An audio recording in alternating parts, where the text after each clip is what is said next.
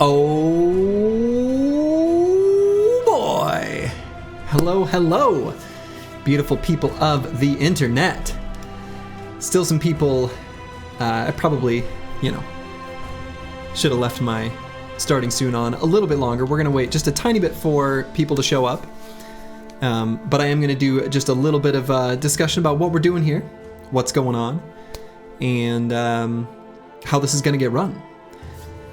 So, this is an AI versus AI combat simulator mod that I created a form with the help of TaroEld, who created the initial draft, and I just updated some stuff and scoring and things. Gave it some instructions, handed it to my community, and people have drafted some teams. Now there's some serious creativity. There's some serious mad geniuses in this little Battle Brothers community that have created some stuff. And this stuff is going to be good. It's going to be a double elimination tournament, as announced previously. One thing, how can we create a team in the future for future Battle Brawls?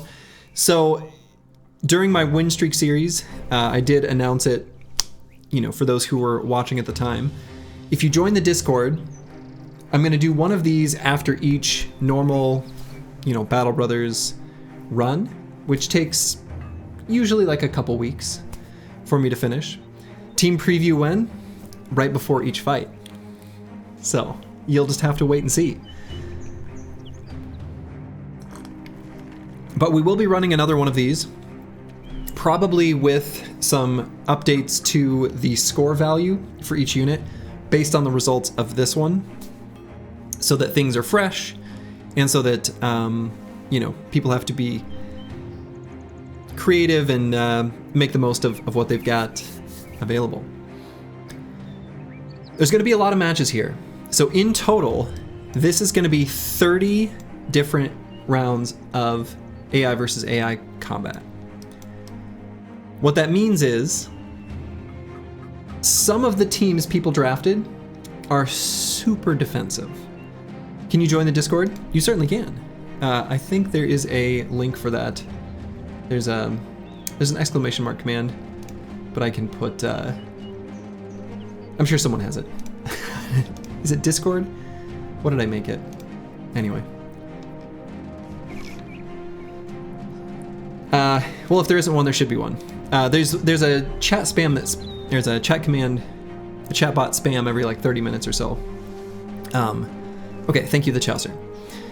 One thing that I'm going to say is a lot of people drafted extremely defensive teams, and so there are some matches, I think some of them are going to happen kind of near the beginning, where if the match goes longer than about, I should set a specific time, but I'll say at the 5-minute mark, I'm going to speed combat up so that things don't run too long, because this is going to be a long tournament, given that it's double elimination. So that's all there is, I think, for announcements. I am going to give a poll and a poll, and then what was the other thing? Prediction. Poll and prediction, because prediction is banned in certain countries because it uses channel points, which they view as gambling, even though there's literally no value to them outside of bragging rights. And so I'll do a poll and prediction before each round. Do participate. It's quite fun to see what people think is going to happen versus what's actually going to happen. Thank you, the Chaucer. I appreciate that. Yeah, my wife wants to make a team for BattleBrawl number 3. She was very jealous that, I don't know. She's like, why did you do this and not let me have a team? I'm like, okay, well, next time. So I think that's probably, and oh, the winner will get a special title in the Discord server, and I actually have an idea to give you a special indicator in Twitch as well that I think should work, but I'll have to do a little bit of magic for that. is the bracket command. This should give the bracket. I created a bracket command as well, but then I realized I'll just put the bracket in the, and you all should, this link does work, right? I want to make sure that people can go there. Is it wrong to make a dog water team and bet on yourself losing? No, but everyone else is going to bet on you losing as well. Yeah. Well, yeah. Consider this a warm-up to future ones where you can make some try-hard attempts. So, I am going to, before each round... Ooh, I need to... Yeah, I guess you can still see the numbers. Okay. Yeah. You'll have to make do with what you can see on screen. I suppose I can probably make the chat... No, I can't easily make the chat smaller because that's a whole background element. Okay. Hopefully you can see on screen what you're looking with, what you're looking at. On the left will always be the first team listed, and on the right will be the second team. So Tough Guys is 10 bandit leaders, and Hold is 15 zombie nomads, a hexen, a skeleton priest, a fallen hero bodyguard, and a necromancer. So let's get this started.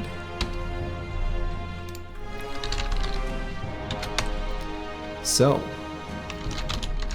going to start it with the poll. And we're going to do these for 1 minute.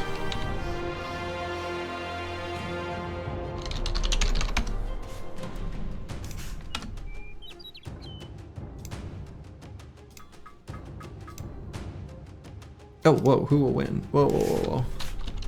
I screwed up the prediction. Hold on one moment.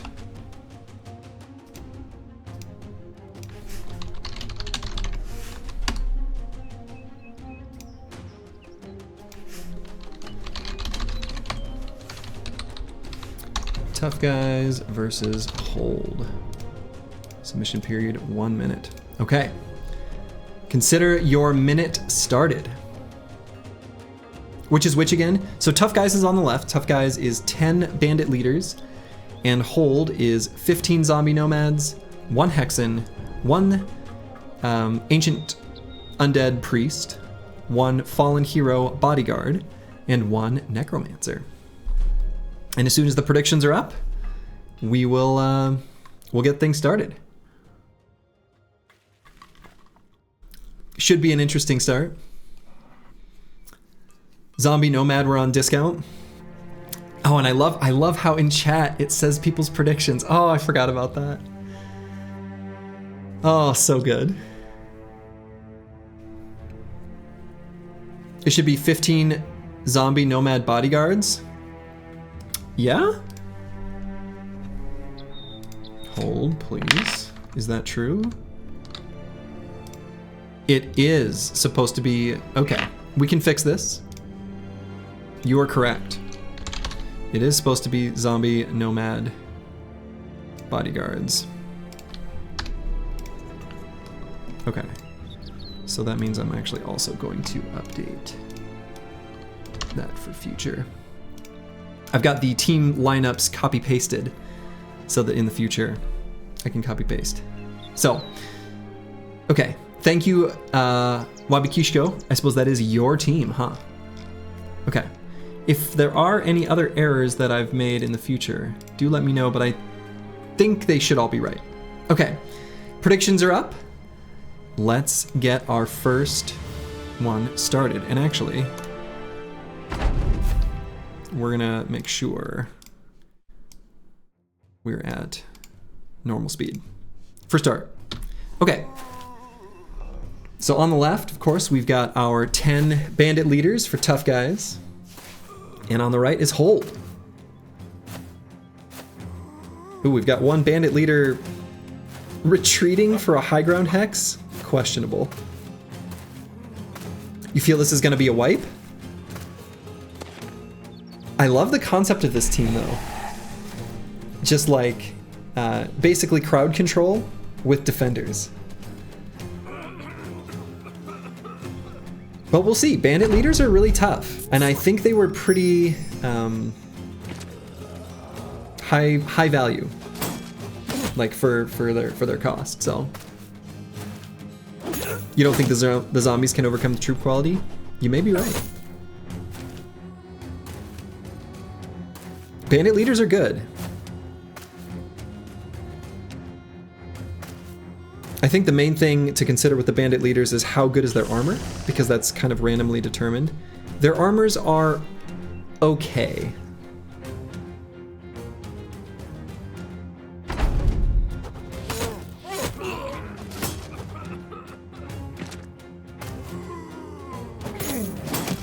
They are unfortunately beating up on each other. Hexen misses her second attempt at a charm.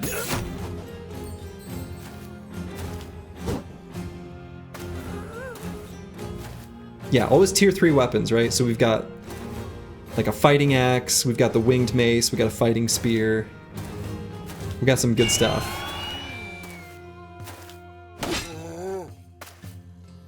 Yeah, this will be interesting. I don't know who's gonna win this. I genuinely could see this one going either way. I think the thing that's going to be the real determining factor is how quickly they're gonna be able to take out the Necromancer and Hexen.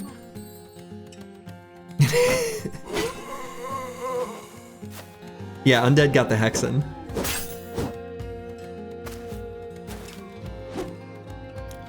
Yeah, enemy AI have insane resolve values, but she has successfully charmed twice now.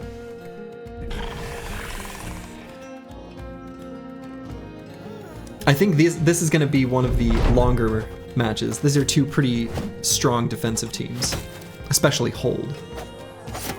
Is there a list of the teams? Yes, in the bracket. But I'm gonna let the composition of the teams, at least initially, be a surprise, so we can find out what they are.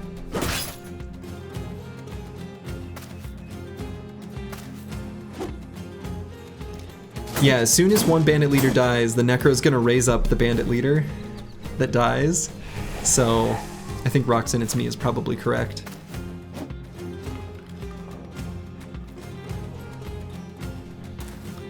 Now the bandit leaders do have some pretty good high ground hexes, and the zombies have pretty low melee skill. The real problem is those Hexen and their charms currently. Gosh, she is constantly keeping 2 charms active. I feel like that's unlikely actually, because bandit leaders have such incredibly high resolve values.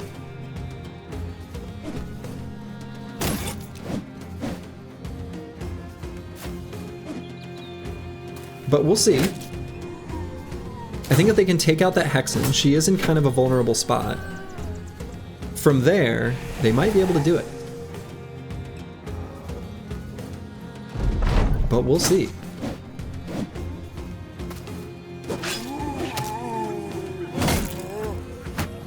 The Miasma on top doing a ton of damage, cumulatively.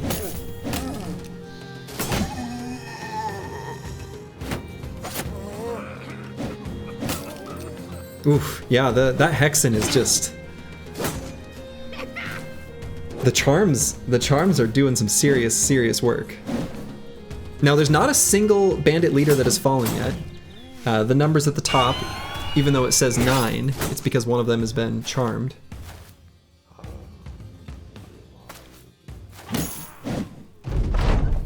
I'm thinking my prediction here is probably that Hold ends up winning as soon as they're able to take out one bandit leader. But we'll see, they're doing a really good job.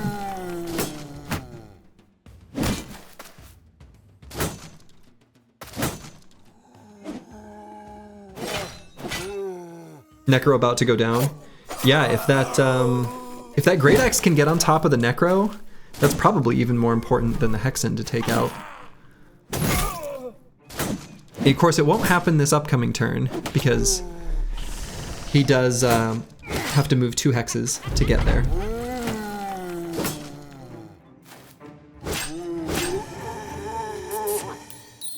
The Arming Sword is actually a super good weapon for this particular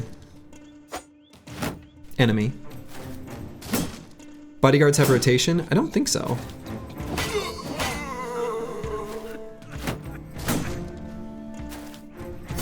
That hero has done nothing. True, so far he has done nothing. One of the bandit leaders there using recover. Okay, so if this... Ooh, he missed the necro. Bandit leader missed the necro. This is close. The bandit leaders are losing a ton of health. I'm worried they're actually kind of close to breaking. Yeah, the necro puncture was pretty nuts.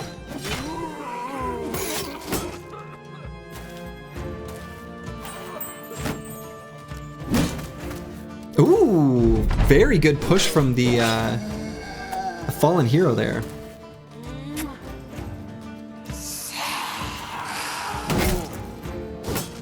Now there is another great axe on top of the necro.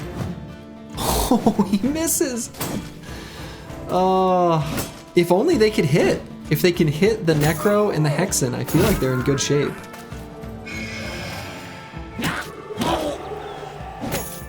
Okay, hexen is low. There is a leader with just a fighting spear on the hexen. Okay, hexen is down. Necro's down. I think the bandit leaders might have this. I really thought that the zombies would win, but I don't think so.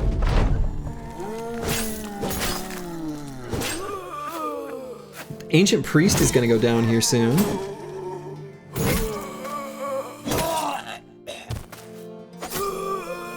Yeah, I can't believe it, but tough guys are gonna win this.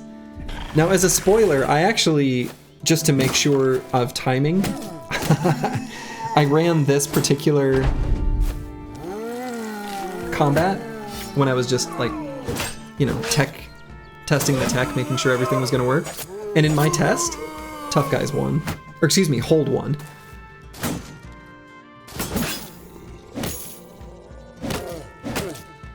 Wow.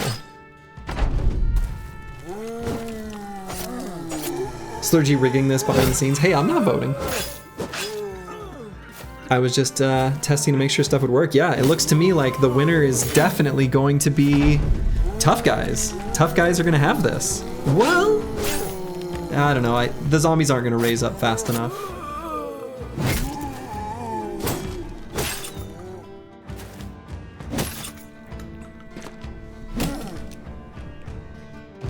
Now there is a bandit leader there who rose up as a zombie.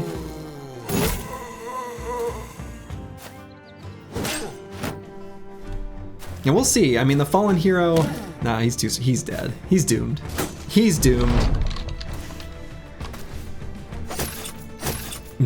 So 81% of people thought that hold would win. However, the winner is, boom, tough guys. Incredible. All right. Up next will be the Gilded Nightmares versus the Frosty Bros. So report scores. Tough guys win. Verify the winner. Tough guys. Boom.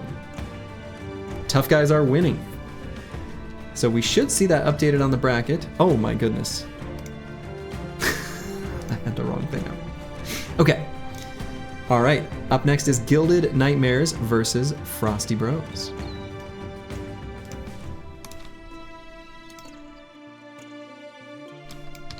So I will get the teams up. All right. So this will be 1 conscript, 2 conscripts with polearms, 2 gunners, 2. It says Desert Devil. That is a what are they called? Sword lance dude. One of the sword lance. Oh, what are they called? Help me out here. What is that unit called? It's a nomad unit. Blade Dancer. And then an Executioner versus 5 Barbarian Frosty Unholds. Now they do not have a Beastmaster. So just throwing that out there. They don't have a Beastmaster.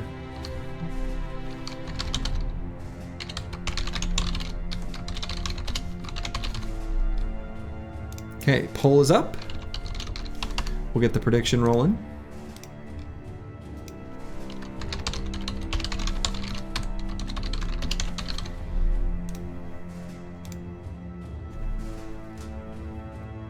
Yeah, unholds. So I am a little concerned that I may have put the score value of the Frosty unholds a bit low.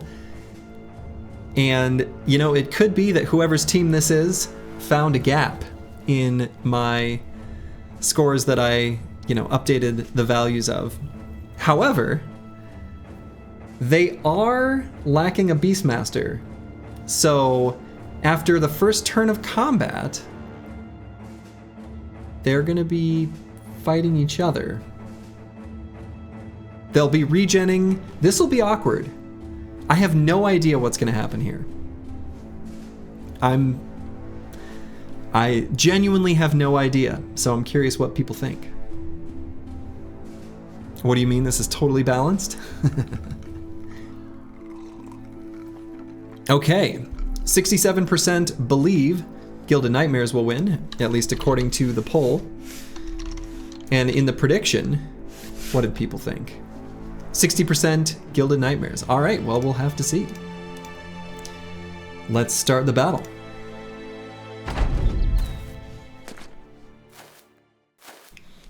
So again, after the first round of combat, the unholds have pretty insane armor values, but they are going to be opposed to each other. So I don't know how this is gonna go. Yeah.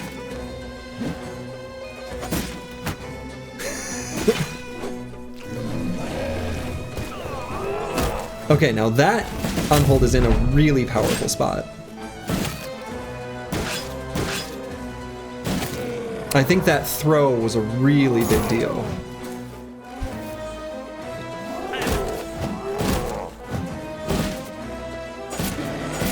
But I don't know that the...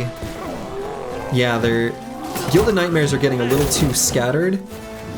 They're not going to concentrate fire appropriately after getting tossed around like this.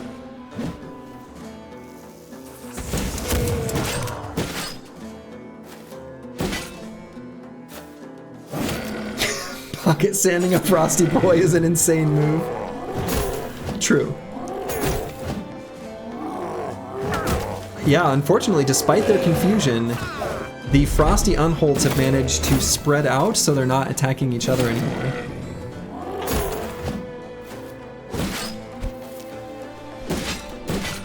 Yeah, AI does not concentrate damage, so unholds are very broken against them. True.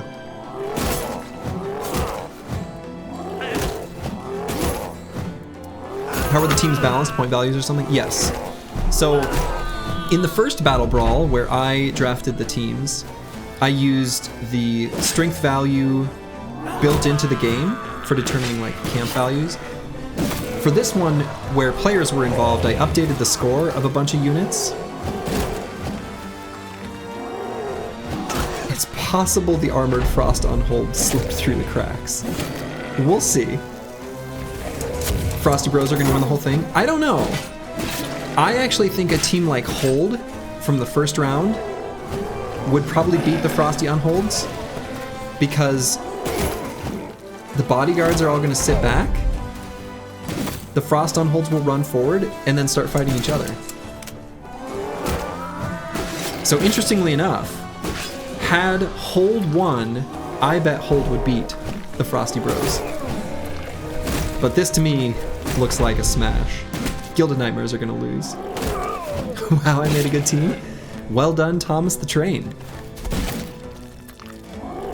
You did indeed make a good team.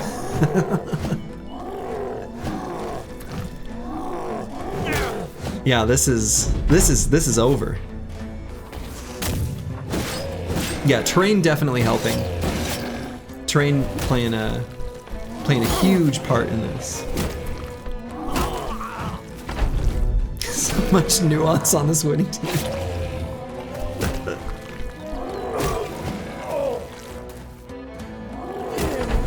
Yeah, that's it. This is over. I'm calling it now. The Frosty Bros are winning. I think this is... There's no way this one guy's winning, but we'll let him... He's running to the edge of the... Yeah. Yikes. Yikes, yikes, yikes. And that is a win for the Frosty Bros. Boom. All right. Can you pay your taxes with only 4K points now? I don't know, man. You'll have to figure something out. All right. That's that one. So up next is going to be Fearsome Foes versus Waagh and Wraiths. Okay. So I'll go ahead and load up that next team.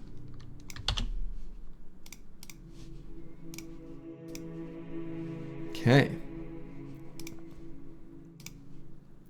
So, this one's quite involved. If you want to take a look at what all is on each team. Again, remember, left side, I'll move that over. Left side is going to be Fearsome Foes, and the right side is Waagh and Wraiths. So Pole is running. They're kind of a mirror, sort of, kind of, in a way.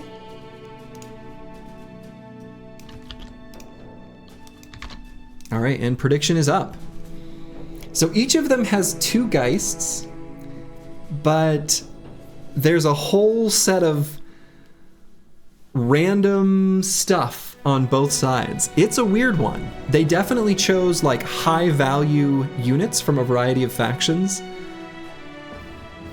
And like I said, it's sort of a similar lineup on each side in a way. This is a cool one. This is a cool kind of mirror match, sort of. It looks close. And Barbarian Champion, by the way, is Barbarian Chosen. Yeah, Serpents is funky. I think Serpents is going to be good in some matchups. Probably not as useful in this one, if I were to guess. But who knows? Who knows? All right. Poll is up. In the poll, people believe Waagh and Wraiths will win. And in the prediction, it's pretty close. It's very even. All right, let's get this one started. This is a really weird matchup, I agree. So there's an Arbalester on the high ground. He does not have the highest tier crossbow, unfortunately for them. Unfortunately for Fearsome Foes, that is. Now the Skeletal Priest is unfortunately not going to do that much because Waagh and Wraiths has mostly undead units. But I think the Chosen are going to do well here. Oof.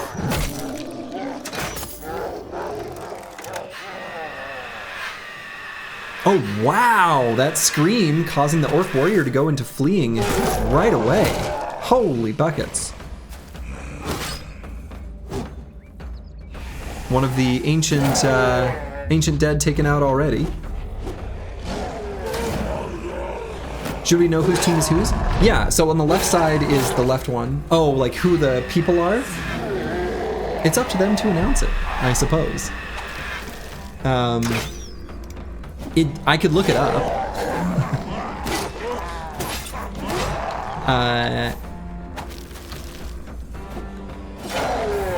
Fearsome Foes is... Boy, I have to go. Dark Paladin 037, and Waagh and Wraiths is XJI7.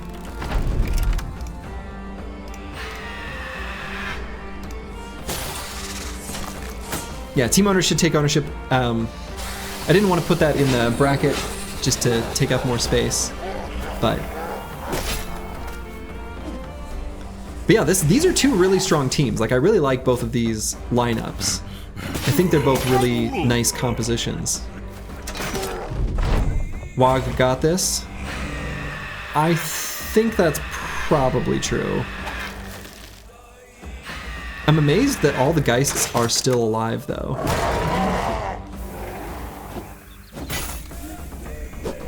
We'll see if this Chosen can finish off the Geists. Okay, he got one.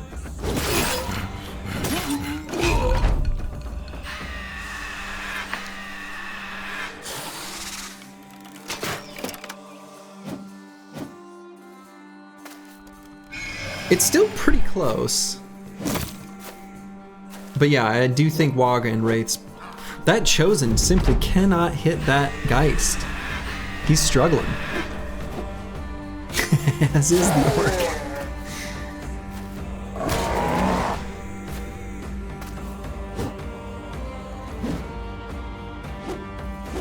There he goes. He finally got him. You're still salty about your 5 Armored Unholds match? Well, you just have to rise up through the losers bracket. Yeah, Snakes did nothing in this particular matchup, but I do think they could be pretty effective in some. Can you extend the hit chance menu? Yes. Yes, I can. Good call. I'll try to remember to do that for each combat sense, or, you know, after this one. Yeah, so Fearsome Foes down to just 2. And it looks like that Chosen is fleeing.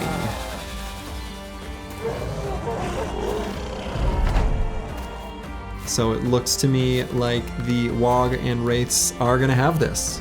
Can you turn off fleeing? So I actually have fleeing turned off, and they still do it.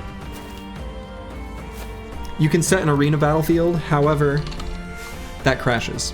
So I think there's still a few things to, you know, work on in the combat simulator. Maybe I'll take it upon myself. But Waagh and Wraiths takes it.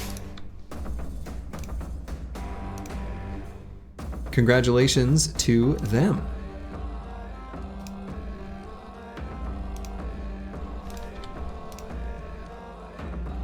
Okay. So up next, Dead Dudes and the Green Machine versus Tits Are Better.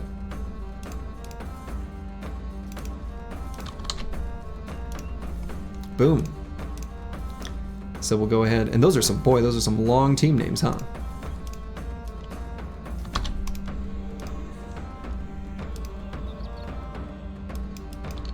Okay.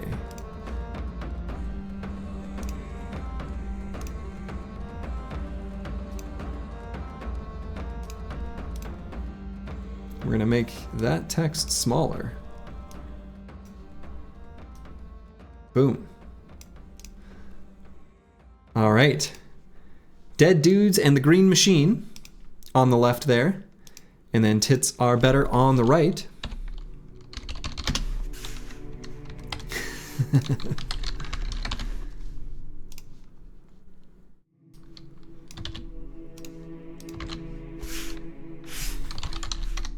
Oh, and Dead Dudes and the Green Machine is too long, but it'll be Dead Dudes and the Green in the poll. And then we'll start a new prediction.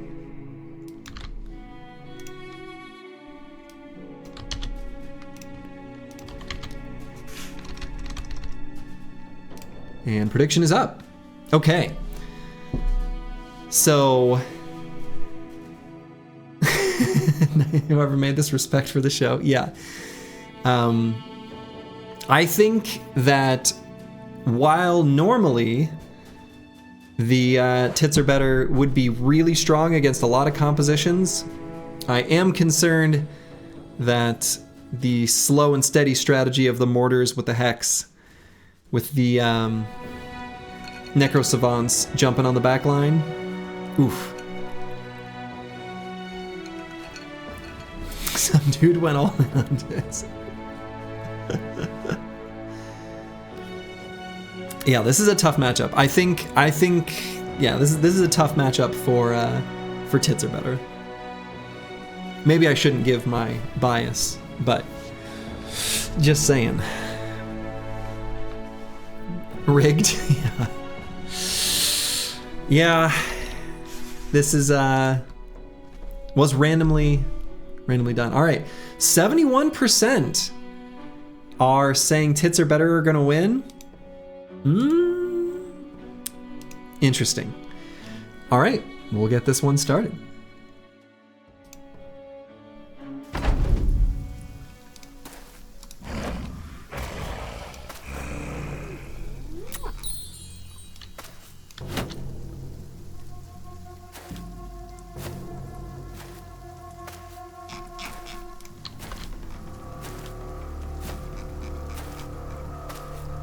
Okay, and in the background I'm going to be making the copy paste for future matchups. Just hold.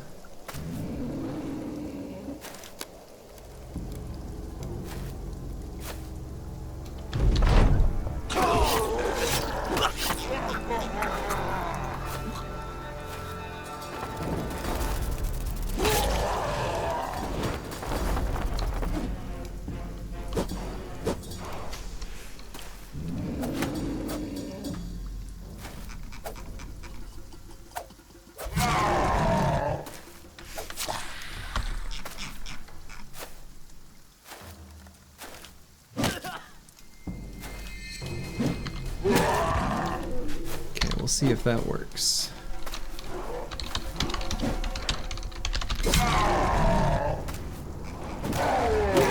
All right, back to commentating.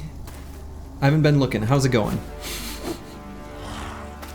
Oh no, the mortars are limp? No. Are the engineers not using the mortars? I forgot the engineer. No, the engineers are there.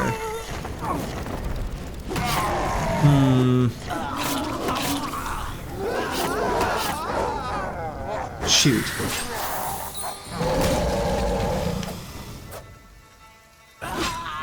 Oof. Sadly, I feel like even if the engineers were manning the mortars, I think this is kind of a counter anyway. Redo it? Seems like it's not fair now.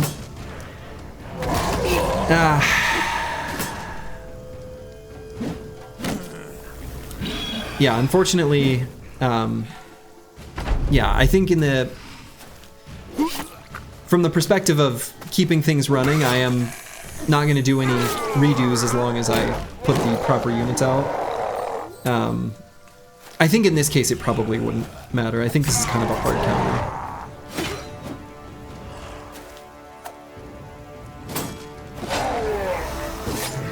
Oh, that orc is charmed, but only his weapon turned backwards.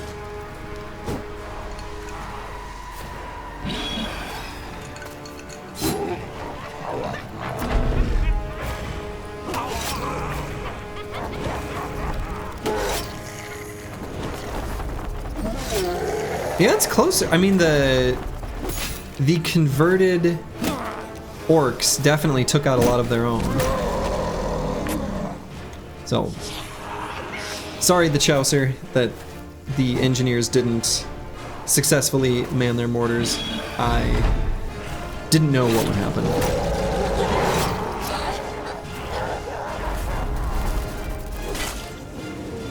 But yeah, I think these Necro Savants are just gonna clean up anyway.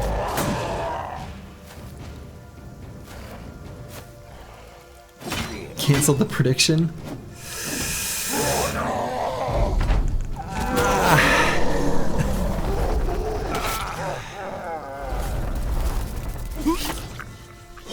No, unfortunately, I think I will honor the prediction. I'm sorry. Sorry. I gotta make a call, and I'm gonna I'm gonna, yeah. They are attacking the mortars, which is funny. I didn't know that was actually possible. Do they have hit points?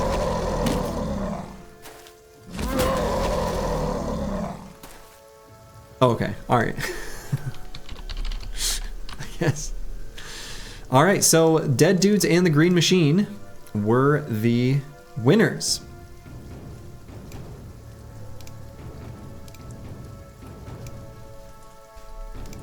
So Dead Dudes and the Green Machine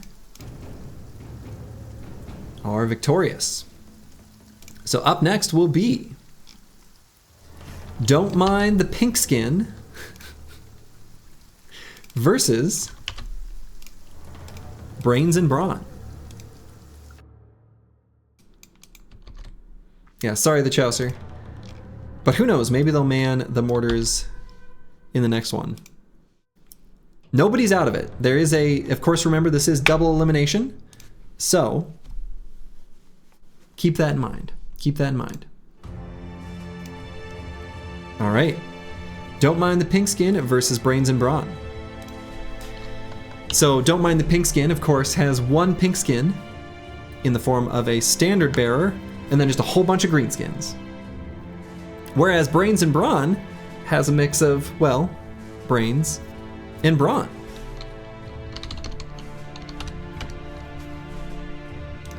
So I'll go ahead and get the poll and predictions up and rolling.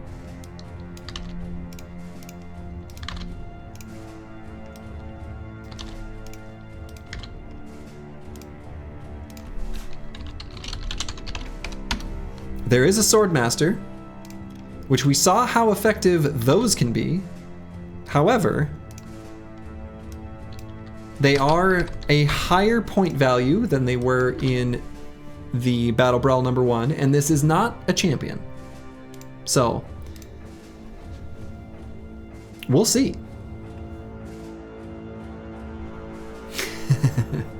Prediction and polls are up.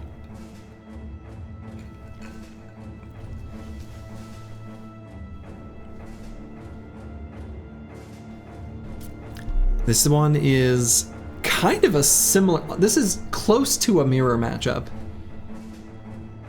It's just that Brains and Brawn has fewer orcs and added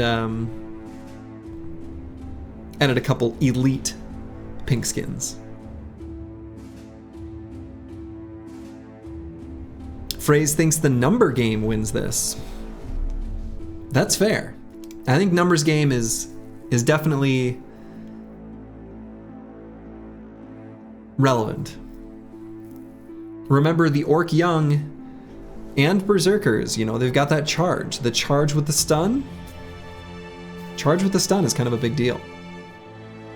13 versus 7, right? Not 5. So, all right. People believe that Brains and Brawn are likely to win this. Interesting. We'll have to see. Let's start battle. Swordmaster AI is going to work well. Not sure it'll be enough. Yeah. Could be. So whose teams are these? If you're here. Assuming most people who made teams are going to be here.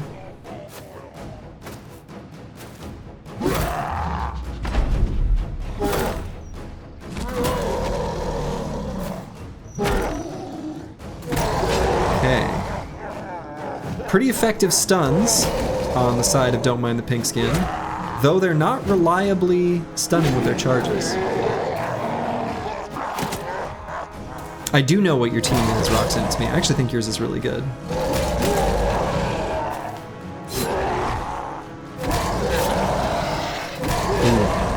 I think the numbers advantage might end up doing well for Don't Mind the Pinkskin because of their Berserkers getting rage stacks. And I think the Swordmaster... Ooh. Oh my god, that Swordmaster got hit by the 5%. I can't believe it. Hit by a 5% man splitter. And unfortunately, his sword is not the kind of sword that can let him riposte. I think there was pretty bad luck from Brains and Brawn from their Swordmaster roll here, but it is still very close.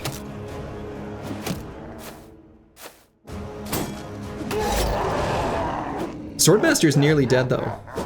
He got hit by a Mansplitter. He's really low on health.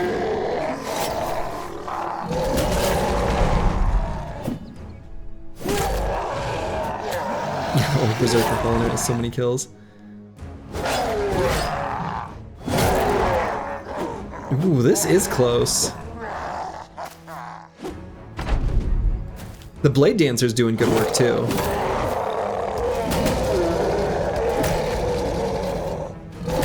Only the Swordmaster and the Blade Dancer remain.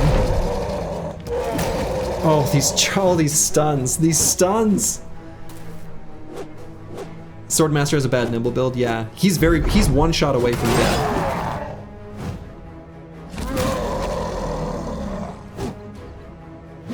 But they only have 5% chance to hit. This is so close. Oh, hit him in the head, he lives! He still had some head armor. If this Swordmaster had riposte, this would be over. But he doesn't. Oh, he falls! I think that Don't Mind the Pinkskin are gonna have this. And notice the work of the Standard Bearer. Every single orc from Don't Mind the Pinkskin is confident. Unbelievable.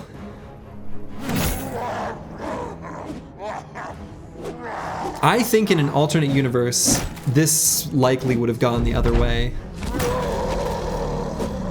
RIP your points, yeah. Yeah, so many 5% hits, and he did get stunned for practically forever. Now it's only oh! Shit! The Blade Dancer though, when he uses footwork, it hurts him. He uses footwork and then they're able to charge. You gotta stop doing that, Blade Dancer. Oh my god. No, okay, all right. Don't Mind the Pinkskin. Incredible. Incredible. Only 6%? Oh my goodness. Yowza. That is a ton of channel points to a very small number of people. Wow. All right. Up next. Angry Kisses versus Trading Caravan. Now, Angry Kisses, Ball and Stalin unfortunately couldn't join this stream, but Angry Kisses is Ball and Stalin's team, and he did want people to report how they're doing to him in the Discord. So, wow, this is the Battle Brothers content you didn't know you needed? Hell yeah. Hell yeah. All right. So Angry Kisses versus Trading Caravan. And this one is an interesting lineup. 3 Hexen on the side of Angry Kisses. It turns out Hexen were a very popular choice for units to add for good reason. For good reason. Oh, and did I update? Oh yeah, Don't Mind the Pinkskin. I gotta update the brackets. Okay.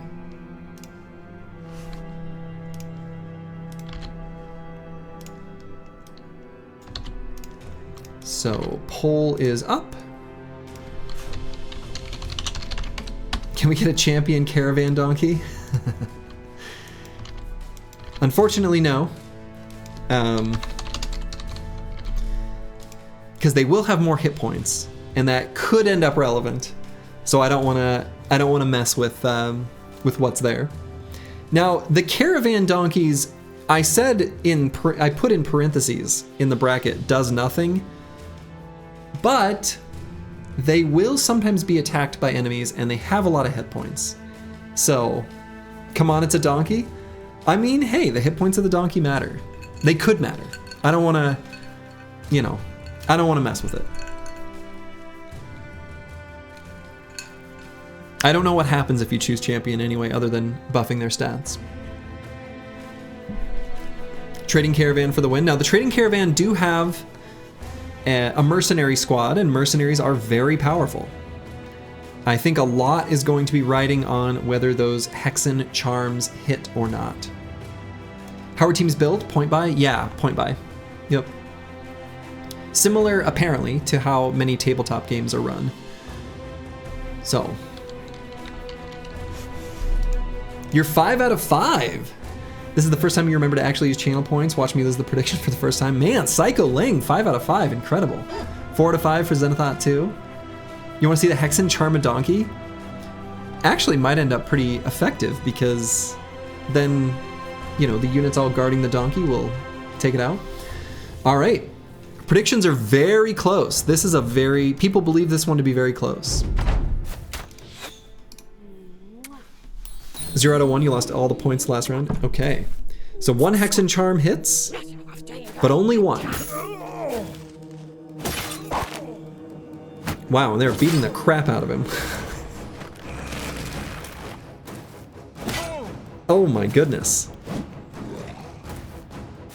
How can you enlist your team in the next BattleBrawl? In the next BattleBrawl, I will, there will be a sign-up sheet before it starts. Will be announced during my regular Battle Brothers content. / join the Discord. I announce it in the Discord. That also works. Okay, so none of the...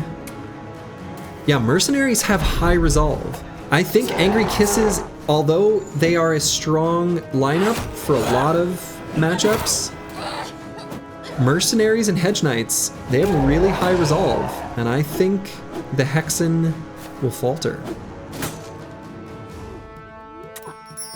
Yeah, maybe not though.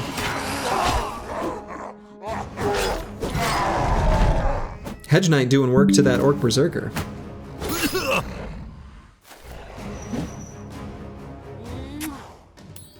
Ooh, another charm by the Hexen. Maybe Angry Kisses does have this. Ooh, Orc Berserker just headshotted that Hedge Knight again? Oh my god.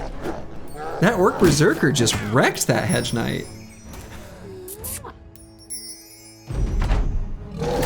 Now this Hexen's still alive? That Merc has pretty bad weapon. Wow! But that high resolve.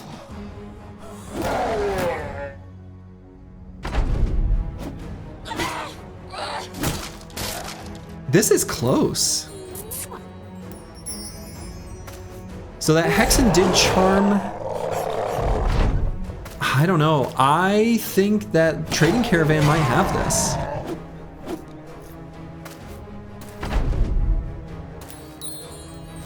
Yeah, I think they've got it. Trading Caravan's gonna win. That Hexen is fleeing.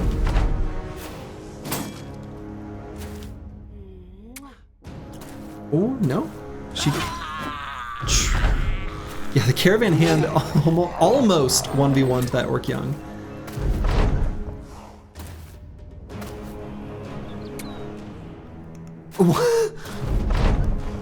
Okay, that mercenary fled.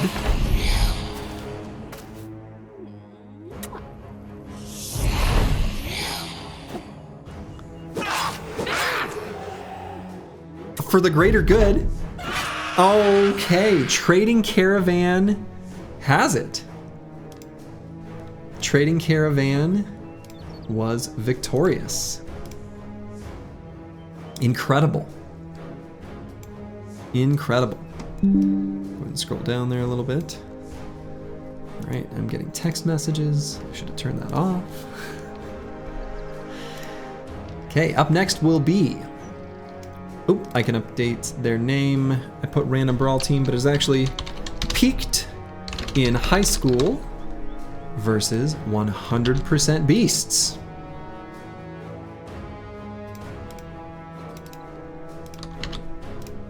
Will be our next matchup. Yeah, that was a great match. That was a really good one. 100% beast, more like 100% fail. That's the trash talk I want to hear. That's the trash talk I want to hear. Okay. So 100% beasts is not 100% beasts because there's one orc warlord, unless you consider orcs a beast. So we're gonna have one lindworm. Love it. Love seeing a lindworm. Lindworms are super strong. 2 geists, a gladiator and an assassin. Man, what a powerful team. Versus an orc warlord and ghouls. There are nachos. So Noxers. So there's 4 of the T1 nachos, 2 of the T2 nachos, and 1 T3 nachos. This is a weird one. The 9 hyenas. Will orc warlords roar work on other new units? It should. It should. Yeah, the 9 hyenas are tricky because the 9 hyenas are also nacho food. So keep that in mind as you make your prediction. Not to, you know, sway any opinions, but a lindworm is very powerful. So I don't know. Do lindworms have resolve? Oh yeah, they have super high resolve. Which team is which? It is always left on the left, right on the right. Oh, did I not put the outcome of the last one? I did not yet. Right, so we'll do Trading Caravan 1. My bad, I didn't end the last prediction, but we'll start a new one now.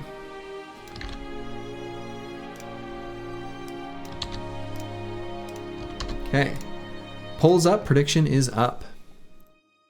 So Pinkskin High School is the team on the left with the Lindworm.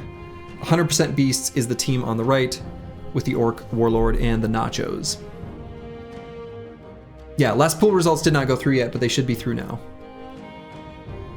So I started a new prediction. Old prediction I did resolve. 2024 varsity team is coming for the Beasts. Love to see it.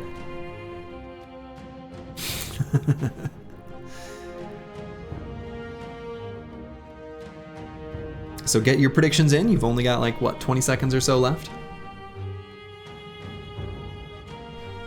Technically, I think I can press the button too. I think I can give a prediction. Oh, I can. Oh, streamers can't cast a prediction on their own channel. No, I can't. Just kidding. It won't let me. All right, it looks like most of the bets are for the Pinkskin High School team. That's insider trading, I suppose. All right, let's get this next battle started. Pinkskin High School versus 100% Beasts.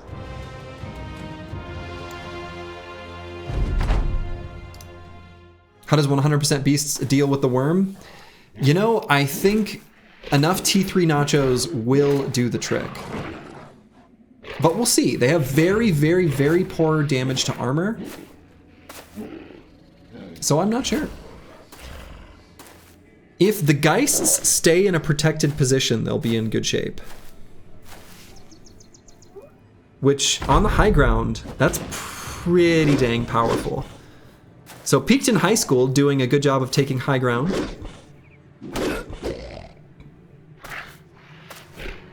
Would have been close if the hyenas were frenzied. Yeah, that's true. It costs more points though. Ooh, one of the ghosts down already. Oh, that's right. I'll increase the size of the combat log. Gladiator, did he use footwork? Did he go into the low ground on purpose? Questionable.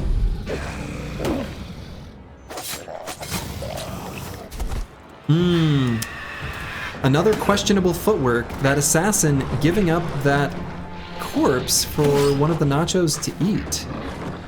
Gladiator's a paid actor. Yeah. T3 nacho just got created.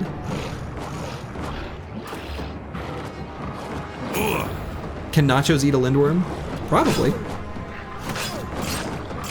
Oh, Gladiator getting wrecked by the hyenas.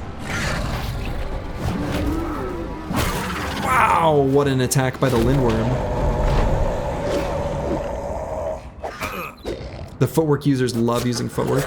So true. Okay, Geist's doing some insane work making those hyenas go to fleeing. But I think the real threat is going to be these nachos. But we'll see.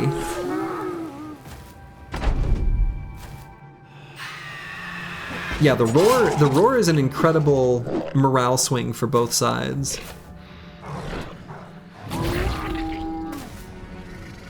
This confident Lindworm, though. Confident Lindworm on the high ground.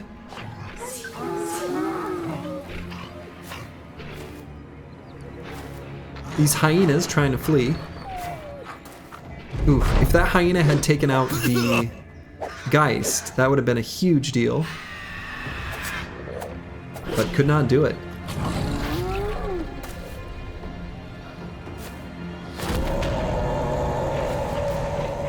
Alright, some of the hyenas are rallying.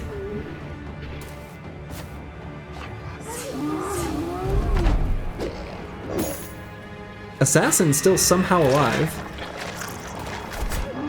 Okay, that was actually a decent footwork to that hex. I actually agree with that one.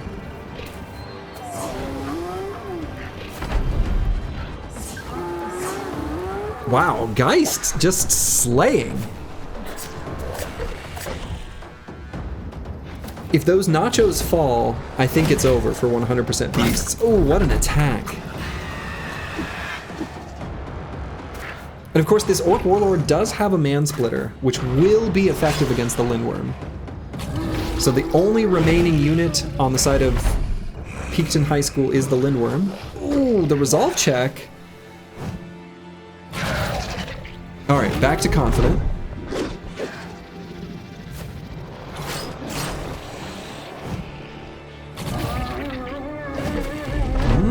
Okay.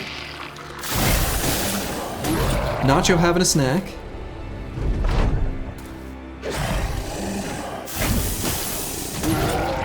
The Orc Warlord is super beefy. This is close. This is super close. Yeah, Lindworms are really, really strong. He's getting low, though. Oh, my goodness.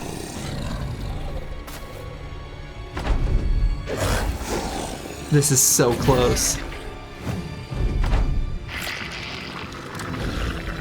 Okay, Lindworm having a snack. Oh my goodness, this is so close. They're both so low. They are so low. Oh, missed 261% attacks. Man, Peaked in High School takes it. Whew, what a close one. What a close one. Peaked in High School is the winners. Wow. That was very close.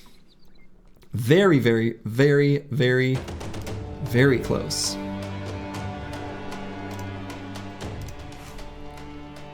All right, up next will be Another Mothers versus Royal Caravan.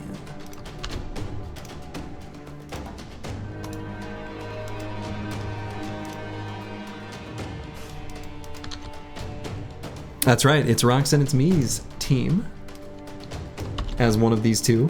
These two are fun teams. I like these two. Okay, so let's take a minute what we've got going on here. Another Mothers is just a little smattering of everything. It's like, let's choose the best units of every single possible type. We've got an Assassin, we've got a Chosen, we got an Orc Warrior, we got a Necro Savant, we got an Orc Young, we've got an Ambusher, we've got a Sword Dancer Dude Nomad. Scroll down, yeah, and an Overseer. All right, so the left side, I have to use the scroll wheel. Here, I think I can get them all just barely on like that. Insane Killer 013, thank you for the subscription. Ads be gone? Yes, ads be gone. And then on the right side, they've got a skeleton boss is the Conqueror. So the Conqueror with a Necromancer who can raise the Conqueror from the dead. Just saying. That is possible. A Necromancer will raise the Conqueror. If the Necromancer is alive. There is a Necro Savant on the other team. Can he possess him? No, I don't think so. I don't think he can possess him. All right, poll is up, predictions are up. Savant could kill the Necromancer? Yes, absolutely. Necro Savant is gonna nothing personal kid the Necromancer? Quite possibly. But there are a couple donkeys. The donkeys could be relevant depending on the orientation of the other side, right? So the Necromancer might be shielded because depending on where the Necro Savant wants to go. I don't know. You put everything in, you're ready for fun? Hell yeah. That's the spirit. The Conqueror isn't built for this.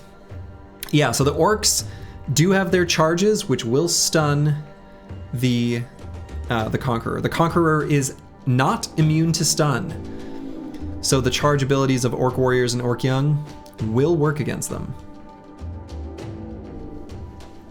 Yeah, he isn't too fearsome without his goons around. Wow, the poll is a perfectly even split. However, the prediction, more people are thinking that another Mothers will have this. Let's see.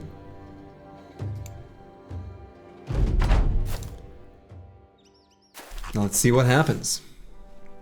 Yeah, Orc Warriors don't stun, only Berserkers and Young do, correct. But they do have an Orc Young.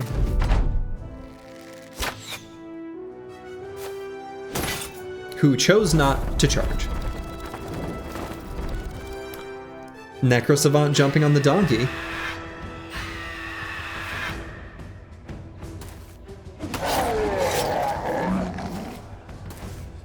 Many of the team...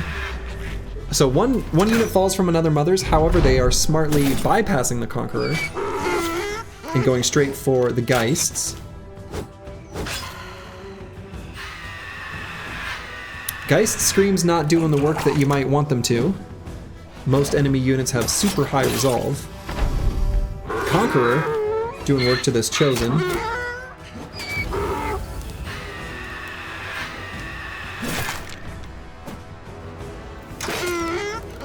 It's looking like the Necro Savant probably will take out the Necromancer though.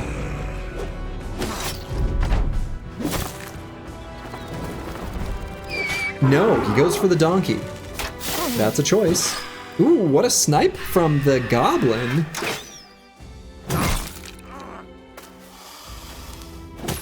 Donkey bait worked.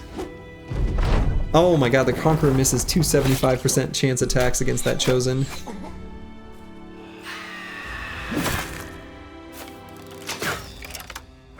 The Conqueror has a very nice haircut, but unfortunately, it's looking like he's gonna get conquered. Open the combat log. Ah, yes. Sorry. Joe over Mr. Conqueror, go back to the grave. Boom, and that's the end of that one. The winner is another Mothers. But again, so that's the end of the first round. However, remember this is double elimination. So nobody's out just yet. We are going to continue on in the losers bracket. We're just going to go straight on down the line. So next will be Hold versus the Gilded Nightmares. This will also be an opportunity for me to see. Well, hello, Sea Breeze. Thank you for the bits. I appreciate that. Hold versus Gilded Nightmares. We'll see if my copy-pasted JSON string works. Kind of making these on the fly. I think it did. Great. Needed to cheer for some channel points. You're 0 for 3. Oh my. I see. Okay. So we'll go ahead and get the poll and predictions up and rolling.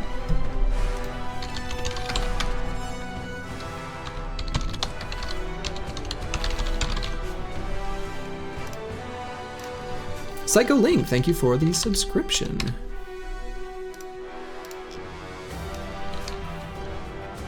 So we've got Hold versus Gilded Nightmares.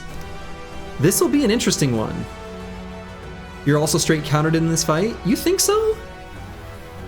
I think because they're bodyguards, the gunners are gonna do some serious work.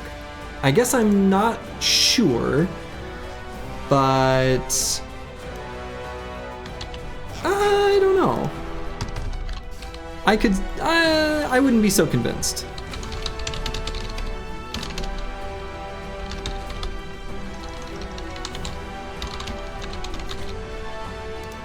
I could see this one going either way.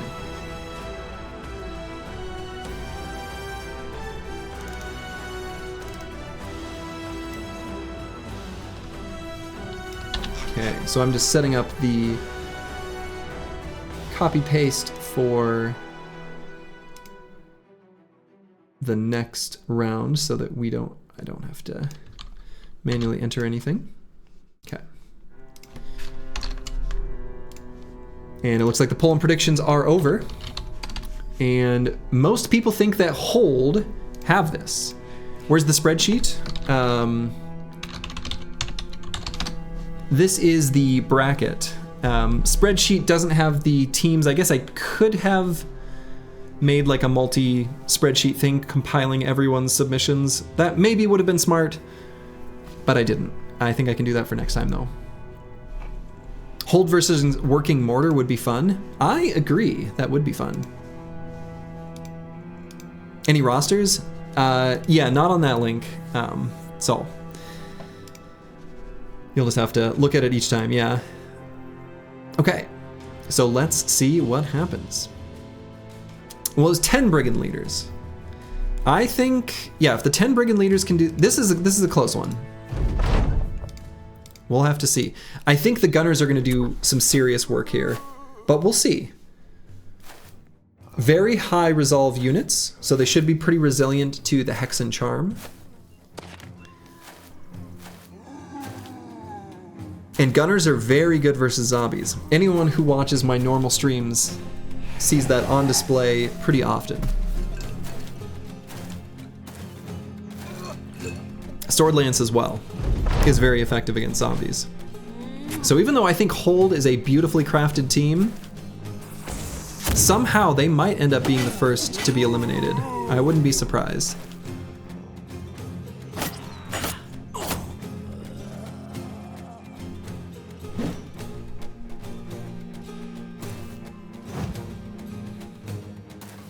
Stop flanking.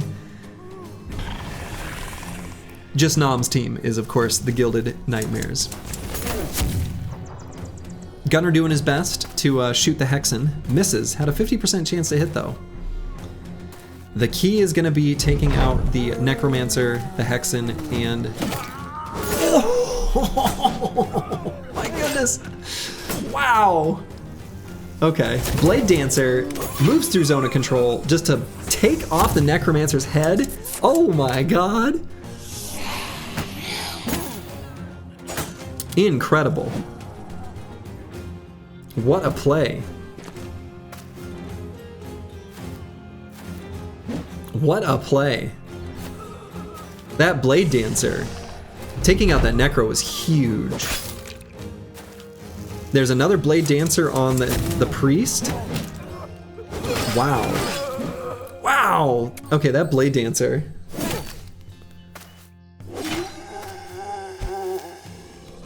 Now there is a, you know, the Hexen did successfully charm. So there is that. It's just a conscript, but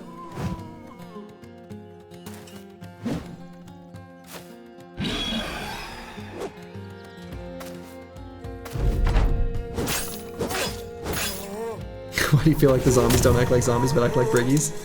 Good question. Wow, Blade Dancer. These Sword Lances doing serious work. Hexen gone. I think the Gilded Nightmares are gonna take this. These nomads are controlled by a real player. Look at that stun on the charmed unit. Yeah. Rigged. There's a secret second Slurgy controlling whatever team I want to win. Great dancers.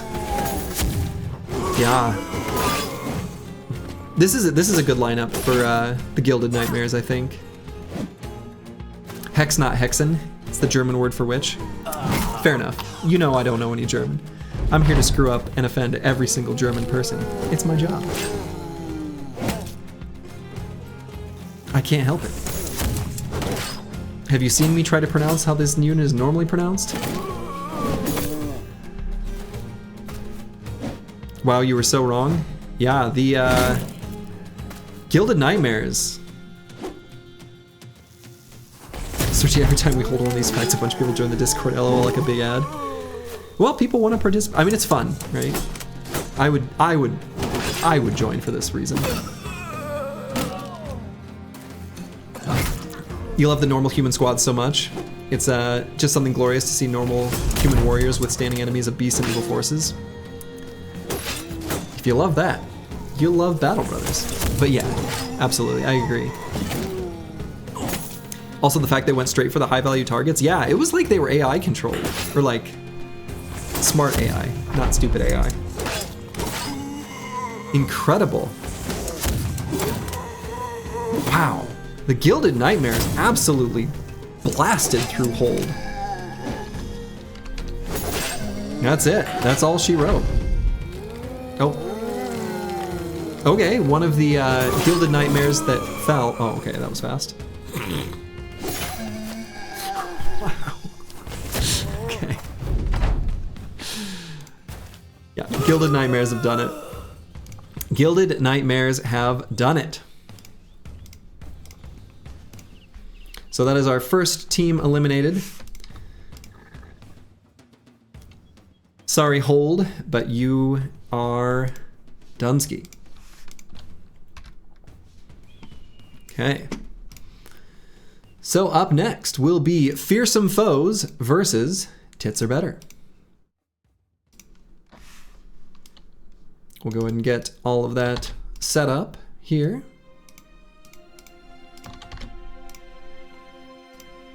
Hopefully I've got my copy paste right. We'll see.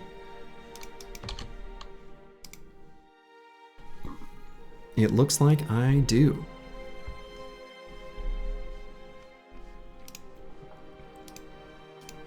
This is like real life, you're gambling with pennies. As an ass man, you're obligated to vote against Tits Are Better? Fair enough. I'm kind of with you there. Personally a fan of legs, but you know, to each their own. All right.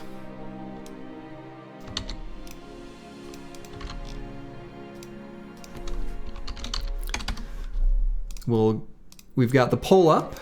We'll go ahead and get the prediction rolling. So you had a meme for your fight. It went so bad. All right, I'll check it out later. Hold on, I'm setting up the next Brains and Bronze versus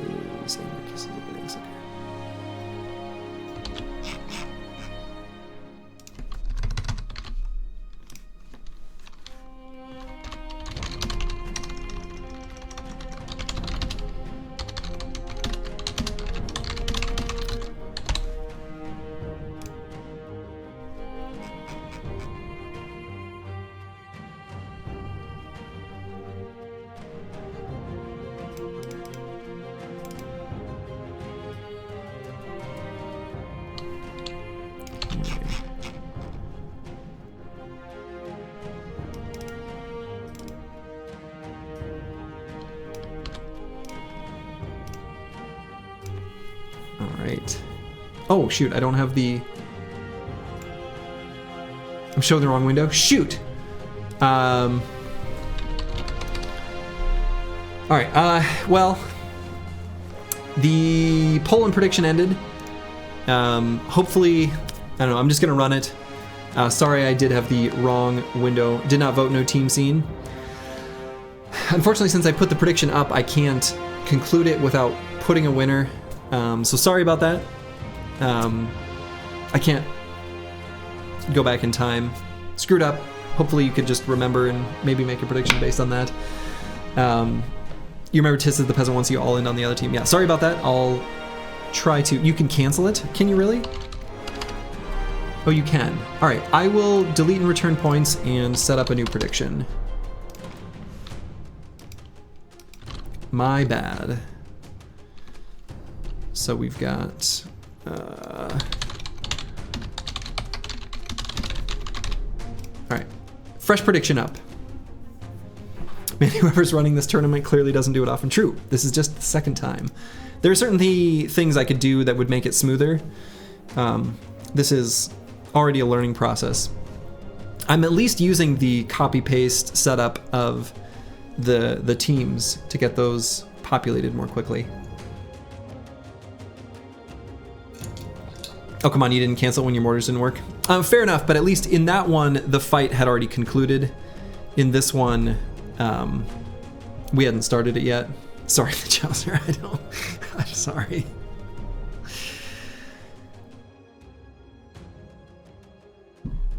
What is this garbage and off to? Yeah, sorry. I'm doing my best, I promise. I promise. I'll be making judgment calls, and some of them might not be right.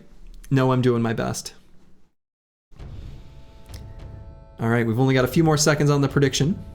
Chaucer just salty. Fair enough, I would be too. I don't blame him. All right, prediction is concluded. Most people, 76%, believe fearsome foes will win. Which side is which? So the side on the left is always the one, you know, the first one listed. So on the left is fearsome foes, on the right is tits are better. So, fluffy dragonfly. I'm always just gonna do it that way. So let's get this one started.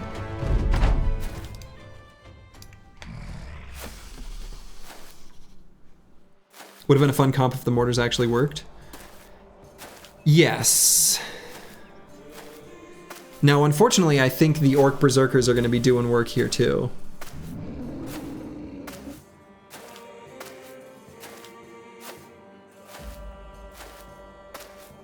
Engineer running forward again. Yeah. Okay. That mortar is set to fire. Must just be a positioning thing. I think XJI7 is right. I think they have to spawn next to him.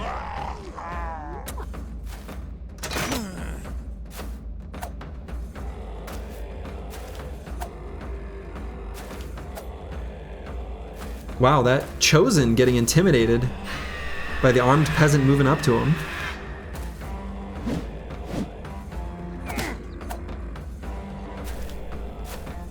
The peasants doing their best. They are numerous.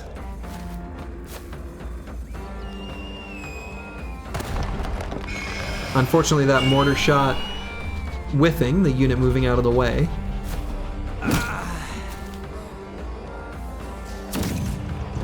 Another mortar primed, but I think those units are gonna move.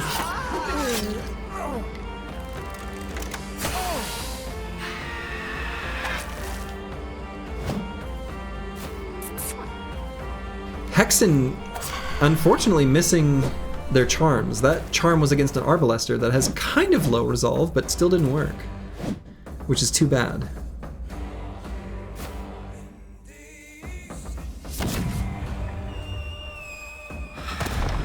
Oh, goodbye, Geist! Blasted by a mortar. Why do the Geist have two heads? It's because their orientation is like two things that phase in and out of each other, but it only changes the orientation of one of them. So one engineer can control both motors. It does look like that, yeah. I think the problem probably is just that there's too many units. And it looks like, yeah, one engineer can control two mortars. Okay, now that's a nice one. That's a nice setup. Unfortunately, I think they're too little too late on those mortar shots.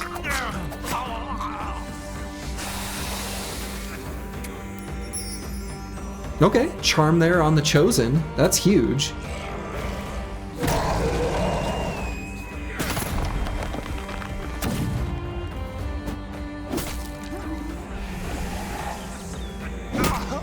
Yeah, charm him right before he gets nuked. Yeah. Total chaos.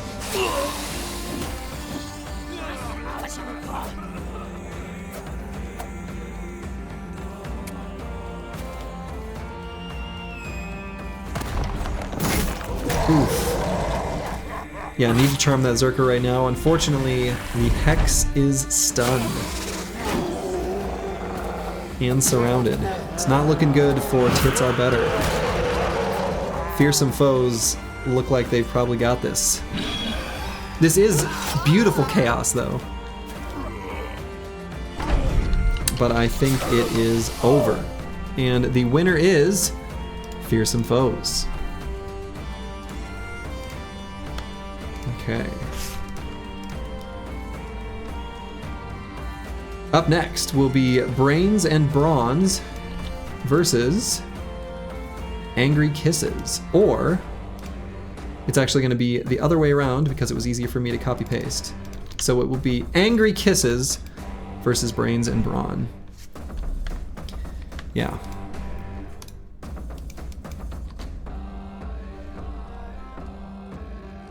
Mortars would go something well with Orc Warriors. Yeah, I think that is probably true.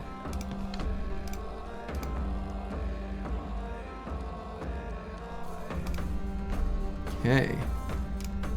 So, Angry Kisses is on the left.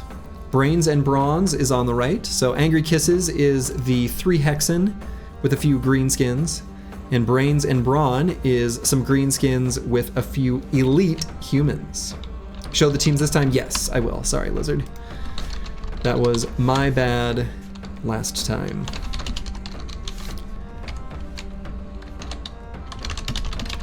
Trying to efficiently manage all of the things that I need to manage here.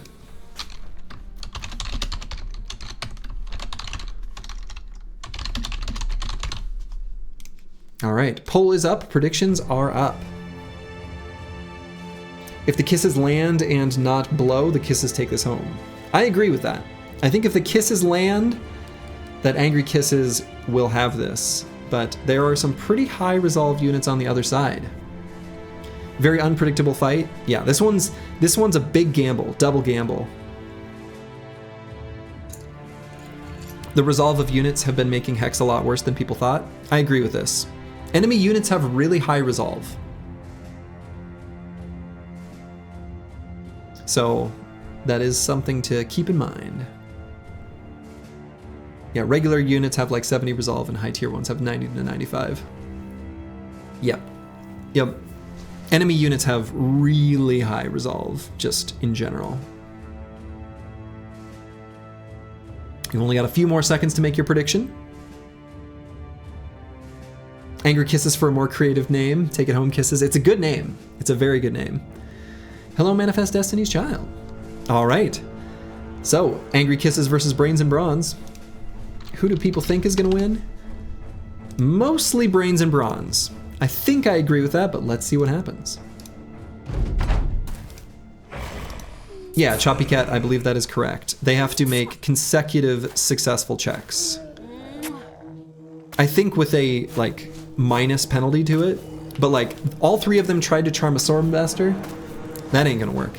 A Swordmaster is practically uncharmable.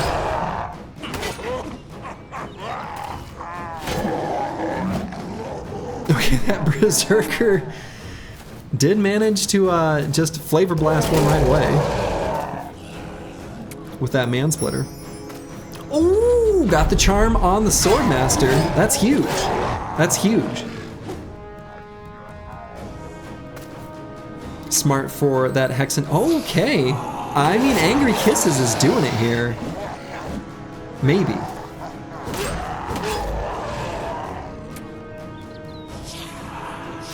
No riposte on the sword. No, the Swordmaster has riposte. The Blade Dancer does not, but the Swordmaster does.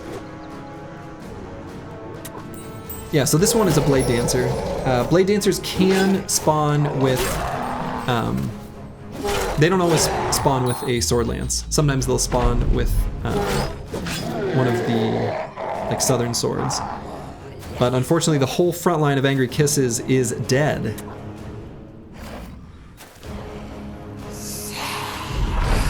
Okay, the Hex on the Swordmaster is a smart play by the Hexen. Ooh. Okay. Yeah, the High-End Scimitar, the Shamshir, exactly.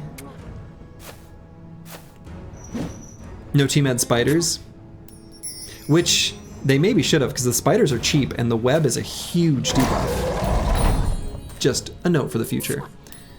I was surprised by some of the units people didn't choose to go with. Spiders being a big one. One of the Hexen are down. Only 2 remain.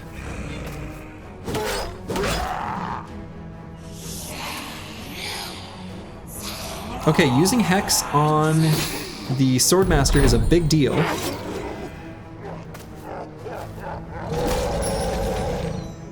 Ooh, okay. You like that the charms just make the weapon backwards? Yeah, it's kind of funny. Okay. Well, the Swordmaster fell because of the Hex. However, it's still looking like Angry Kisses is going to fall. And they do. So the winner here is Brains and Brawn. Brains and Brawn are the winners here.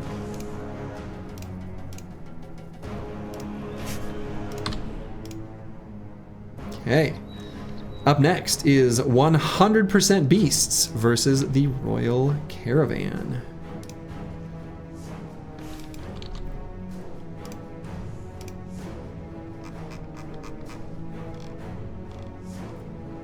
And this one I'm gonna have to do a fresh thing.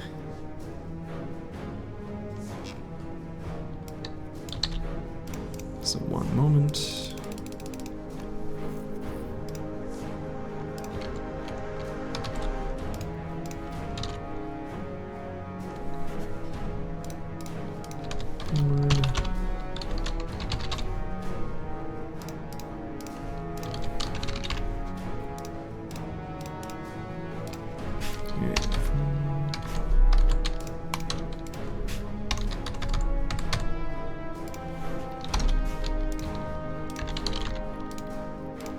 Okay.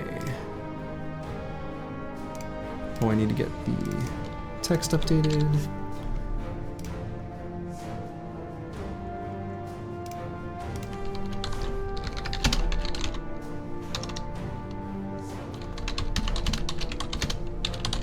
All right, 100% Beasts versus Royal Caravan. Oh, whoops. I see what happened there. Okay. All right, screen is up. I'm gonna go ahead and get the poll running.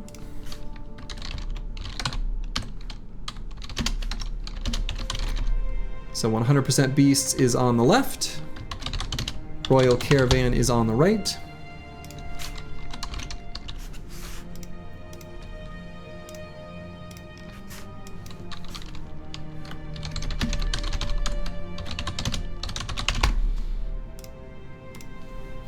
If your guys put in work, it could work, but this is a lot for them to take down. Yes. It is, although, yeah, I don't know. It depends. I think as long as the Necromancer stays alive... Skeleton Boss is Conqueror? Yes. Skeleton Boss is Conqueror. So this is a Warlord and then a bunch of Nachos and Hyenas against the Conqueror with some Geists, a Necromancer, and a couple Donkeys.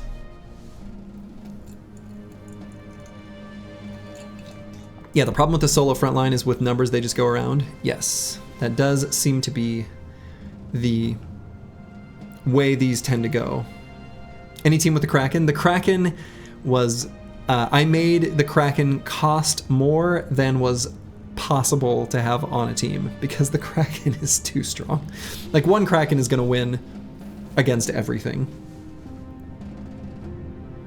So, the Kraken would unfortunately be unfair.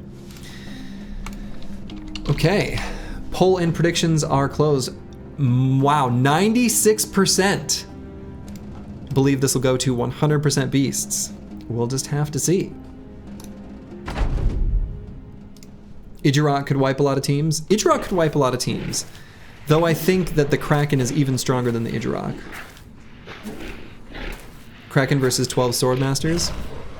Depends on what the Swordmasters choose to do.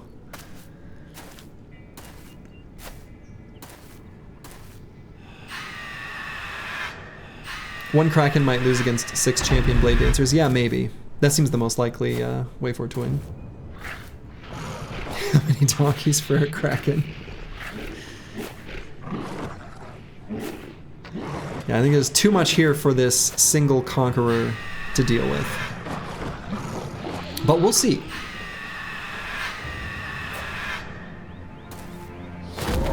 Unfortunately, there's no, you know, human enemies. This Necromancer hasn't had the opportunity to raise up human enemies, which is too bad.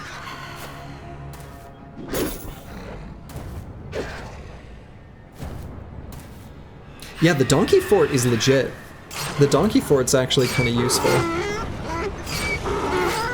I think Royal Caravan would have done better against human enemies.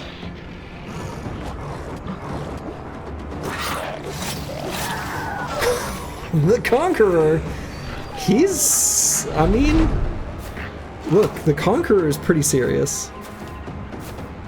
Do I think Swordmasters are still undercosted? Not as much as the Barbarian Unfolds. T3 Nacho will win this regardless. Yeah, probably true.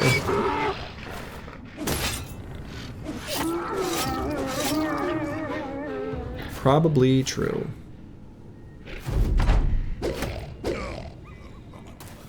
I really like that there's a team using the Nacho, though. Nachos are super strong. And there's a lot of compositions that they counter. Ones that have Necromancers, because, you know, they can make use of the corpses.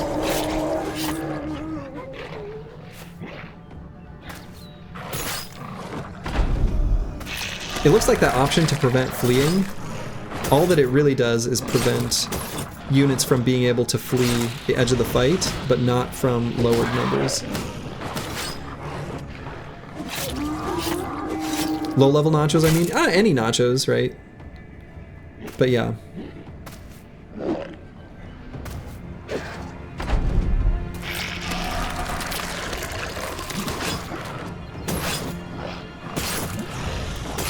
It's as if the Conqueror has his own monolith fight. Almost. Alright. And it looks like the winner is 100% Beasts. Congratulations to those who made that their prediction. Alright. So now we will go up again to the top, and we will have Tough Guys versus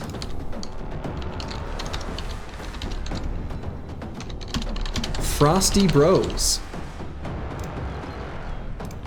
So, now remember, Tough Guys was of course our, you know, big set of bandit leaders.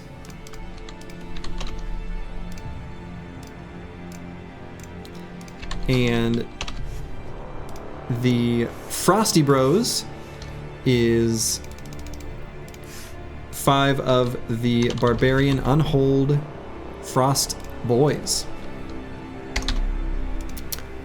If they roll 8 Great Axes, there's a chance. If they roll 8 Great Axes, there's a chance. Xerxes, thank you for the subscription. I appreciate that. All right, so we'll get a poll running. We got the tough guys versus the Frosty Bros. You hit rock bottom.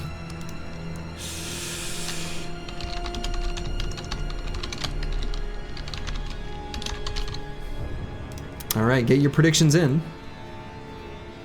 Rock is begging for points now. Yeah, well.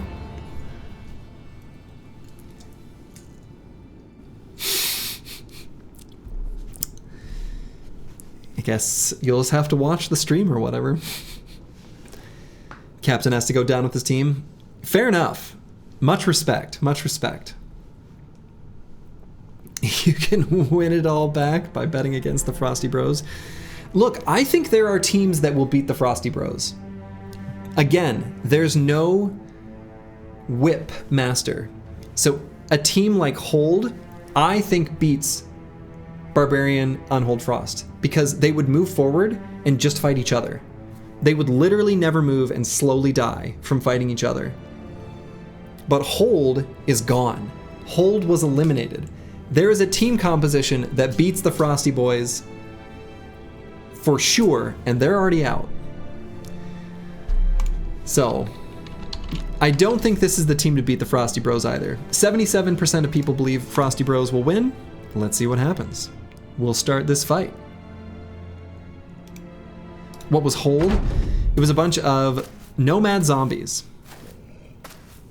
And a few like Hexen and other such units. All right, tough guys being smart, holding back.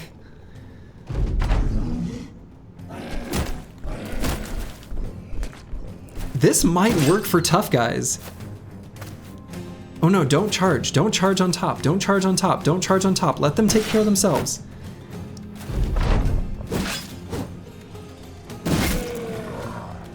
They'll be using this 30 spear strat. As long as they don't charge on top, they're okay. No, don't, Mr. Man. Oh yeah, they'll fight each other.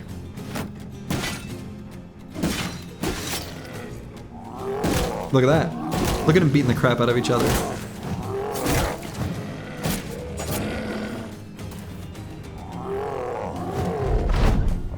They all have names. Yeah, these units all have names. Mikkel Carperhart, Dieter the Red, Oswald the Knife, Mead Jarhost, yeah. So that bottom Frosty Unhold is definitely gonna die. Why do they fight each other? No Barb Beastmaster? Yes, no Barb Beastmaster.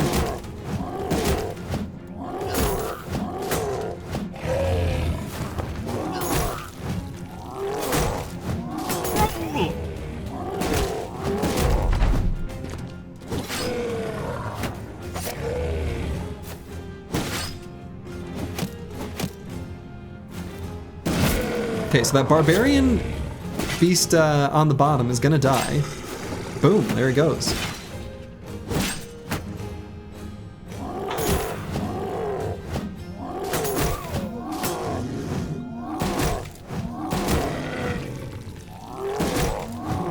These two Unhold on the bottom of the formation are beating the crap out of each other.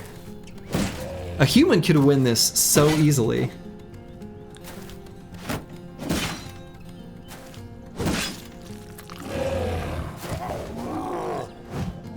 But unfortunately, a human's not piloting the tough guys.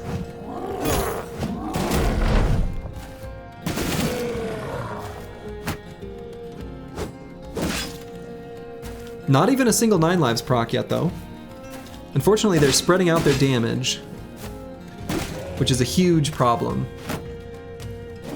Any goblin teams? No, nobody made any goblin teams. Alright, there's the first 9 lives proc. Second 9 lives proc? Was that another one? No. Yeah, see, a team that just hangs back would win this.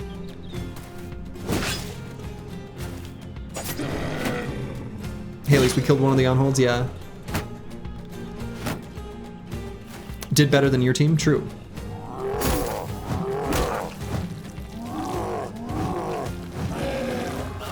You were considering a shaman but didn't trust the AI?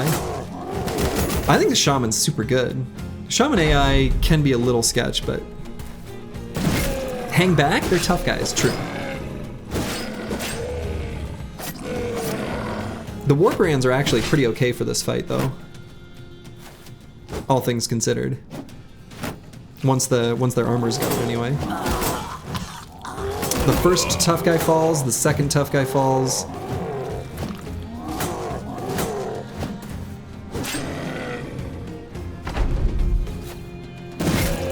Blade Dancer AI is nasty good. Yeah, they commit to flanking.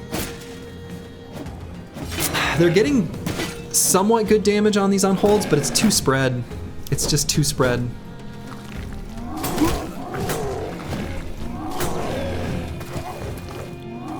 What's funny is that you know what would beat the Frosty boys pretty badly? Just a whole bunch of goblin ambushers. A whole team of ambushers would win. Pretty easily. Fleeing. Okay.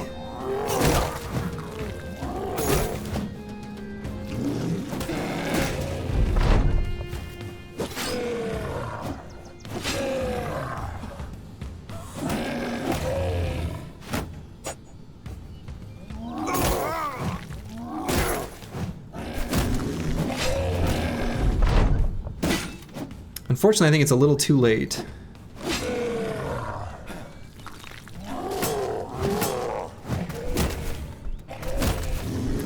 Gobbles are kind of ass. Yeah, but they would win this fight. Just saying.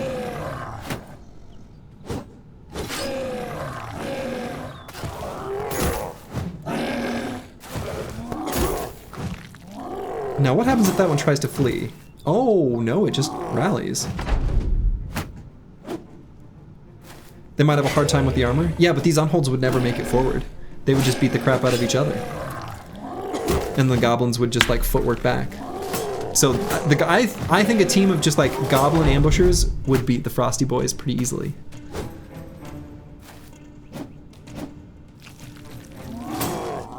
Unholds are no longer wild.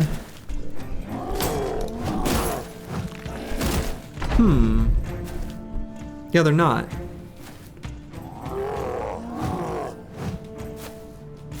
I don't know what causes it to change. But it looks like the Frosty boys pretty well have this one.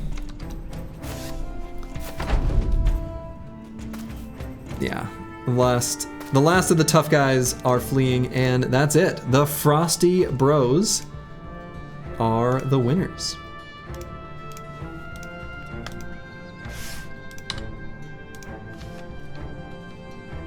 Okay. So Frosty Bros take that one. So up next is Waagh and Wraiths versus Dead Dudes and the Green Machine.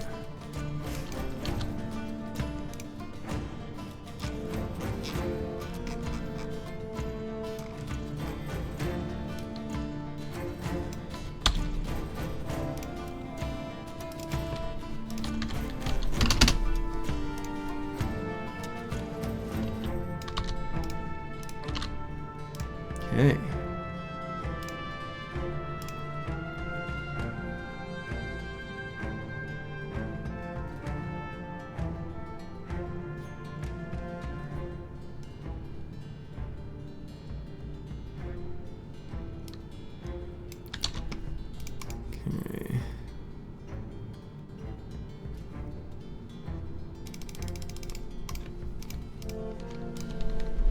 Okay. And I'll be making the squad here while we've got the brackets up.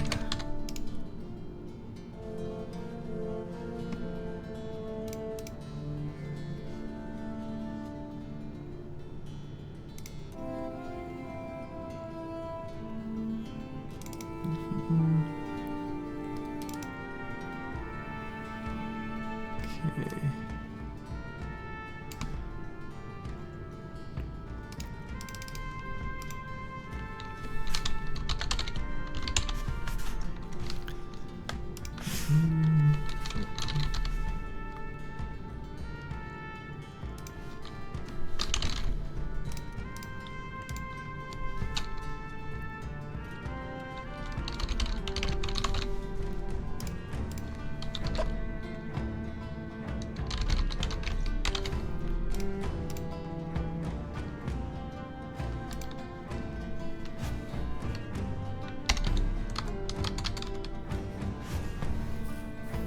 2.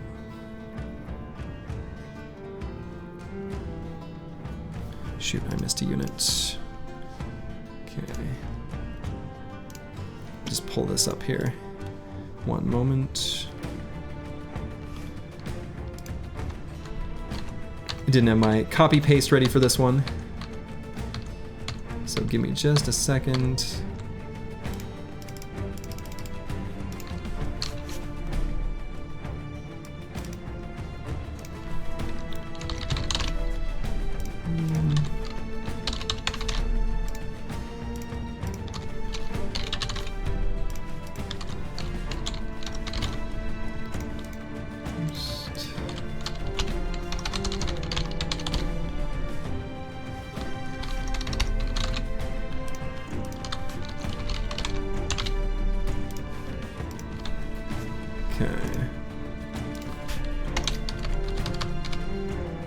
Alright, that is... No, just like that. Alright, so on the left is Waagh and Wraiths, and on the right is... the Green Machine. Alright, and I will get the poll set up.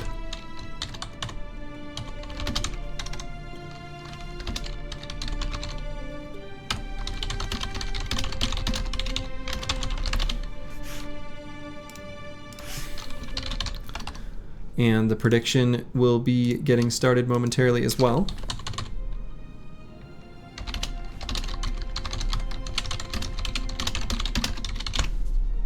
Prediction is up and rolling.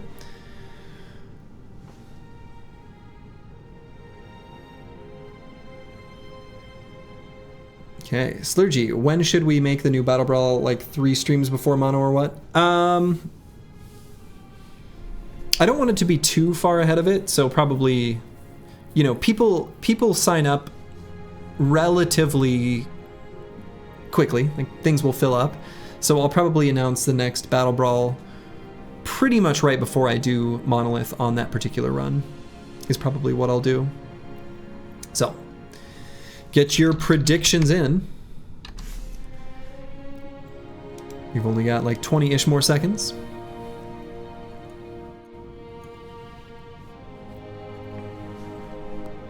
This should be a pretty good match.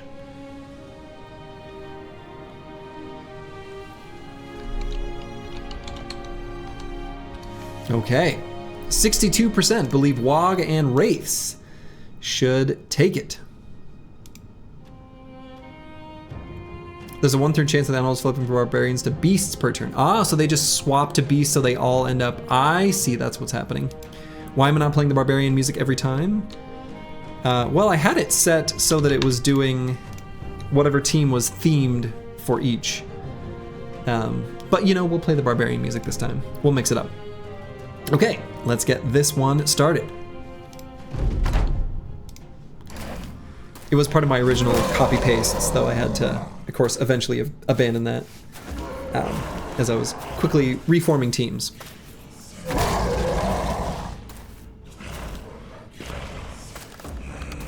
Okay, so a lot's going to depend on the ability of these Geists to get some good screams in.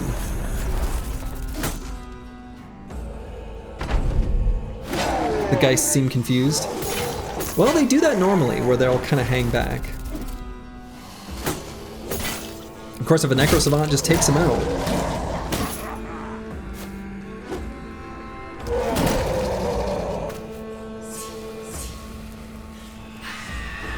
Geist did its best to attack the Necro Savant's hit points directly, but couldn't connect.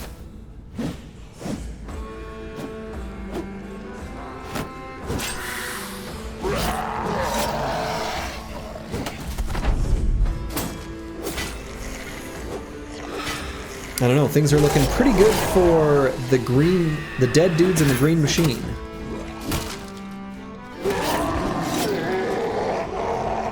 If you want a nice neutral battle theme, you can put a Here's My Magic 2 OST combat 1. Is that do do do do do do do do do do do do think I know what song. I think I know that exact track.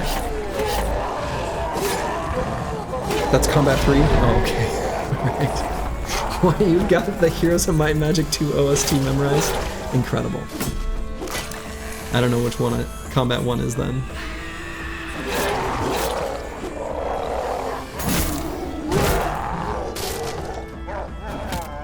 Of course, I'll have to be careful with my singing so as not to just get the video removed for copyright, because that sounded exactly like the original, of course.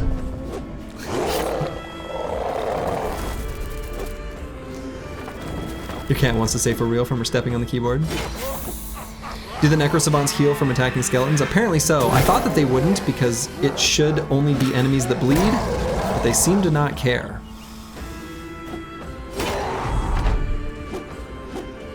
So it seems like Necrosavants still heal from attacking skeletons, and in the last BattleBrawl they healed from attacking... Ooh, okay.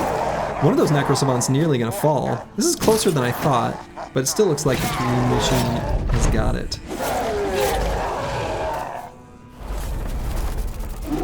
Yeah, normally wouldn't matter because they're on the same faction. Though in the last BattleBrawl they were able to successfully leech health from treants, which was weird. Their berserkers were better? Yeah. And that does it. It looks like the winner is Dead Dudes and the Green Machine.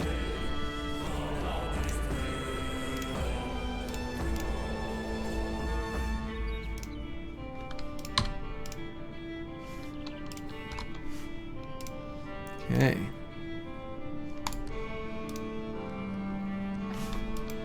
Green Machine made some key pickups in free agency. Coach Clubfoot thinks they could go all the way. I think you may be right. All right, so up next will be Don't Mind the Pinkskin versus Trading Caravan. Frosty Bros winning this whole thing? Probably. Now that I know they're not just gonna fight each other the whole time and they just convert to the Beast faction and stay there, that's fair. They might win the whole thing, but hey, that's just how it is.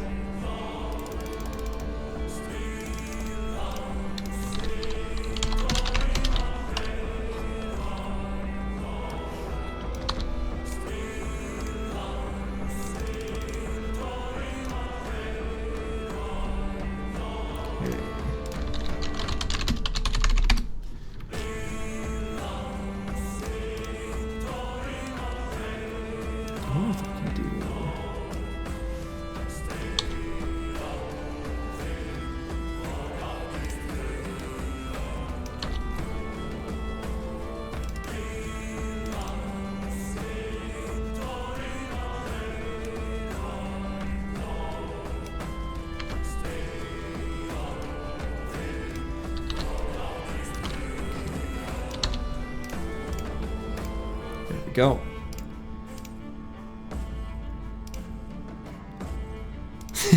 This 5-day caravan escort contract sure is a rough one. It is a nice like mercenary squad kind of setup there, Darkso. I do like that. I do like that very much. Okay. We'll go ahead and get a poll set up.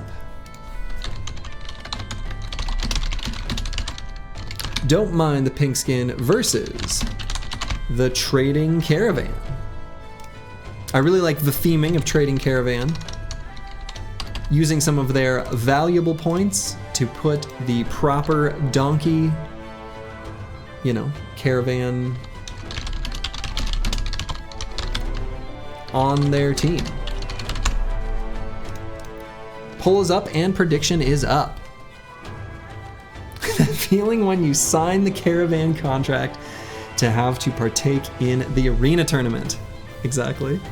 Incredible.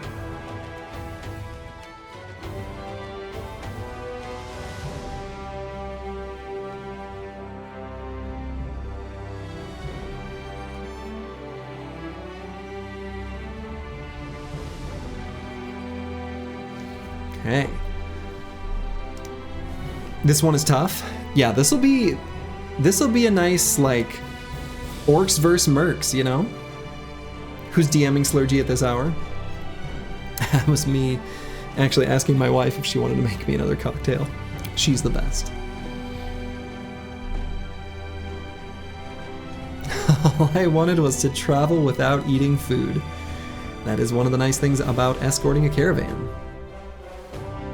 Ah, I like Manifest Destiny's child strat. You see orc, you pick orc. This is really tough, not gonna lie. Yeah, this is a close one. This is a close one. All right, let's get this one underway.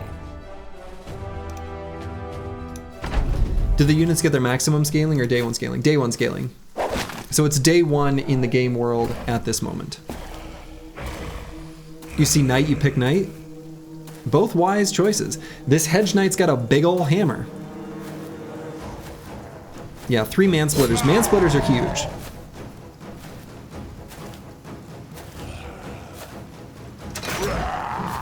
Yeah, I know that channel points are not allowed in all countries, so that's why I make the poll as well.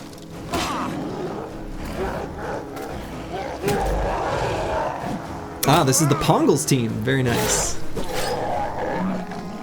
Okay, we've got casualties on both sides already. I like the contribution of the standard bearer on Don't Mind the Pinkskin. That's really clutch. Giving them their much needed resolve. I think that's good.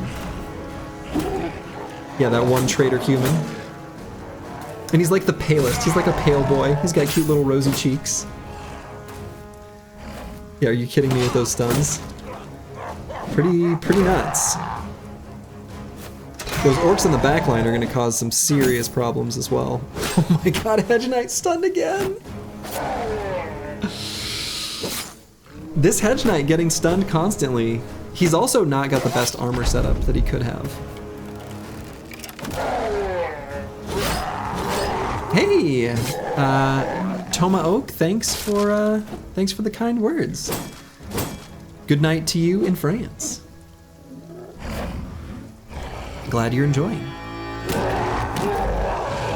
Okay, that orc on the backline fleeing. Out of range for the rally the troops. The Pinkskin can't bring him back.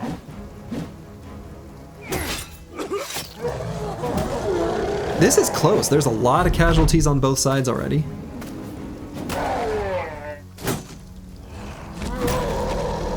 I feel like the orcs are pulling ahead, but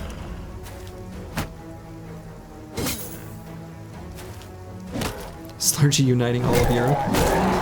Well, uniting Europe while... Anyway, alright. Living in a place that's getting more and more divided, but doing my best. Alright.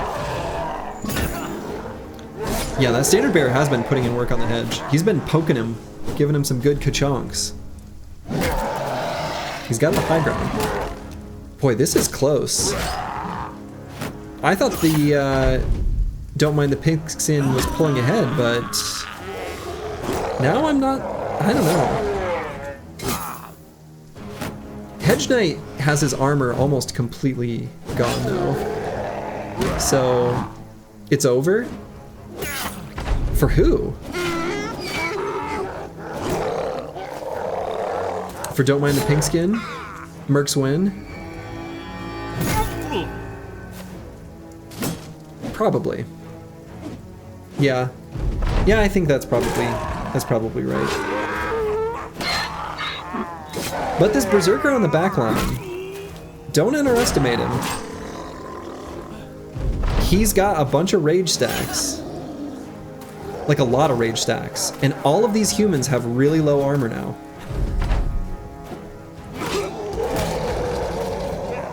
Why is he going after the donkey?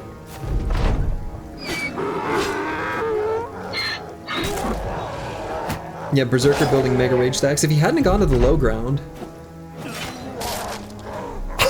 This Berserker's doing it! I don't know what to say, but this Berserker might have this. Oh my god!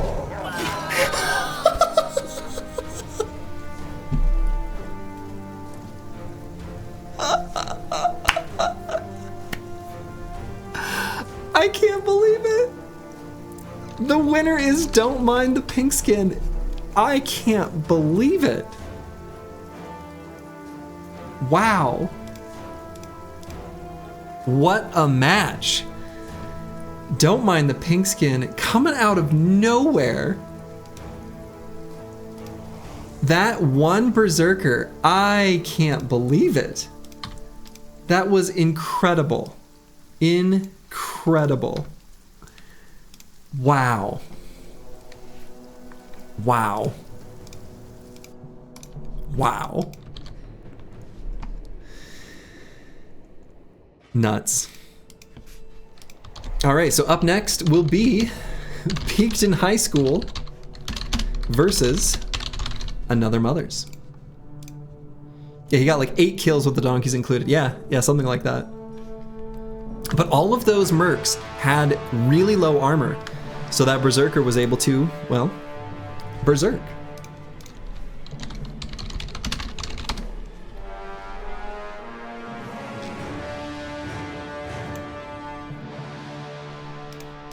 Okay.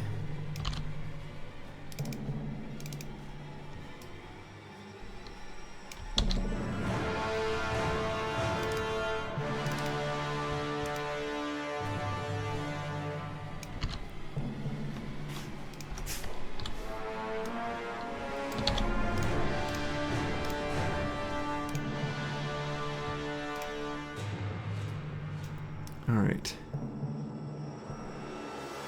So should we tell Ballin about his team winning or losing, or just when it comes to the final winner? Tell him probably about how his team did. All right. So I think I should have everyone visible. Another Mother is such a long list of units. So we've got the Lindworm and Friends versus a whole mix of, you know, a whole mishmash of kind of VIPs from each squad. So Peaked in High School versus Another Mother's. So poll is up. Prediction, we will get set up.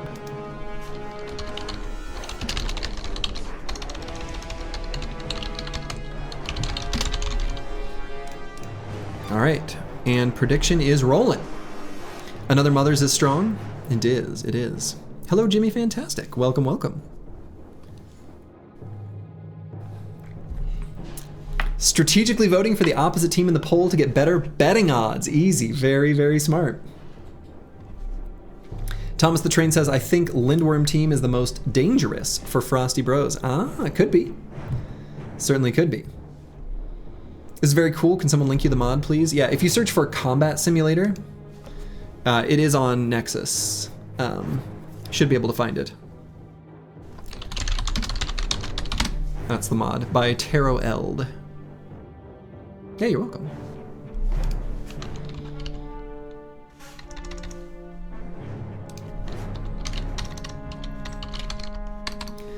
All right, we've got kind of a, this is close. I see the votes back, you know, bouncing back and forth. It looks like people believe very slightly in Peaked in High School. Fair enough. This is a close one. Let's see what happens.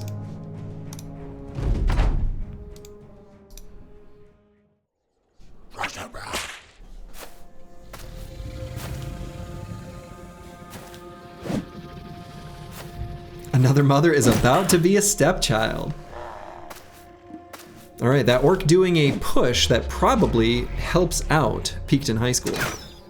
Now, I think this assassin is going to be able to jump on the Geists. I think the numbers advantage for Another Mother's might be enough for them, but we'll see. Gladiator tank. Accurate.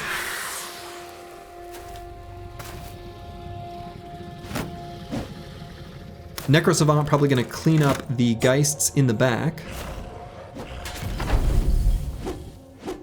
That fire pot doing nothing.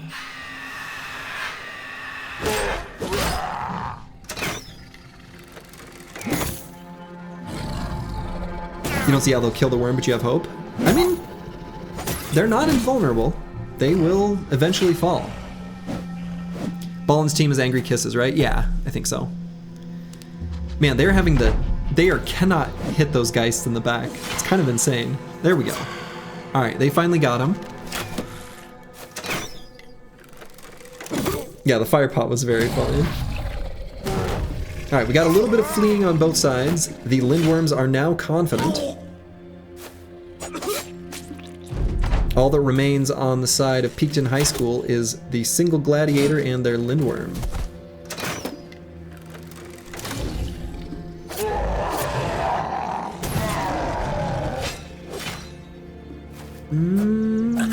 This will be close. Gladiator is actually doing a really good job of kind of staving off damage from the Lindworm.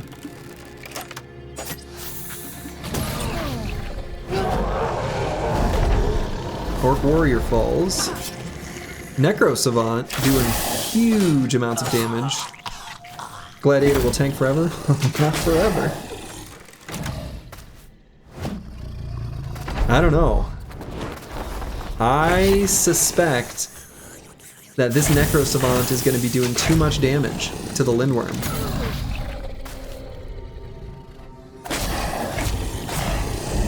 And the Goblins in the back are actually doing pretty good too.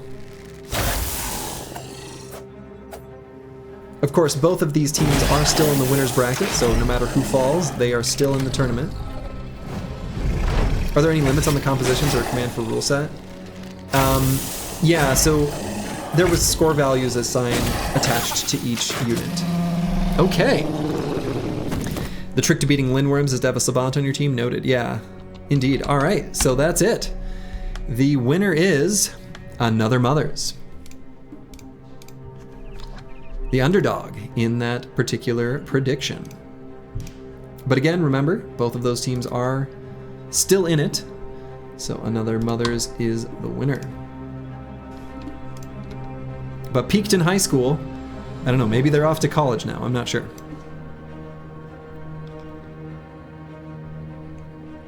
And so up next will be, apparently, according to the bracket, Pinkskin High School versus the Gilded Nightmares.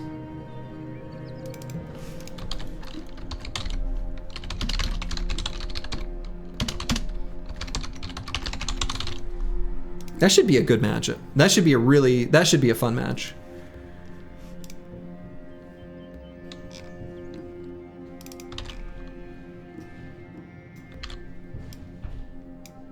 Okay.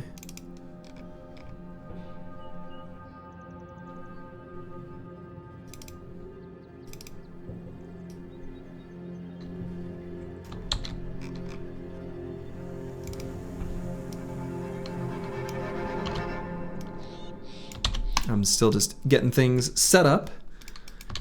So thanks for your patience while I set up the next team.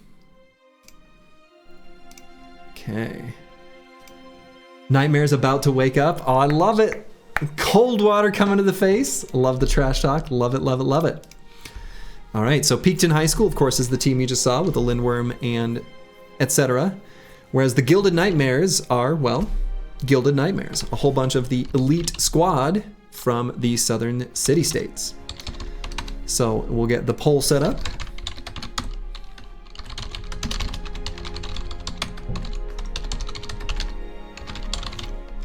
And then we will get the predictions rolling.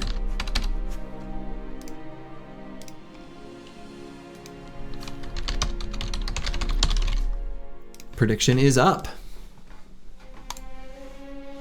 No one ever picked the Dream guy. Can't remember their name. The Dream. Oh, Rockageist. Yeah, nobody picked Rockageist. Rockageist, I gave a point value of 155, same as a Lindworm or the Conqueror. So you could only have one. Oh yeah, no one picked any Alps either. No Alps and no Spooters. I'm surprised by both of those. Thank you, my love. I was just gifted a cocktail. She's the best. filled to the brim.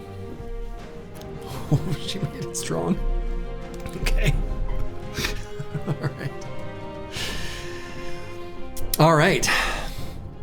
The prediction is almost up. You're coming in with a boomstick. The green worm is dead. We'll see. Make a team with the spiders, alps, and shaman. I'm honestly surprised no one did that, because I think that's really, really, really strong. But what do I know? Okay, peaked in high school, 70%. Let's see what happens. A forest team with Shrat, Shaman, and Spooter. Ooh, I like that. Ah, love it, love it. I should give some sort of, I don't know, secondary prize for best team theming.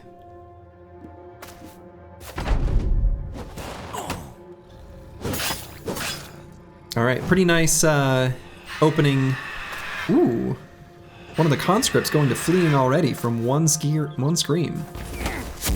Weak gladiator this time. I mean, if he gets on the executioner, it'll be good.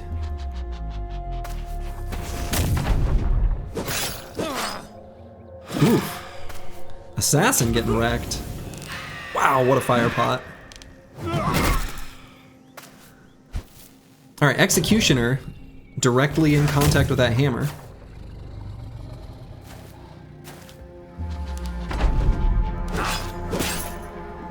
Assassin's gonna fall, and does.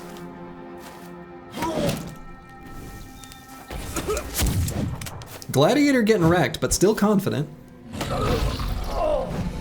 Lindworm just says goodbye to that guy. Why? The footwork. The footworks are almost always bad. Oh, incredible.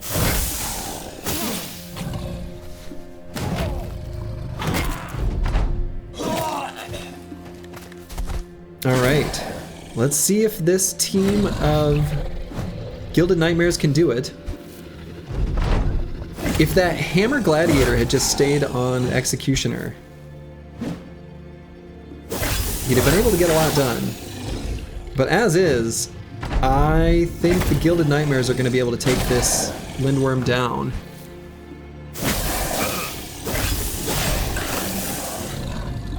A lot of nimble brothers on the side of the Gilded Nightmares, and Lindworms don't do as well to nimble foes.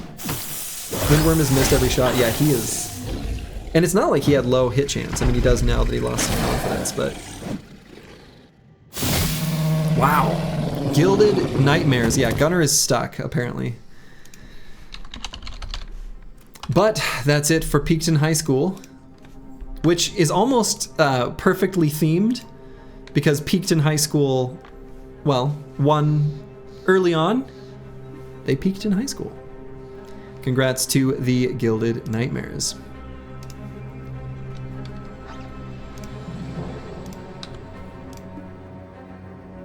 All right, up next will be the Trading Caravan versus the Fearsome Foes.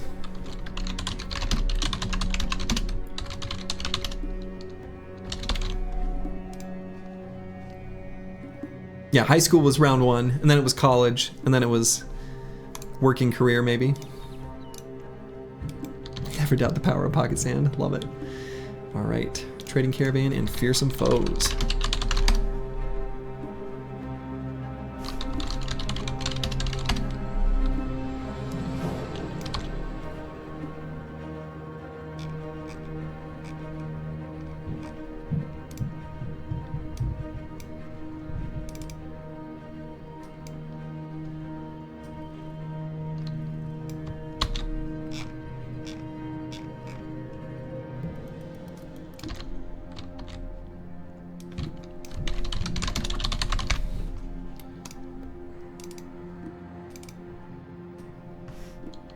Okay, just getting it set up here.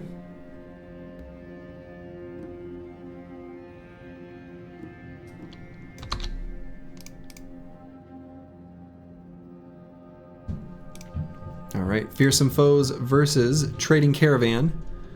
And actually, I did it the other way around, so I'm gonna change it to Fearsome Foes versus Trading Caravan.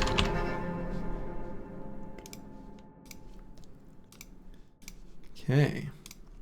Hello, Chul Brock. All right, so Fearsome Foes are on the left, with the Skeleton Priest, the Geist, some Chosen, Berserker, Serpent, Arbalester. Kind of a fun little ragtag squad. And then on the right is the Trading Caravan, which is kind of like a mercenary crew guarding a caravan.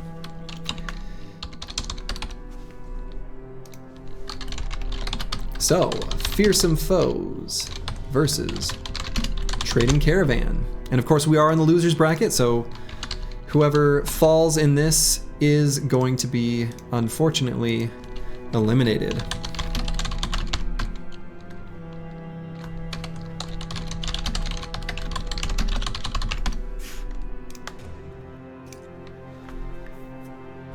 The Unholds would be fine if they stayed wild. Yeah, the problem is they all go wilds and then they become allied again, which I kind of didn't realize. But 5-day trading contract in a nutshell. Yeah, where, you know, you're just minding your own business. You're trying to make your way to Markstadt, and well, you get ambushed, and you get ambushed by whatever this mess is. You're paid per head. Gotta take what you can get, you know, in this economy. Looks like predictions are very close, kind of cycling back and forth, fairly close to 50% each, which is reasonable. I could see this one going either way. Maybe Fearsome Foes starting to pull ahead. Oh wow, lots of people starting to believe in Fearsome Foes here at the very end. Lots more predictions going for Fearsome Foes, all at the end. 83%. Incredible. All right, so let's get this one rolling. You think the Mercs win? Well, we'll see. Thomas the Train is the genius behind 5 Frosty Unholds.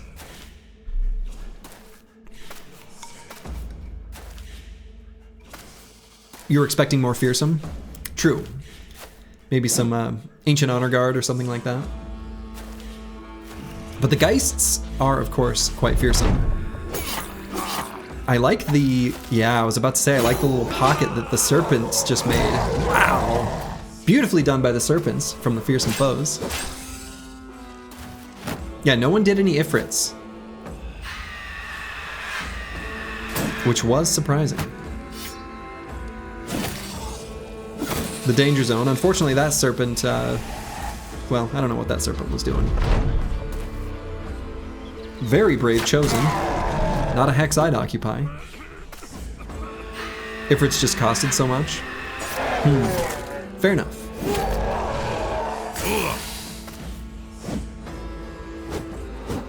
I will be adjusting costs for the next BattleBrawl, partially based on, of course, what happens here, and to shake things up.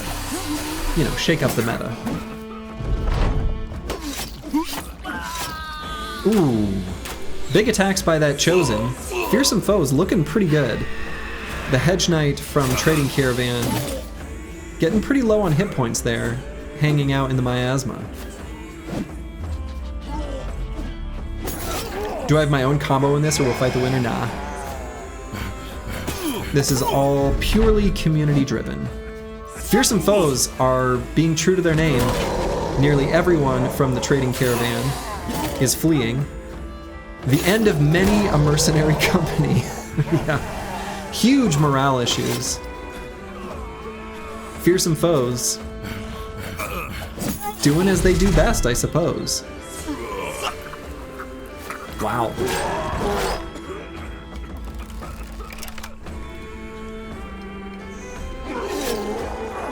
Fleeing despite no Fearsome, Reddit vindicated. Should have taken Fortified Mind. I mean, the Geist and the Priest with Horrify and the Scream. I mean, of course, those both cause resolve checks. Looking like this one is over. I think I'm calling it for Fearsome Foes. Well done to the Trading Caravan. Better luck next year.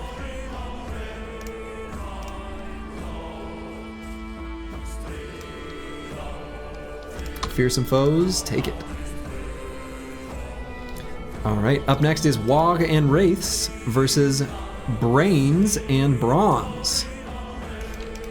Or was it Brains and Brawn? I may have mistyped that potentially.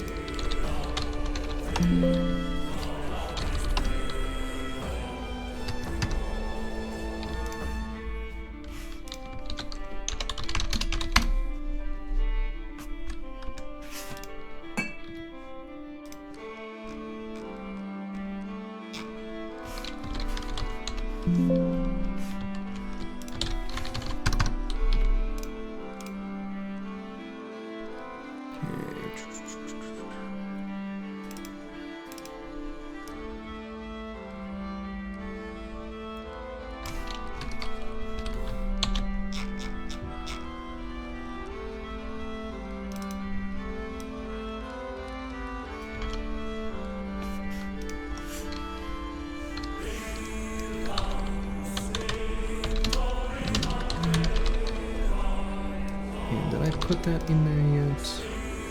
Nope. Race versus Brains of Bronze.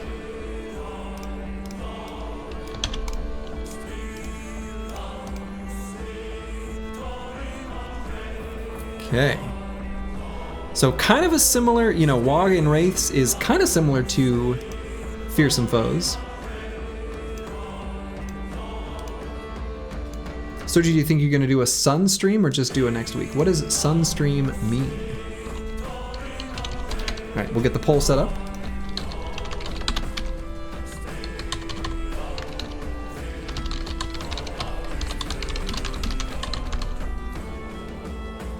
Oh, Sunday? No, I will not be streaming tomorrow. Gonna be out of town. Gonna be going to a basketball game actually.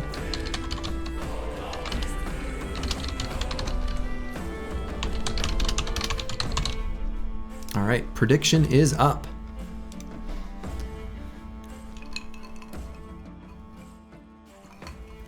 Yeah, WNW versus B&B. Very true. No, I'll be starting the Beast Slayers campaign to continue the win streak series, probably either Monday or Tuesday. Could even be as late as Wednesday, depending on whether I want to spend evenings getting stuff done around the house. Until then. Gambling your points, praying the Swordmaster can riposte? Yeah. Having riposte on the Swordmaster is a huge deal. So the type of sword that the Swordmaster spawns with is going to play a big role in this final outcome. So you should be dressed like Bruce Buffer announcing this. Bruce Buffer? Do I know who that is?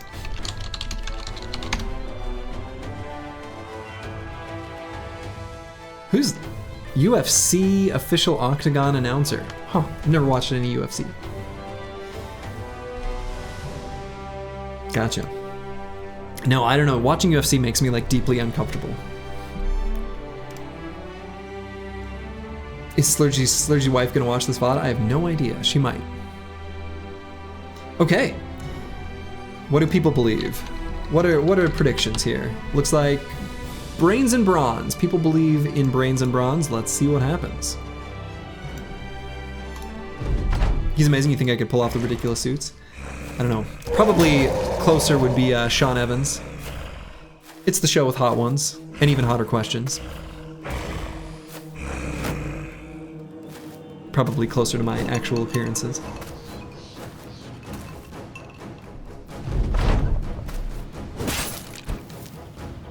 All right, Swordmaster and Blade Dancer are on pretty good targets, taking out those Ancient Dead at the beginning. He could be your relative, yeah.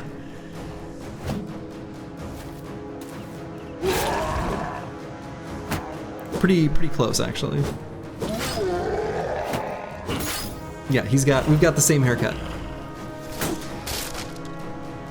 Pretty good setup for the nimble value on the Blade Dancer. Waagh and Wraiths, the Wraiths are doing work. Resolve on Brains and Brawn is falling. It really, as long as they can break through on top, I think Brains and Brawn will be in good shape. If they can't, I think Waagh and Wraiths is going to take this. Because the bottom for Brains and Brawns is falling apart.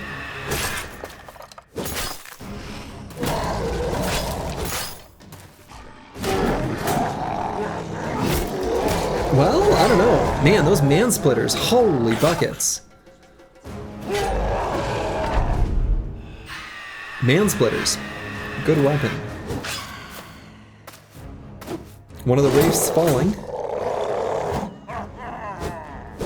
Swordmaster showing their value. It's looking to me like Brains and Brawns have got this. 3 on 3, but the 3 on Brains and Brawns are pretty dang strong. I can't believe this is the loser's bracket. These teams are so good. Disrespect by the Swordmaster. I know, they just love walking through zone of control like it doesn't matter. That's your boys? Nice. That's Deep Space Cowboys team? Love it. They're looking strong. Yeah, Brains and Brawns. Looks to me like they're taking... Wow. Walking out of zone of control. Doesn't even care. And that's that. The winner is Brains and Brawns.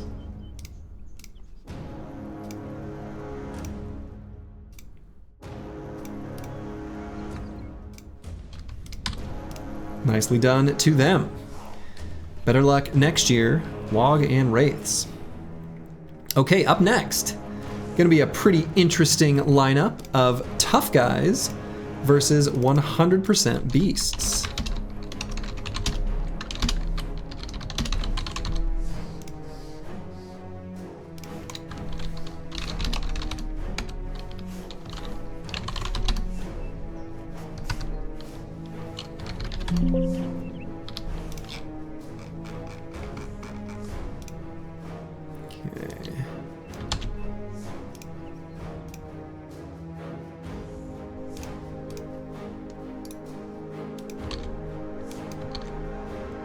Yeah, hatless disrespecting against a head splitter is a choice for sure. Okay.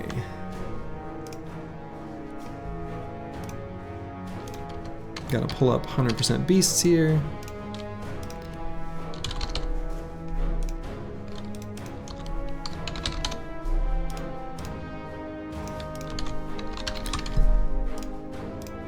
All right.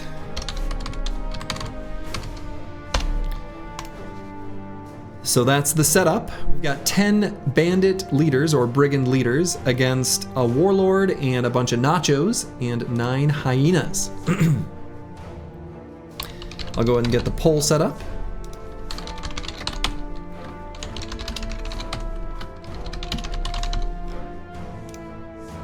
And then a prediction.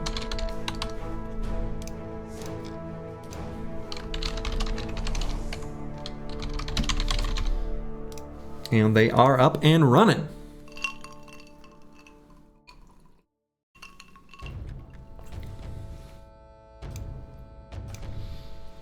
Yeah, 100% beasts. I think a lot is going to depend on whether those nachos can get some good snacks in. If they can't, then the bandit leaders are just going to have a field day. Of course, you have to remember the bandit leaders do come with some pretty top tier gear and do have 9 lives, so it's going to be tough for the nachos and hyenas to take them out so that the nachos can get their much needed snacks. You think the beasts win easily here? Maybe. Could be. We'll have to see.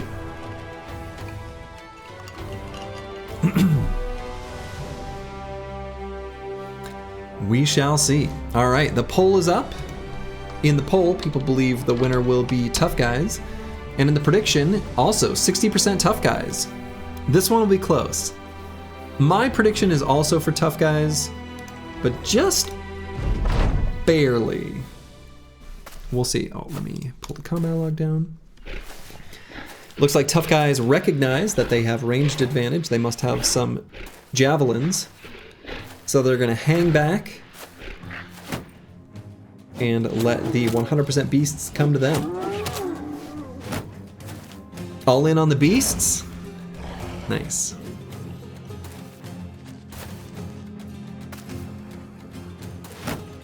Two great swords on the side of Tough Guys. Great swords are incredible in this particular fight. Great swords are like the best possible weapon against this lineup. With this setup, beasts are likely to win. They're gonna, no, I don't know.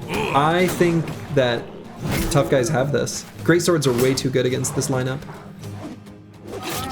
They've got a nice front line of shields, even if they're kite shields. I think Tough Guys got this.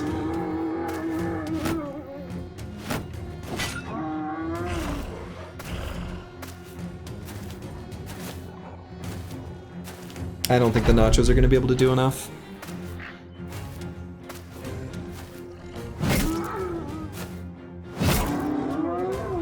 Oh yeah, look at that morale cascade on 100% beasts.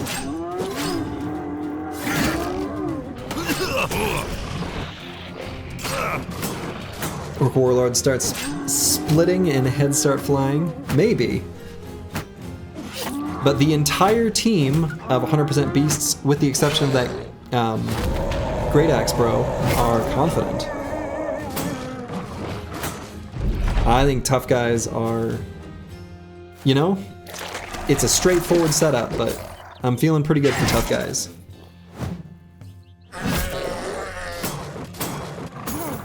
Should have been 95% Beast, 5% Bannerman.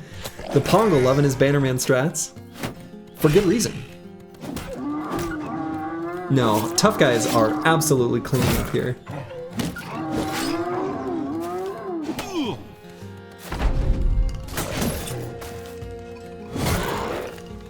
Maybe it didn't even matter what sort of weapons they had. I think they had this anyway. Yeah, Tough Guys. Everyone's still alive. Crazy. Brigand leaders, pretty strong. Did the other leaders get the effect of the leader being near? It looks like no, actually. Oh yeah, they do. Well, yeah, inspired by nearby leader. Yeah, it looks like they do. Well, some of them. I guess I'm not sure. Thank God you put like 50k on Tough Guys. Nice, nice. Tough Guys manage nachos better than you do. Yeah, they did a great job. I think this is basically over.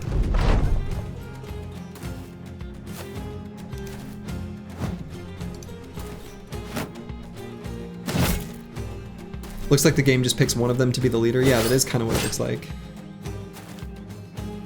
Not really sure how that works, but even baited the round swing, yeah. Wow, okay, so the Warlord got a good round swing, but this is kind of a 10v1 situation right now. And, well, he's fleeing now. So it is truly over. The Tough Guys are just cleaning up now. And there they go. The Tough Guys have done it. So congratulations to them.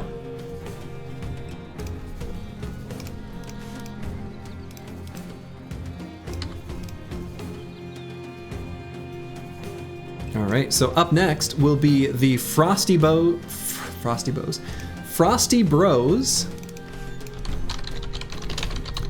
versus Dead Dudes and the Green Machine. These are two MVP teams right here.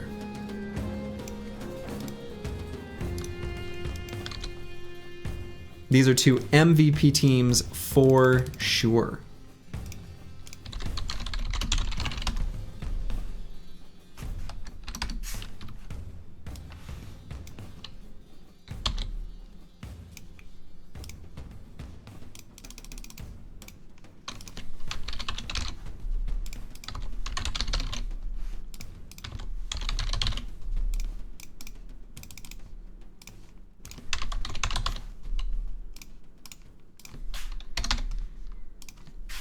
So we'll have to see how this one goes for him.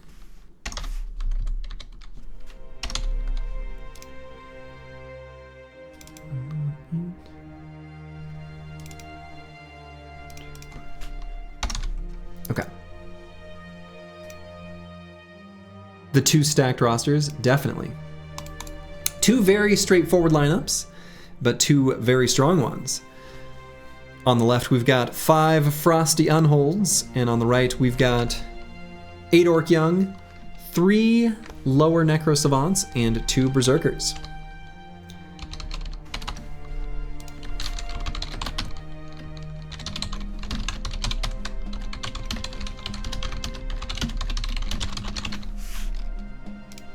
The poll is up.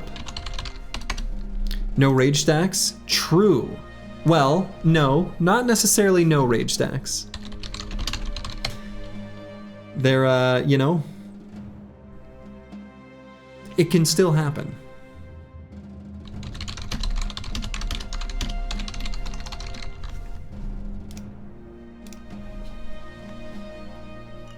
The rage stacks can come from a round swing taking out their allies. Spiders, Alps, and Vampires. That's what I'm saying. Or Goblin Shamans. There are some units that were not used that I am surprised by. I'll put it that way.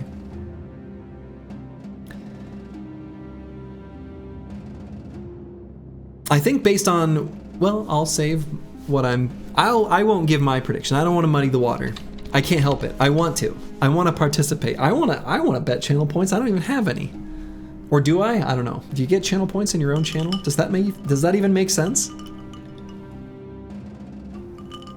All right, only a few seconds left. Get your predictions in. It's looking like Frosty Bros are the predicted winners. You think the Vamps sustain on the Trolls? Maybe. We shall see. You have infinite channel points? Yeah, maybe. I don't know. I don't know how that works. Okay, well, let's see what happens. These are 2 very stacked teams. Of course, we are still in the winner's bracket, so both of these teams are undefeated. Let's get this underway. I'm the bank, I have infinite. Oh, wow. I have such power.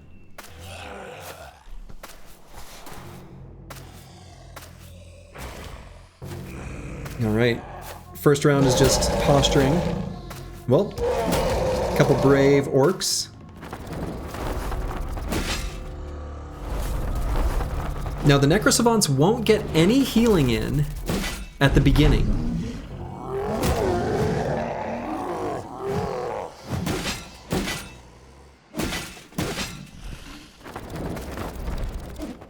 I like what the Necrosavants are doing there, focusing all on one.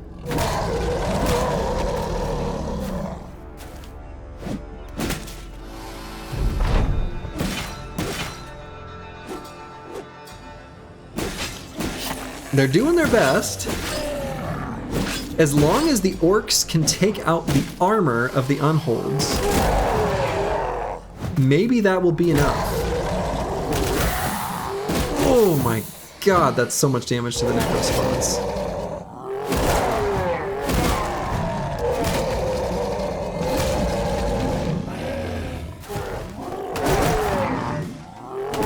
It's funny that the unholds are changing direction when they change team here. That is a lot of healing. Is it enough though?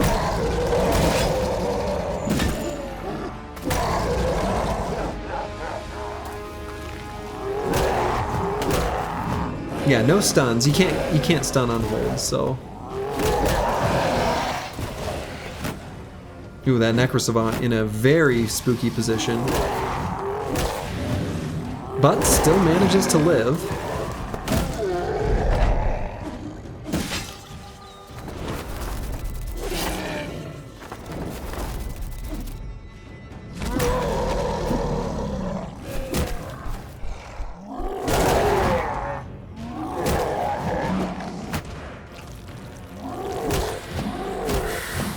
Nine lives procced on one of the Necrosavants. Yeah. Frosty Bros might just be too much.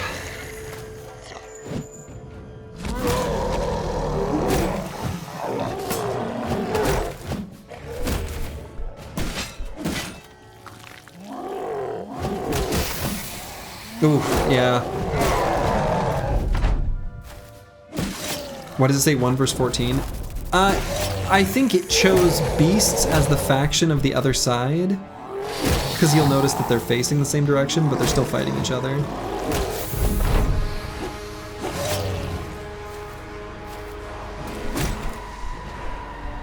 So, yeah, it's looking like the Frosty Bros are gonna take this one too. Huh. That's probably, you know, mostly, I'm gonna be honest, largely an oversight on behalf of the person who assigned the point values for the units in this tournament. You wanna know who that was? Me.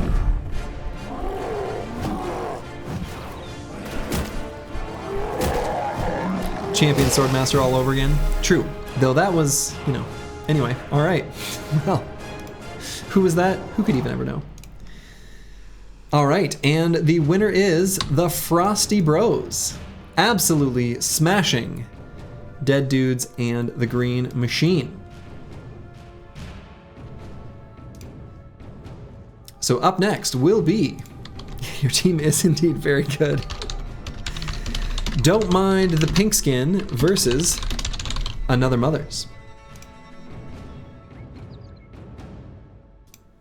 We could just house rule there must be at least one unit that stays on your team next time. I think what will be best is just giving more appropriate point values. I think that will make the most sense. All right. So Don't Mind the Pinkskin.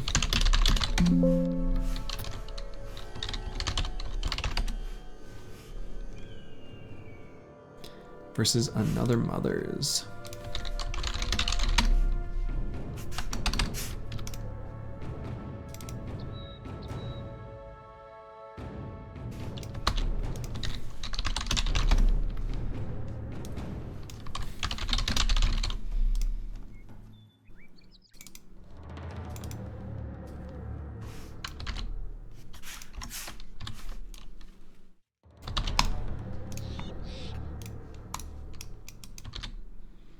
You love seeing the serpents used? Yeah, me too. Me too. Okay, Don't Mind the Pinkskin versus Another Mother's set up here.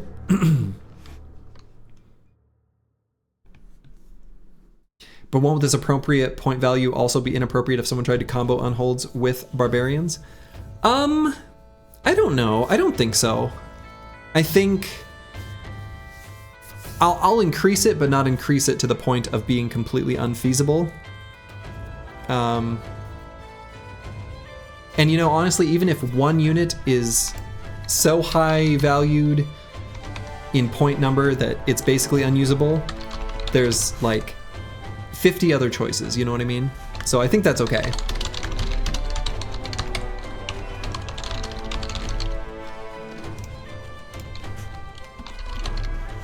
Did the unholds win? Oh, they did. You didn't get your payout? They did. I will... No payout yet. Payout is done. Luckily, it won't let me start a new prediction until I set the previous. So even if I temporarily forget before I start the next one, I'll always get it in place. 99 people watching on the YouTube. Oh wow, are there really? There's more people watching on YouTube than there are on Twitch? Insane. Can you see the manual brawl too? What does that mean, Bandera 1? If you want to pull up the bracket, it's right there. Oh, you mean everyone? Oh, okay. I was gonna say. Oh, 13 viewers. Okay, yeah. So there's like 100 people total. No, you're good. You're good. All right. It looks like people biasing toward... Oh, no, we're bouncing back and forth. We are bouncing back and forth between the two. Yeah, this is a tough one. These are two just strong, solid, straightforward teams. But it looks like more people believe in Another Mothers. So let's see what happens. Start battle.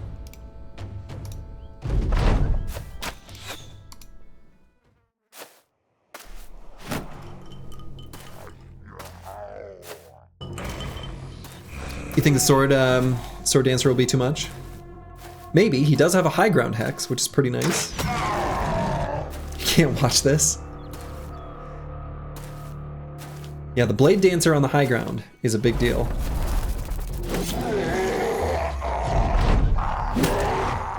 Strong start for Another Mothers. Very strong start for Another Mothers.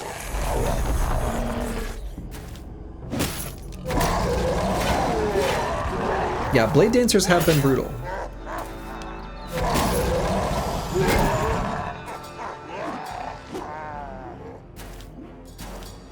Yeah, the terrain here for Another Mothers is huge. That blade dancer on the high ground is like a god.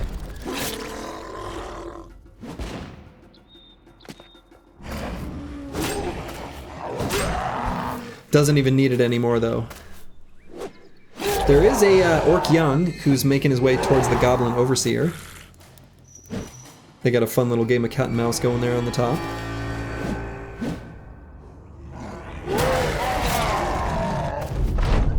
Orc Warrior pushes his way towards the Standard Bearer.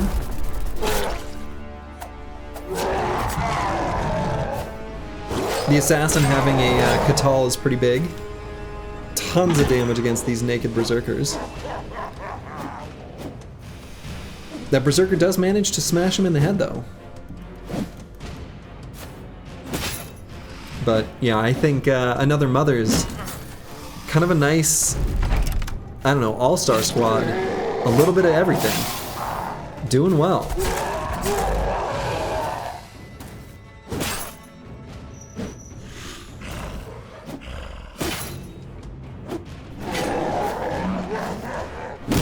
Still some kills managing to be found by Don't Mind the Pinkskin.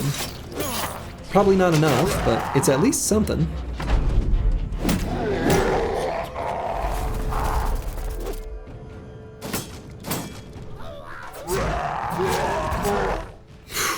Brutal. Oh! Nice kill by that Berserker. Berserkers do have a bunch of rage stacks, but I think they're still too outnumbered. When that one on the bottom with his grazed neck is just gonna flee. And even if he flees, or doesn't quite flee, he's gonna die.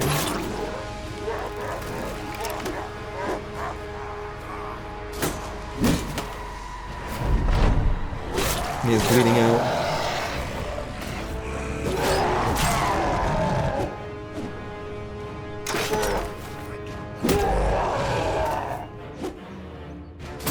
Yeah, looking to me like Another Mother's is going to carry it. Calling it there. That is it. Another Mother's take that one. But again, this is still the winner's bracket from that particular fight. So even though Another Mother's was victorious, that doesn't mean that Don't Mind the Pinkskin is out, because they're not. They're not out quite yet. So up next will be Gilded Nightmares versus Fearsome Foes. Two teams that have done pretty well so far.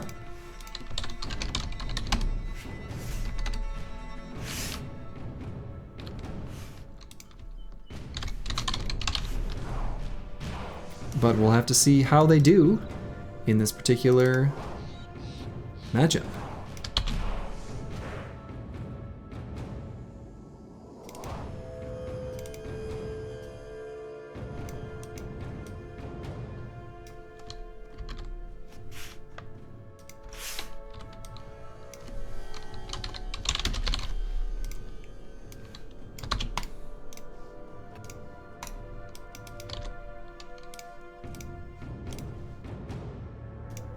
Okay, so the Gilded Nightmares here on the left, again, is just a bunch of the kind of MVP all-stars of the southern city-states. Whereas on the right here in Fearsome Foes, we have a good mix of spooky, scary stuff with a priest, a ghost, and then, you know, Barbarian Chosen, some Orc Berserkers, some Serpents, very fun addition there, and an Arbalester. So we'll go ahead and get a poll rolling.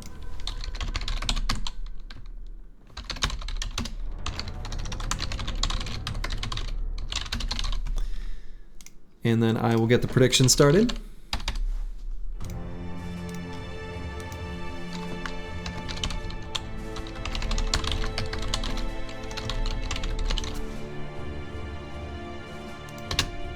Prediction is rolling.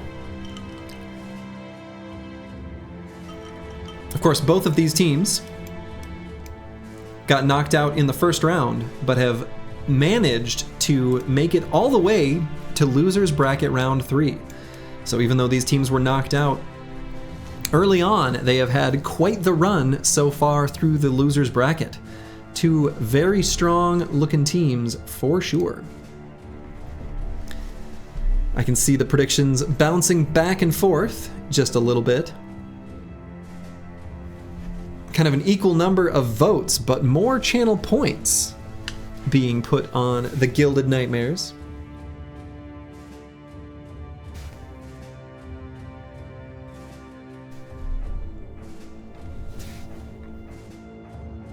Ooh, suddenly another big bet on Fearsome Foes. But pretty equal. Oh, a huge prediction on the, the Fearsome Foes right at the very end. A huge bet. Okay. Let's get this one started.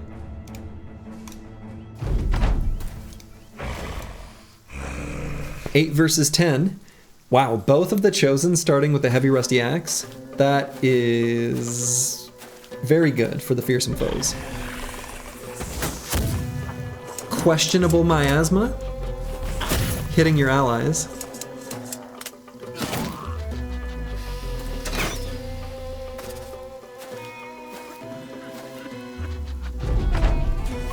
It's like the AI ignores the miasma. You don't see how these guys beat two blade dancers? Boy, Serpent pulling that Executioner right into the Geists. That's no good.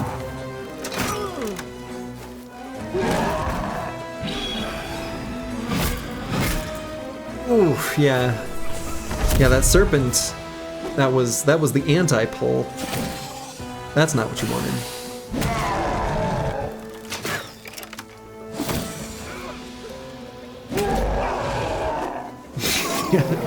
So it's like, I did what you asked. Yeah, things are kind of falling apart here for the Fearsome Foes. Of course, Miasma is very effective against these nimble enemies. Nimble is not going to reduce the damage of Miasma, I don't think. Fairly sure it doesn't.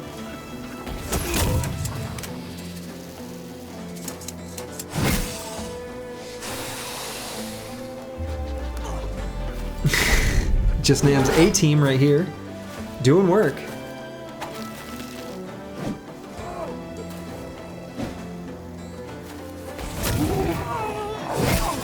That gunner doesn't even care, friend or foe. He's gonna shoot them all.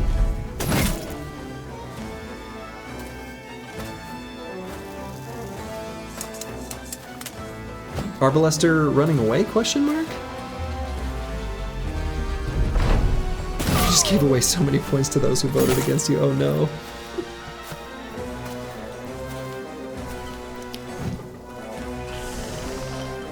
Yeah, it's looking pretty good for the Gilded Nightmares. We've got a duel, a Barbarian Chosen versus an Executioner. My bet's on the Executioner. Yeah. The Gilded Nightmares look to have this one. You like this music track? Me too. This is one of my favorites. And you don't hear it as often. Well done, Gilded Nightmares. Well played.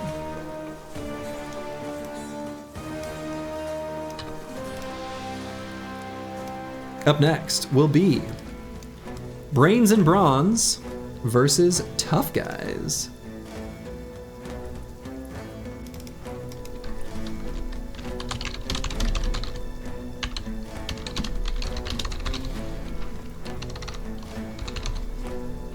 kind of a fun matchup here.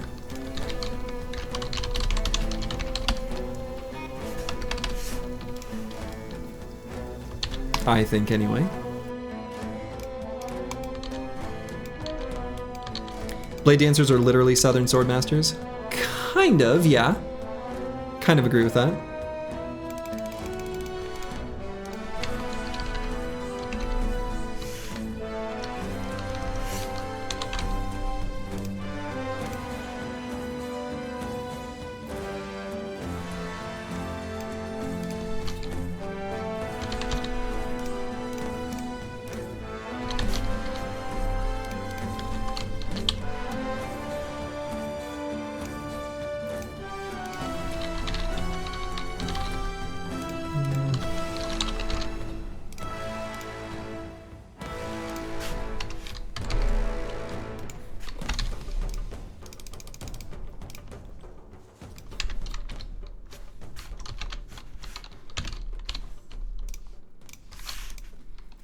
Okay, think we are set up.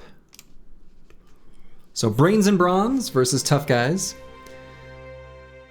Brains and Bronze has a Swordmaster, 2 Orc Youngs, 2 Orc Berserkers, a Blade Dancer, and another Orc Young, a low Orc Young. And then Tough Guys, nothing fancy, nothing too, you know, complicated, just 10 Brigand Leaders.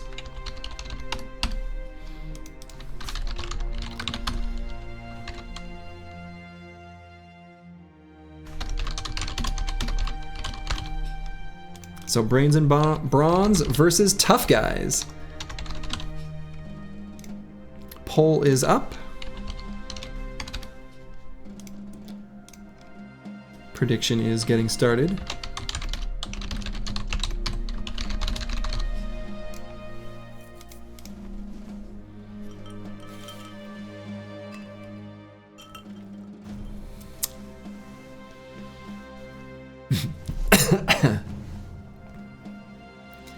You wanted the Briggies to fight other human forces? Fair enough, fair enough. This should be a good match though. Of course, we are, at this particular moment, doing a match in the loser's bracket. So this one is the final match for one of these two teams. One of them will be sent home with their tail between their legs.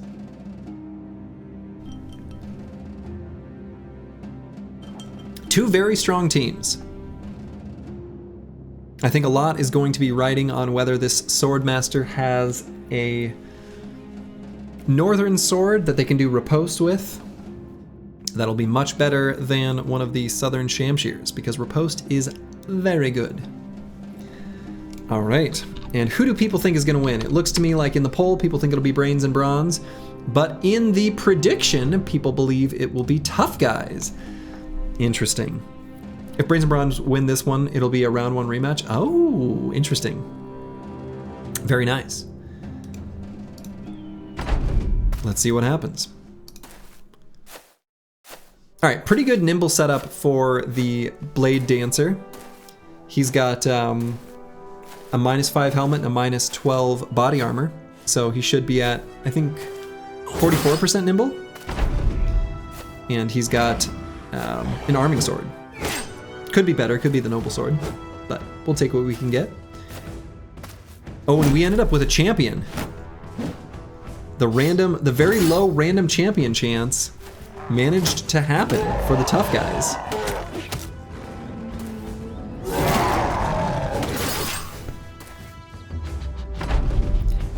Very nice high ground spot for that Blade Dancer. Oh my goodness.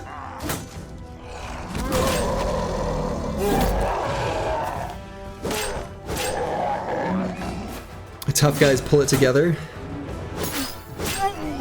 Ooh.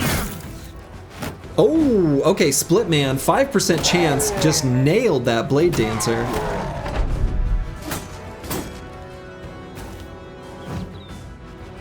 Champion getting right up in the face of the Blade Dancer, who will probably footwork and lose his high ground spot because he can't help himself.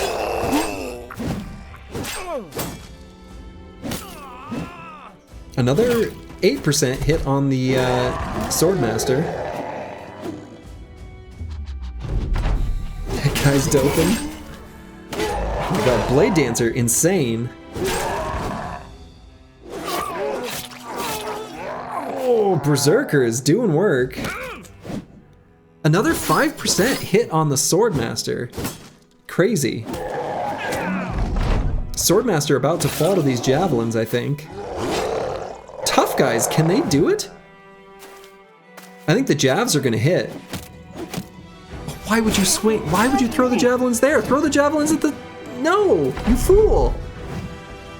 Oh my god, he's running away.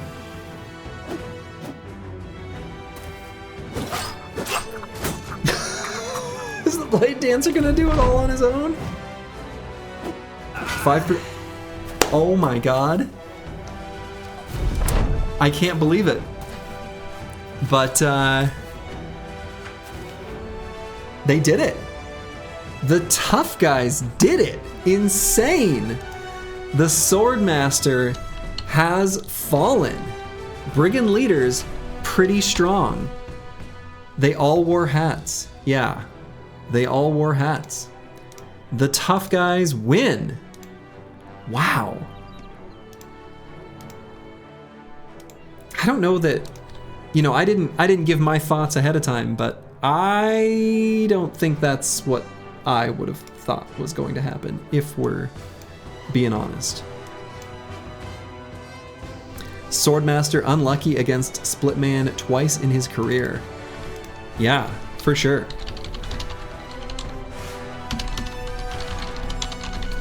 All right, so now we're gonna do our last winners bracket match here. In the semifinals, the Frosty Bros versus Another Mothers.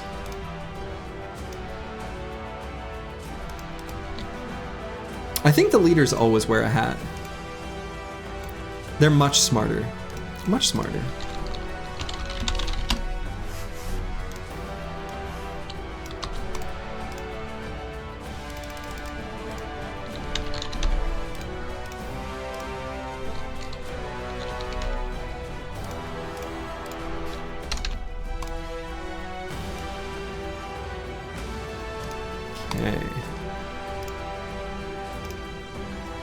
So we've got Frosty Bros versus Another Mothers. We'll go ahead and get the poll and predictions started up.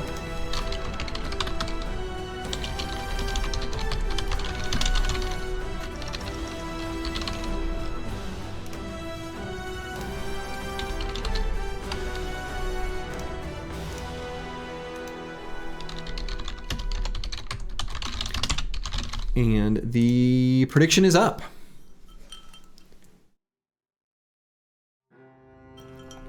Yeah, I can't believe that the Swordmaster, you know, just like in real Battle Brothers, the 5%s happen. 5%s, they happen. So of course here we've got Frosty Bros, which is the 5 Barbarian Unholds with their Frosty Armored Unholds, which it turns out they're real strong. Who could have predicted this? And then Another Mothers, which is just a hodgepodge of VIPs from a variety of different factions. 5% bullshit to death and your bros abandon you like the dogs they are. Team is trash, report entire team. All muted, all reported. Behavior scores in the tank. All right, people believe the Frosty Bros will win by a long shot. 95% of predictions for channel points.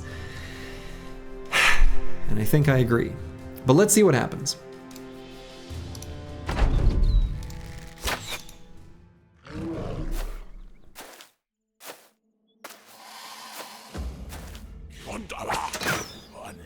Bet against the Frosties just for the odds?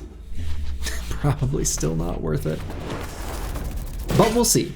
This is a pretty powerful team with Another Mothers. But unfortunately, I suspect not strong enough.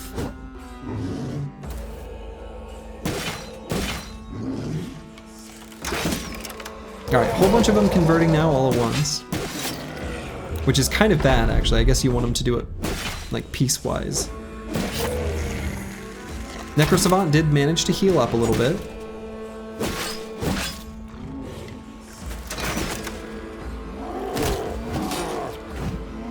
I like that another mother has put that Orc Warrior in that key spot.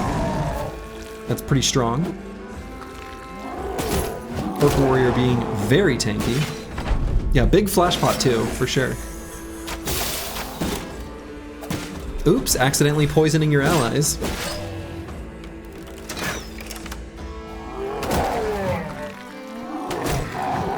Oof, that unhold on the bottom though, doing work.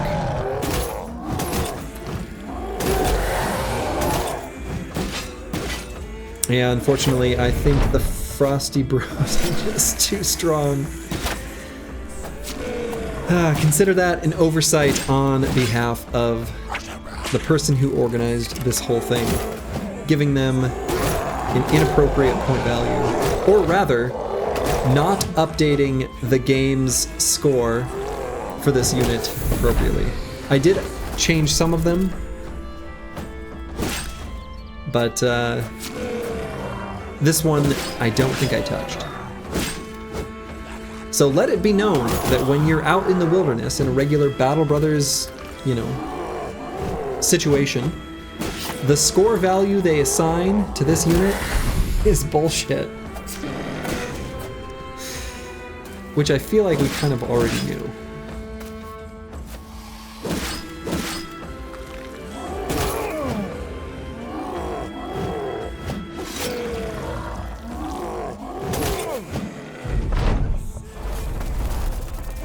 Yeah, Tough Guys killed an unhold.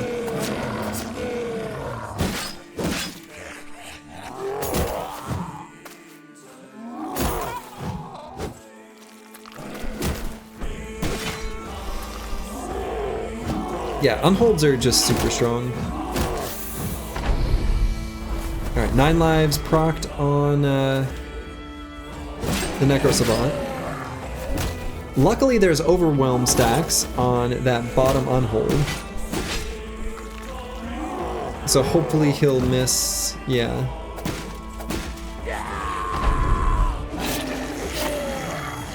Okay, Necrosavant gaining a ton of health back.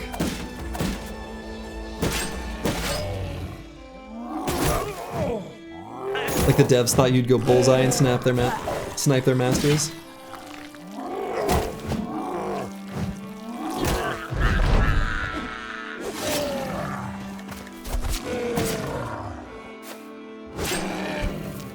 The bottom unhold, maybe, I think if it had gone long enough, would die, but... What was that? What was that, Mr. Necrosavant? Oops, accidentally poisoned your allies is your favorite flavor of Cap'n Crunch. Just ripping up the top of your mouth since 1983. What would happen with a 2 unhold team, no Beastmaster? I don't know, do they still win? I'm gonna do a for fun match at the very end of Frosty Bros versus Hold, because I'm curious. Once the tournament's concluded, we'll do one bonus match. Because I think the team that could maybe beat them got eliminated right off the bat. You love your team? I mean, they're very good.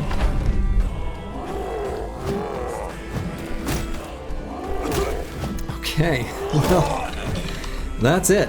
Frosty Bros not only win, but win convincingly. Yikes. Yikes, yikes, yikes. Frosty Bros take it. So they'll be moving on to the finals. So we make our way to the losers bracket, where up next will be Dead Dudes and the Green Machine versus the Gilded Nightmares.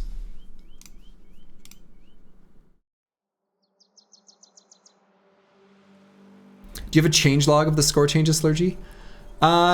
not a change log, but if you were to look at the spreadsheet that I gave people and compared it to the paste bin that got removed because it timed out, so I'd have to do a new one. But from what I got from the game's code, I updated a bunch of the scores. Like, for example, a Swordmaster, I made higher strength score than the game gives it. And among others, there were a bunch of units that I updated. But one that slipped through the cracks was obviously the Barbarian Frosty Unhold, because in my head, I thought, well, the Beastmaster makes this a liability. but apparently not enough.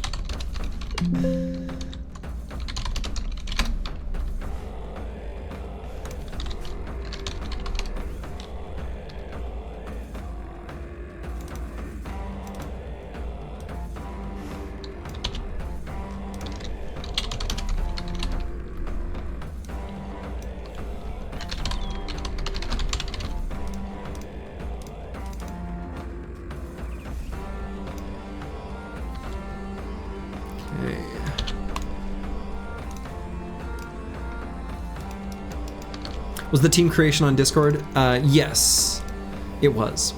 Team creation was on Discord.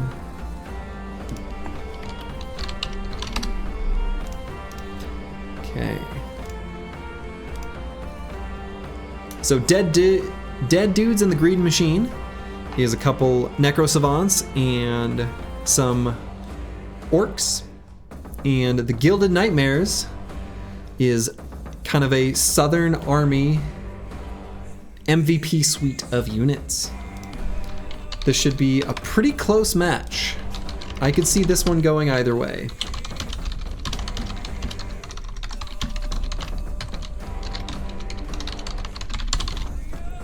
All right, poll is up. Necrosavant's eating your gunners alive? Yes.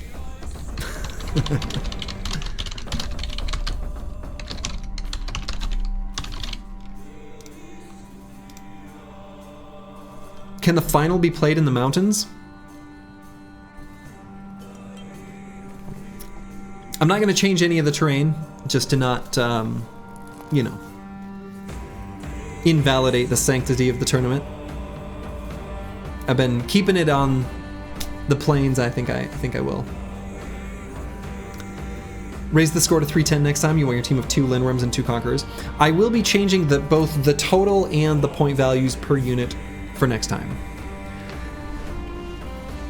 Also, my wife will be participating as well, so be nice to Mrs. Slurgy. She wants me to help her pick a team. She's very committed. Terrain randomized would be funny. Yeah, I mean, it's an option. There are several options for terrain that do exist. Some of them crash, though, so yeah. Perhaps something like that. You think low econ battle brawl would be interesting? I agree. I actually think smaller teams is a little bit more interesting. Okay, we've got 77% predictions for Dead Dudes and the Green Machine. So let's get this started. Sergi, with all of the new players and people who want to join, do you think we should make the groups bigger? Maybe. If I made the tournament larger, in terms of total teams, I would no longer be able to do double elimination. You think Plains is best? I kind of agree. It makes it a little bit more fair.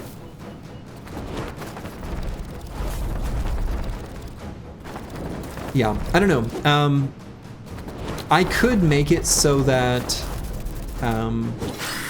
more than 16 teams. Wow, that Necrosavant. Oh my god, that Necrosavant might. Oh my god! Whoa! Okay, Gilded Nightmares. Taking out that Necrosavant was huge. I thought this was for sure going to go towards Dead Dudes in the Green Machine, but Gilded Nightmares taking out an early Necrosavant and almost taking out another makes that a huge, huge difference. Is the final best of 1 or as well or best of 3? I put the final as best of 3.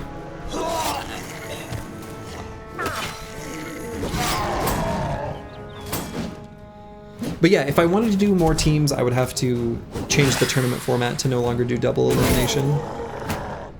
Which, fair enough, I may as well.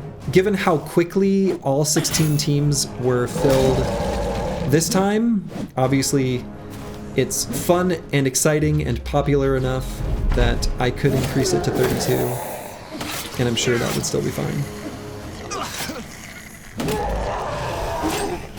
Blade Dancer's been such a good unit. It has.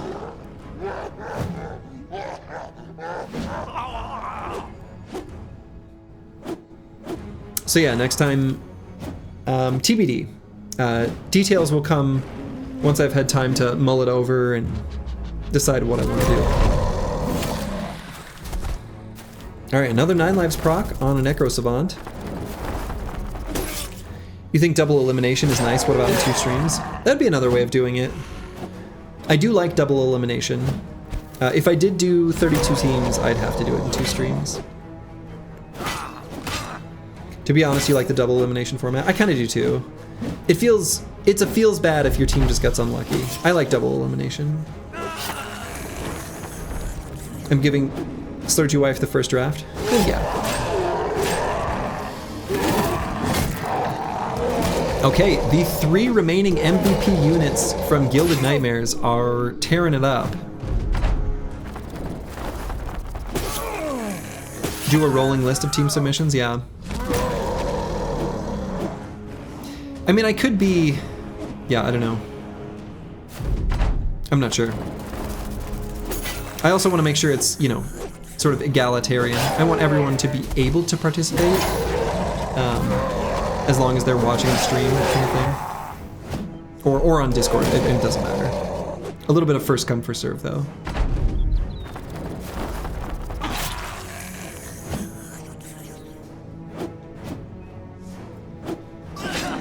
Yeah, it looks like these Blade Dancers are probably gonna fall here. Yeah, they love doing footwork. Footwork to their own dismay. Ooh, the stuns are so good. The stuns by orcs are so incredibly powerful. Boom! Yeah, footwork just lets you get stunned. Well done to Dead Dudes and the Green Machine. The Gilded Nightmares are no more. Detriment. To their own detriment, yeah. What word did I say? I don't know. My wife made a very strong cocktail. Okay. Victory to Dead Dudes and the Green Machine.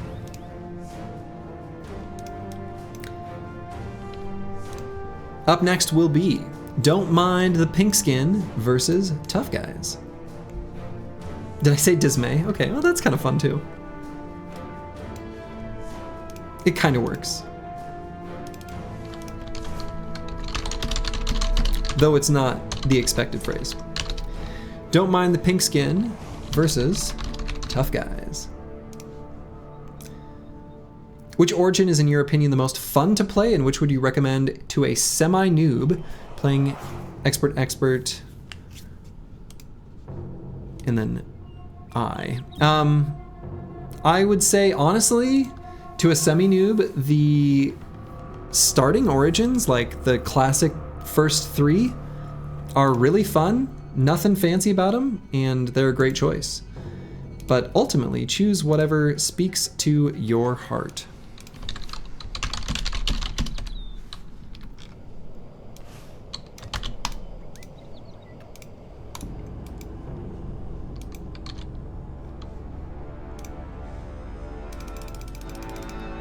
For example, if you really want to play Uber Bro kind of thing, Anatomists or Lone Wolf might be a good choice.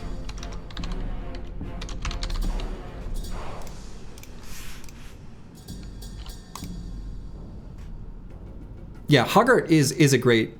I agree with Andre here. Hoggart is a great choice.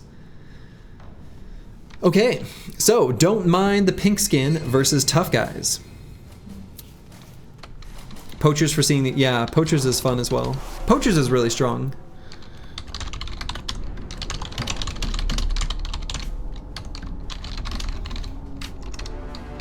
All right, poll is up.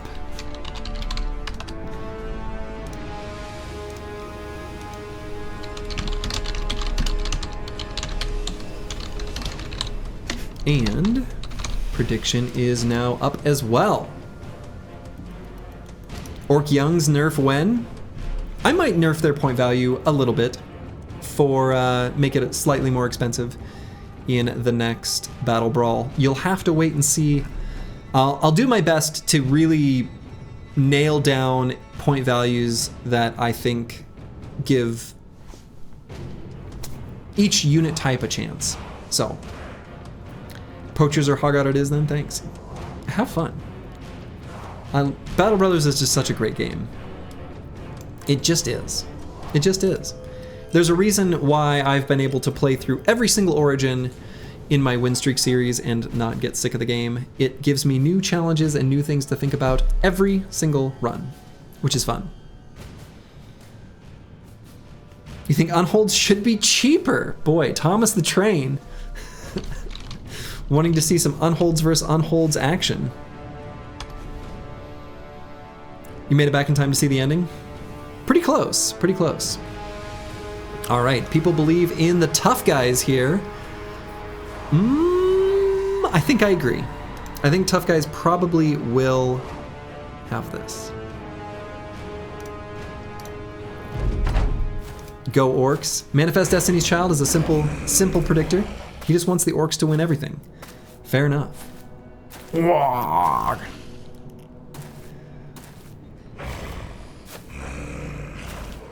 What happens if you make the unholds champions? I think what it does, if they don't have a normal champion like archetype, I believe they just get a stat boost. Win this for us humies.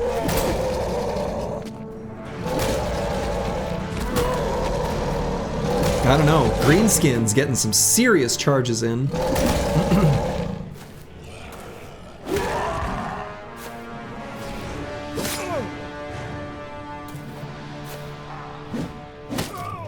You believe? Who are you believing in? Oh, that's right. The Pongle's team is Don't Mind the Pinkskin.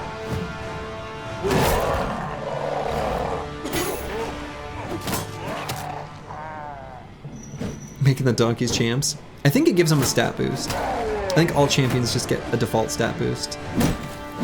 But I don't know the details of how it works. Orcs taking out a bunch of shields. One of these brigand leaders is about to die. Ooh, okay.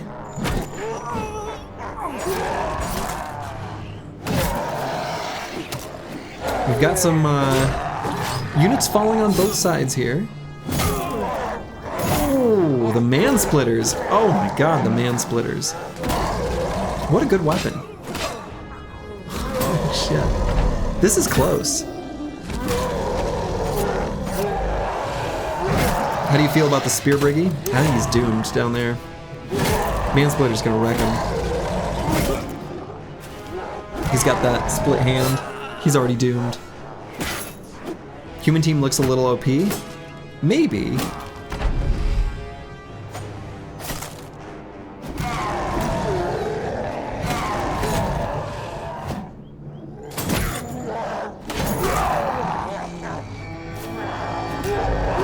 Pinkskin rallying the troops. This is still really close. Make no mistake, the brigands' armors are very beat up. But if they miss their attacks or kill their allies,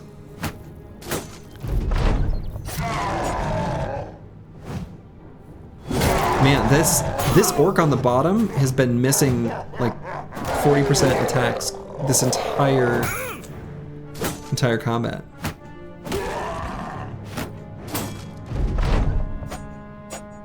Sometimes hope your bros die so you can build new ones. Well, you could replace an entire squad like I did in Oath Takers.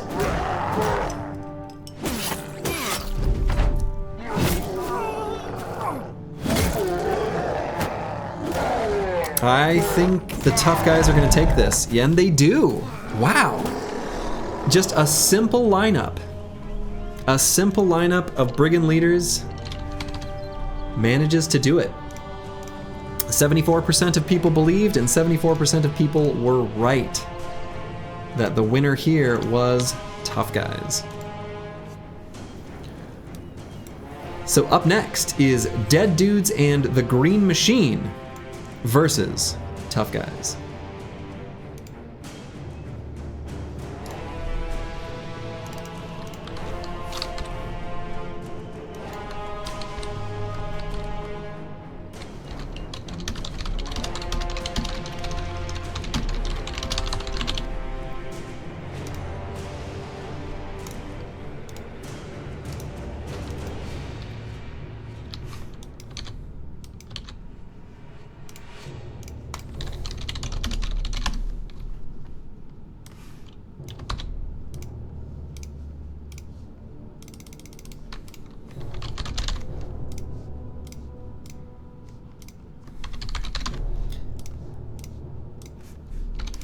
Okay. So, was there a total of 1 unhold death so far? Yes, just 1.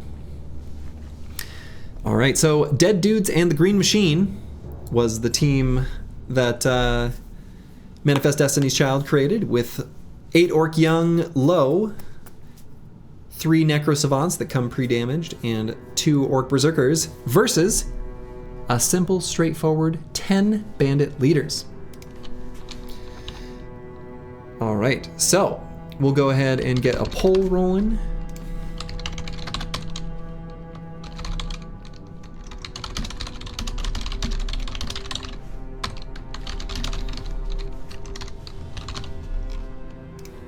And then we'll get a prediction going.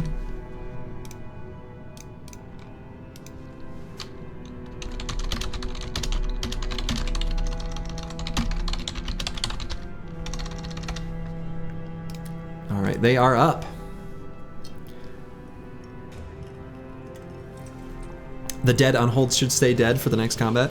That would be another interesting way of doing it, would be... I'm not going to do it because I think it would be a little too complicated and finicky to set up, but we could do something like whatever unit dies is dead, and then you get some certain amount of replenishment every round.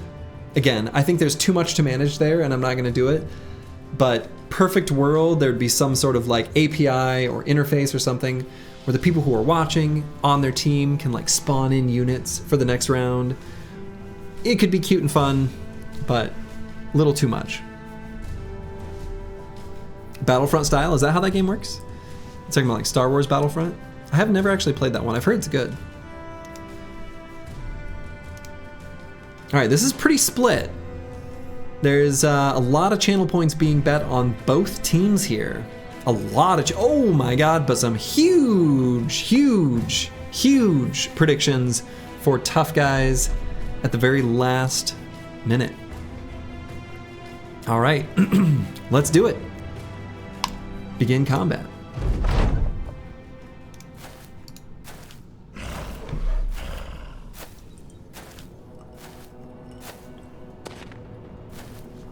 You could make a game, the whole idea is very good. It is. You can't even put in 1 point. Oh no. Alright, I think if the Necro Savants can stay healthy, Dead Dudes and the Green Machine can kind of attrition this out. If they can't, they're doomed. This is the actual finals. Well, Another Mothers is still in this.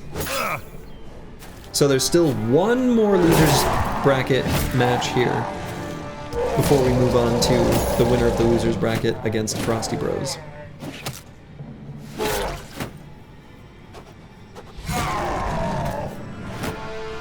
You love Sturgy's reactions when you put in your channel points at the end of the prediction like you haven't done it for the past 5 fights in a row. Oh, is that you that's doing it? Okay.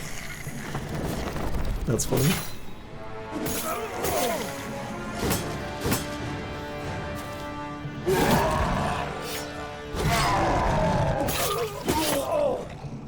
Okay, I think Dead Dudes and the Green Machine might have it here.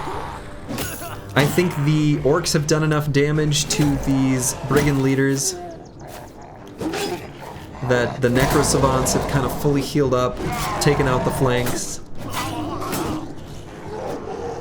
It's a pretty brilliant team composition because the orcs shred the armor with their stuns and give the hurt Necro Savants an opportunity to heal up.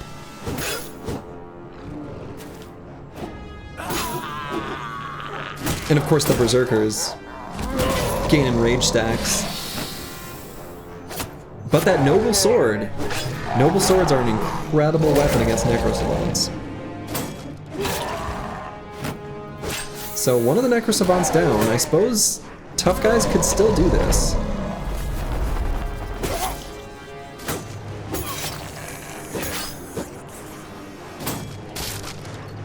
You think the shield guys can pull through? Maybe. Yeah, shields are good in the AI hands with their increased fatigue generation. But I still think the Necro Savants have whittled... I think they've been whittled down enough. I think the Necro Savants will clean up. But we'll see.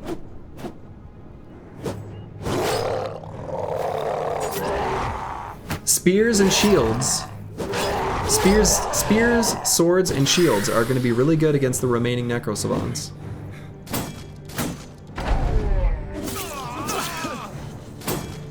That bottom Necro Savant is still full health.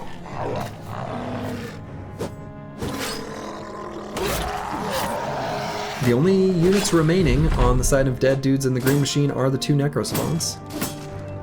And they missed their very important attacks there.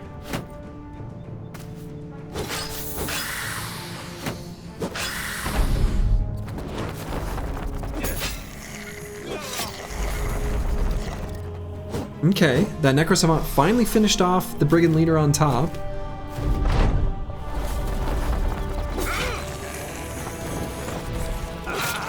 Oof.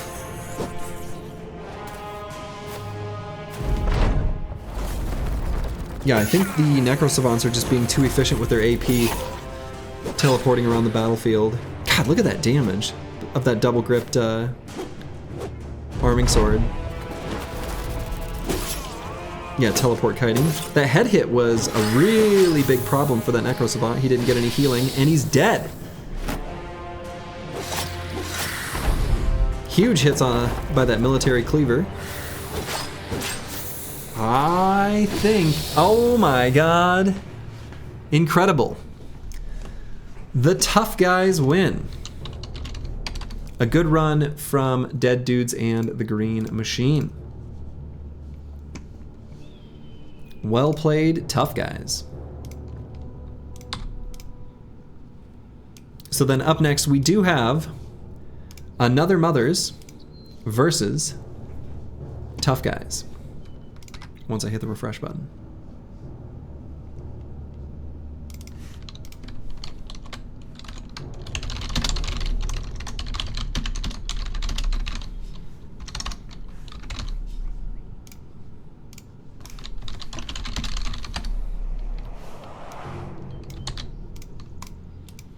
Yeah, tough guys, keeping it simple. You know? Just a bunch of briggy leaders. Ain't nothing wrong with that.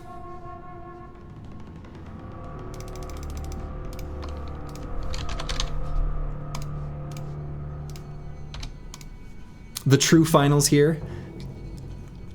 Kinda true. Kinda true.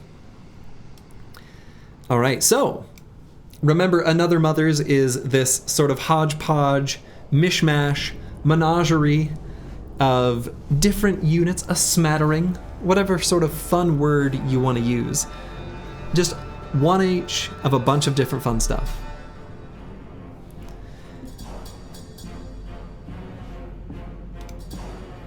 In total, 6 new Discord people with Slurgy's wife in there too. Nice, nice. All right, so who shall win? Will it be Another Mothers or Tough Guys? Now, Another Mothers is a pretty strong team. I wouldn't underestimate them, but of course, Tough Guys have shown how strong they are.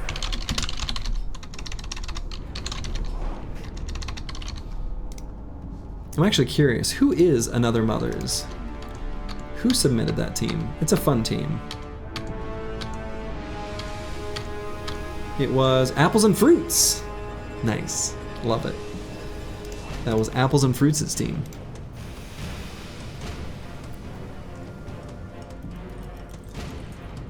Apples and Fruits has done a good job of claiming bros that happen to live in the regular Win Streak series runs.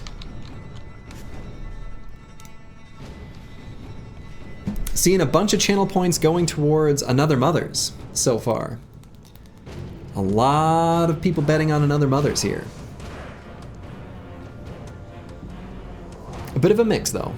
Certainly some for each.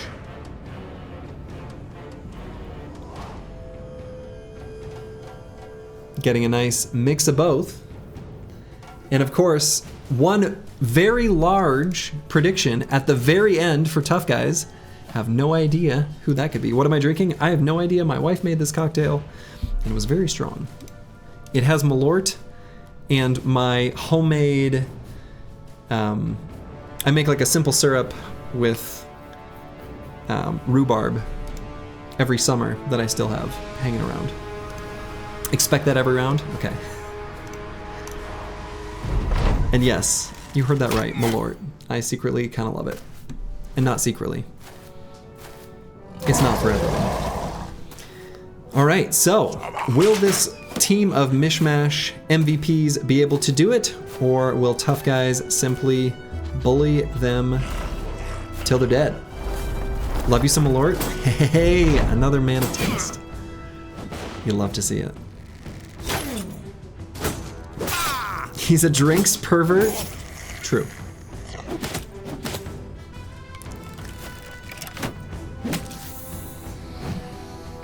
I like the pith of orange, or citrus in general. I think it tastes good. I know I'm weird. No, she's a very private person. There will be no face reveal if she has her way. All right. Big perv energy. Tough Guy's already having a unit fall.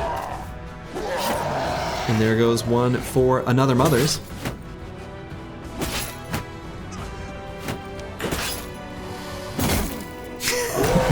Nah, Malort's delicious. Y'all don't know what you're saying. Okay, Assassin doing work. Another Tough Guy falls. This is pandemonium. This is chaos. That bandit leader with a noble sword on the high ground, that's a serious foe.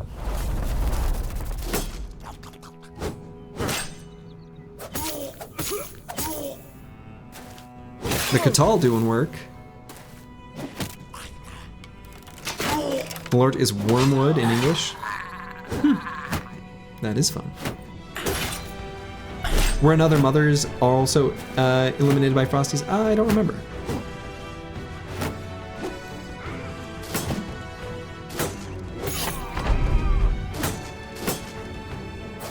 That Chosen with the heavy rusty axe, surrounded but still managing to live. Pretty incredible. At least for now.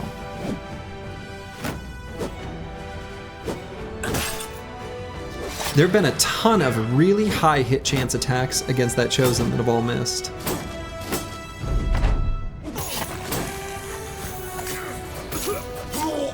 Oof. Boy, I think Another Mothers might have this. Tough Guys, almost all those units are super low on health. Okay, that Chosen finally falls. Ooh, huge attacks against the Necro Savant on the right side of the battlefield. And he misses his high percent chance attacks.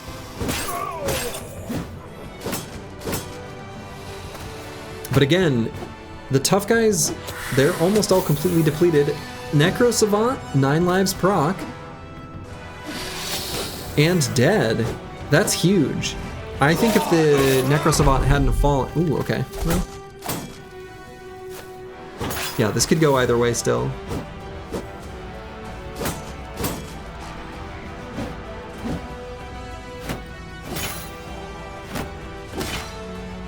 The Assassin and Blade Dancer are both confident, as is the Orc Warrior.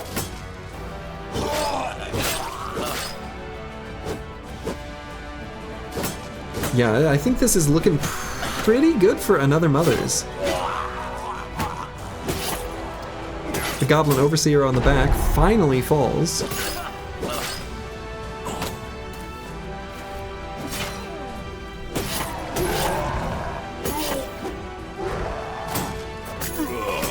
Blade Dancer still full health. Is he really? Yeah, he lost some armor, but yeah.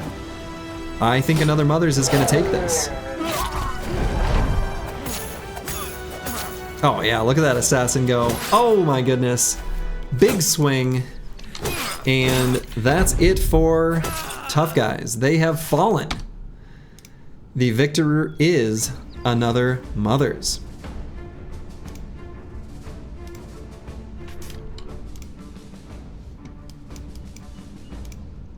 So, the very final match, which I have set up as a best of 3, you know, well, we'll see what happens. It's the Frosty Bros versus Another Mother's. Now, Another Mother's, I mean, I like the strat. It's just a little bit of the overpowered stuff from every faction. But sometimes, all you need are unholds, you know? We still gotta pick who had the best team look?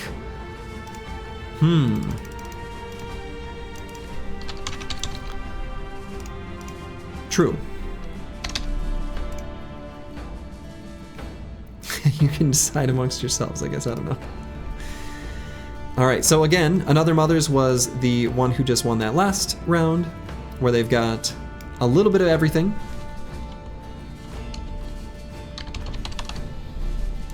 So I'll get the poll up. And this poll and prediction will be for the best of 3. So I'm not going to do a new poll and prediction for each match. It will be for the whole best of 3 series.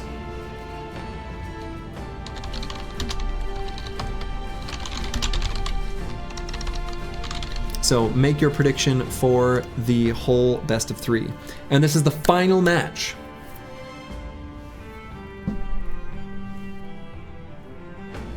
And have they faced each other before? Yes, they did. In fact, they faced each other as the previous semifinals match. So, yeah. Yeah, don't mind the Pinkskin was a 10 out of 10 name, I agree. All your marbles on Frosty? Probably a good choice. When this concludes, I'm gonna do a just for fun Frosty Bros versus Hold. Because I wanna know if Hold could have done it, even though they were eliminated very early on. I'm super curious. Okay. Predictions are overwhelmingly for Frosty Bros. For good reason. But I did set it up as a best of 3 in the tournament bracket, so I'm going to stick to my convictions, stick to what I said I'd do, and we'll just have to see what happens. You want Frosty Boys versus the winner of the previous Battle Brawl? We could see. We could do that too. A couple bonus matches.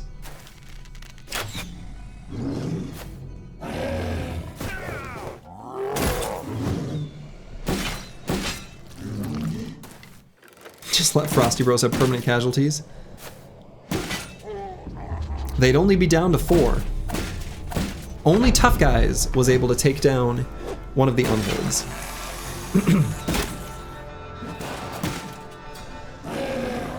Make the second fight 4 unholds. It wouldn't be fair to the person who submitted the team, so I am going to make it still the same. I understand the desire to make things different than they are, believe me. But since these are if this were Slurgy created teams, I would change it.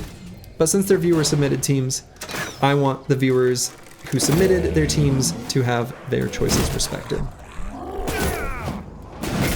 Well done, Thomas the Train. Brilliant find.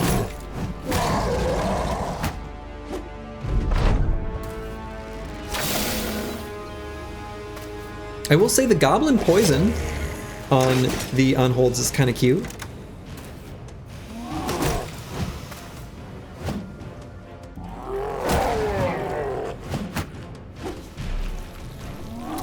But yeah, the AI is not very good at focusing their damage on unholds. Turns out.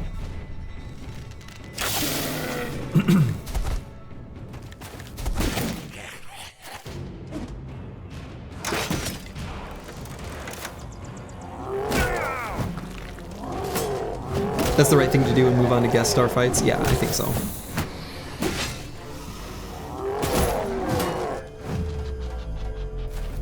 Yeah, the AI is not very good at focusing, yeah. That's it for the Goblin Poison. Now we got a fresh poison there. Out of nowhere.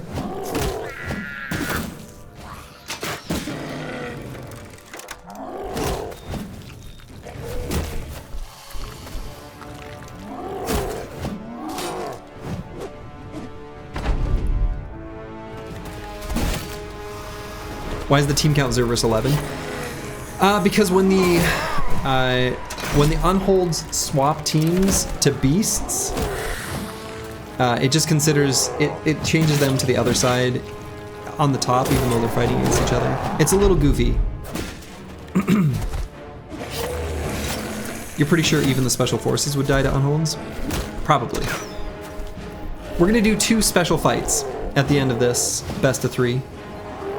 We're gonna do special forces from the previous BattleBrawl against the Frosty Bros. Frosty Bros will still be the winner of the tournament. I think you can see that.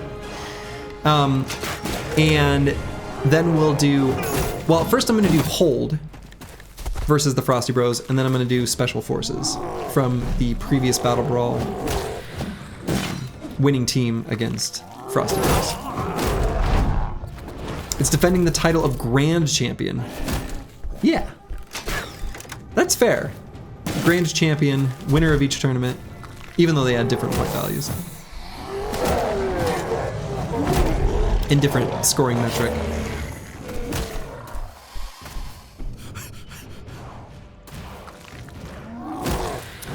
But yeah, this is over. These Frosty unholds have it.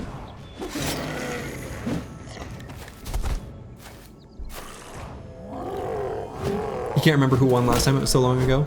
It was a champion swordmaster, 3 hedge knights, and 2 master archers. There were different point values for units then. That was when I made the teams, and I made them thematic and based on the actual strength score values from the game's code. For this one, I wanted to give my viewers a chance to make their own teams, and so I created the submission form where 16 people submitted teams right away, like crazy fast, which was really fun. But yeah. Yeah, Froststone holds are rough even if you're controlling the team yourself. That's so true.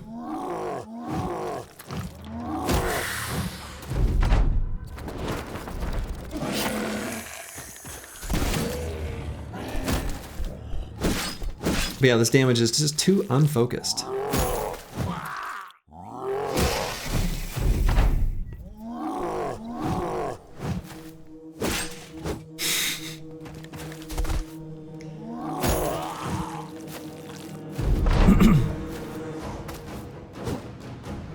I think the Blade Dancer is going to flee the battlefield.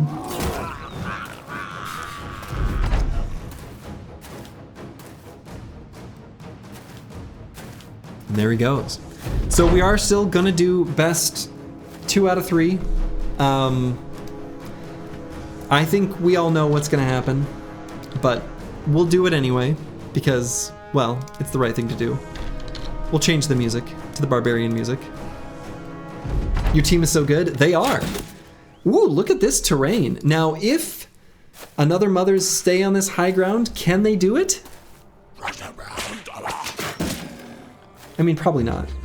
And of course they didn't. But you know, they tried.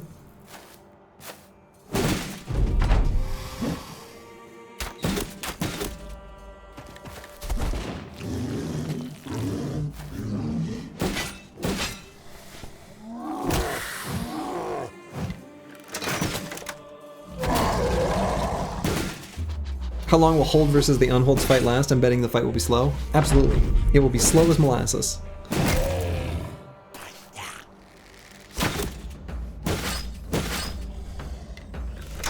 It will be very slow.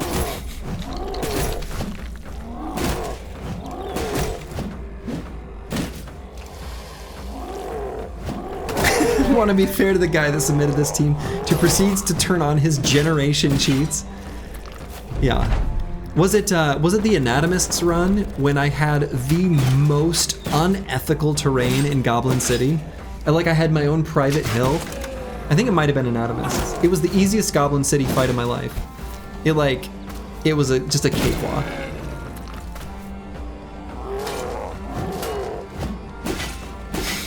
How could you be so flimsy, Slurgy? A good question.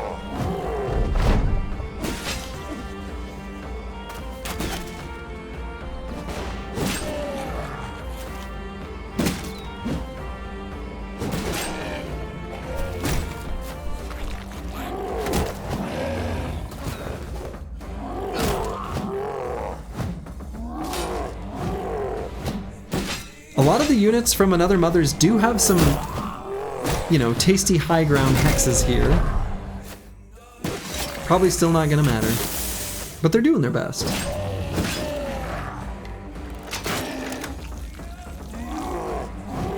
They're even kind of focusing.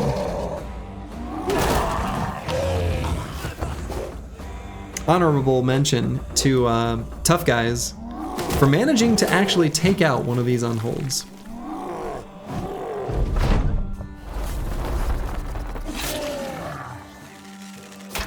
Quite the accomplishment that they were able to do that.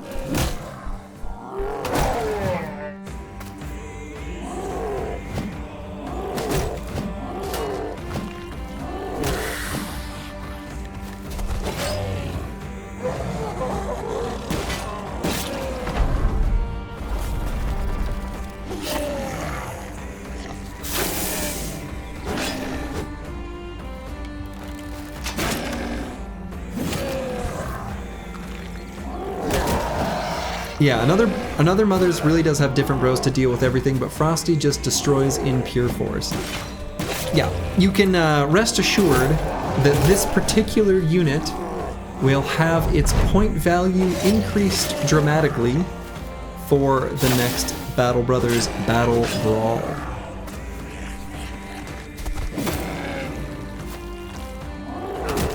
Now, Another Mothers might be able to kill one. There's this unhold here who is pretty hurt.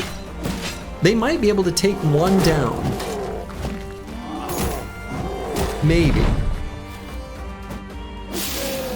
But they're not focusing it.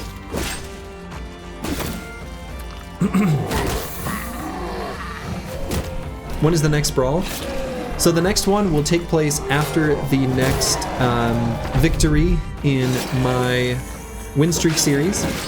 So I'm currently in the process of going through every single origin in the game, and in a row, in a win streak, similar to how you might play some other,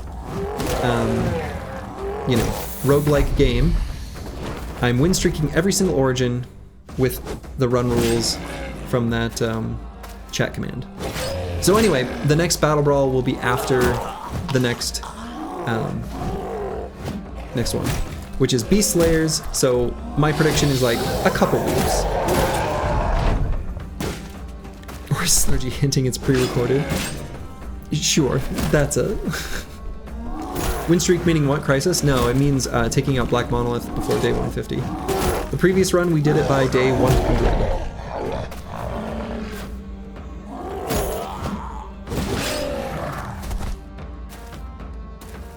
And it looks to me like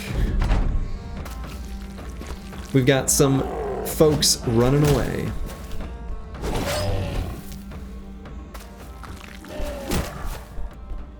Highly contested hill. Yeah. But it's over. Yeah, congratulations to Thomas the Train. Found a distinct gap in my, you know, in my scoring. Thomas the Train will be promoted to the BattleBrawl #2 champion on Discord. Just did it. If you look on Discord, you'll see there's a special category for Thomas the Train. Golf clap to you. Well done. And you are the victory. Or the victor? The victor. The Frosty Bros win the whole thing.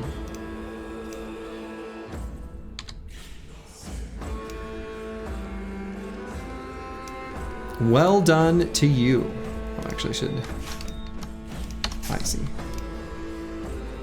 Okay. So I'm gonna do a couple just for fun matches because I want to know what would happen with a couple different setups. First things first, I want to see how Hold would do. I'm super curious about this squad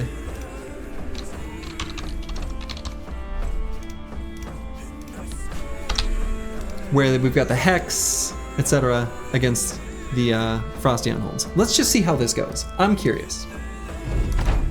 What about the best looking team? I don't know. I don't know how to determine that. But I want to see what happens here. It could be that the Frosty unholds, the Frosty Bros just smash this, but I want to know. You say 0 kills? You might be right.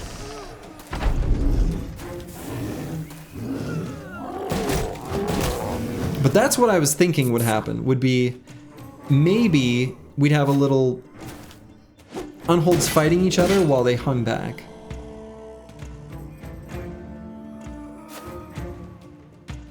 Can unholds be charmed? I don't see why not. And the miasma's gonna make up for... I don't know. Well, I'm curious what'll happen here. Can a team that was eliminated in the first round and then the first round of the loser's bracket, could they have won the whole thing if they only faced the champion?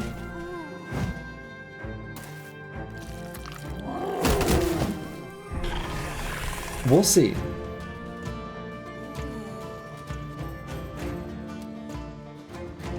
I want to know.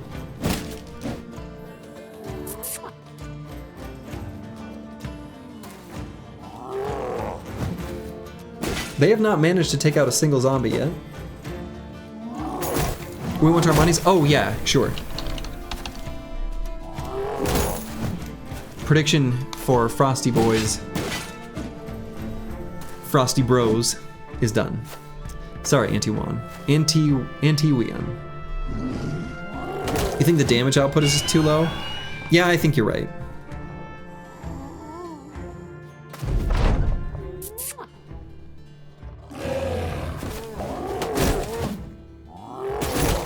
Yeah, I think it's true. The damage output is just going to be too low.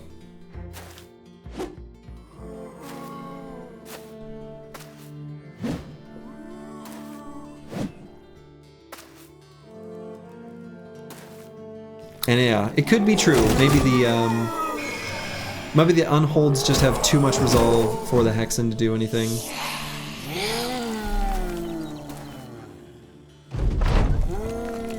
She can at least take one. Oh no, I suppose they have they have Resilient. I was gonna say she could maybe get a Hex off, but turn up the speed. Yeah, okay, fair enough. I agree with that. We'll turn up the speed. We'll see what happens. We'll just see the result here. I agree. We'll turn up the speed and just see what happens. Sludgy wants the whole team to do something cool so bad. I kind of do, but they're getting smashed. Absolutely obliterated.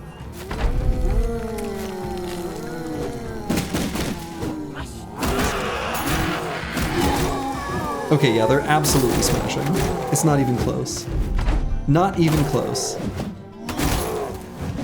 Wow. Okay.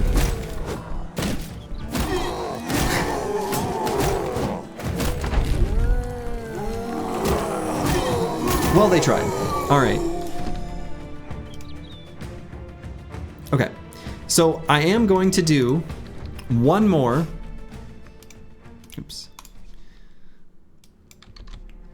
Where we're going to have the team that won the last Battle Brawl, the team that was known as Special Forces, and we're going to see if they can do it. So this was the setup. They had 1 champion swordmaster, 3 hedge knights, and 2 master archers. Let's see if this team can do it. In fact, I'll even update our text at the bottom. Frosty Bros versus Special Forces. Let's just see.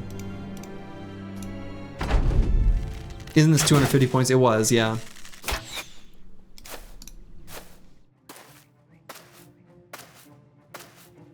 Can I check some squad of Goblin Shaman versus Unhold? I mean, we'll probably stop at this one.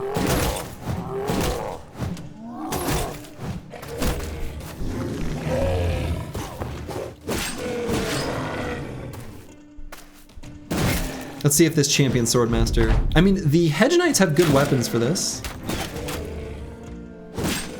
The archers, the master archers, are far enough back. We'll see.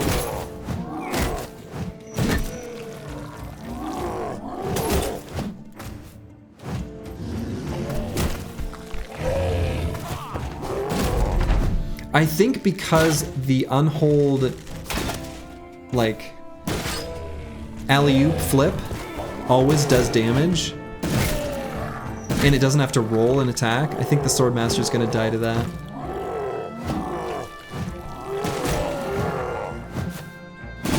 In this one, the Unholds are actually beating the crap out of each other, though.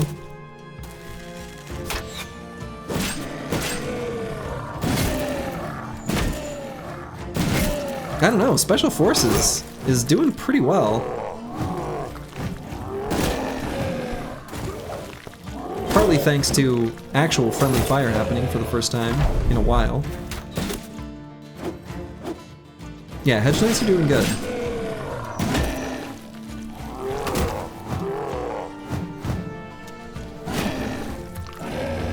But is it enough?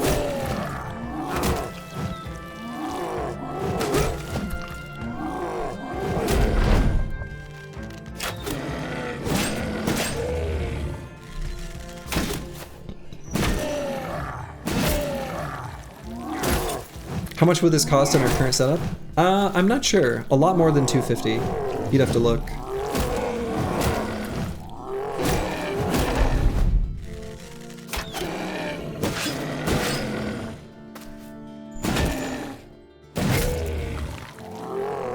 I actually kind of feel like Special Forces might be able to do this. This is close. Also, these two Unholds have been fighting each other like the whole time, which is just a coincidence that did not happen in the previous matches. Swordmaster still untouched? Well, not exactly, because he got flipped. So he lost some hit point damage from that.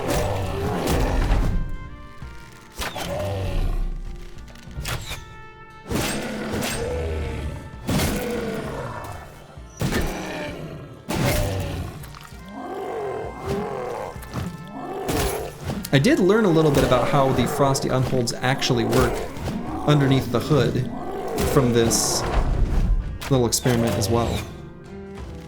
490 cost for special forces? Okay, yeah. It looks like they're doing it though.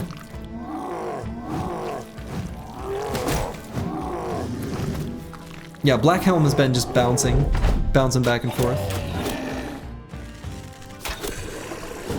Master Archers, I mean, as soon as their armor is gone, the Master Archers do a ton of damage.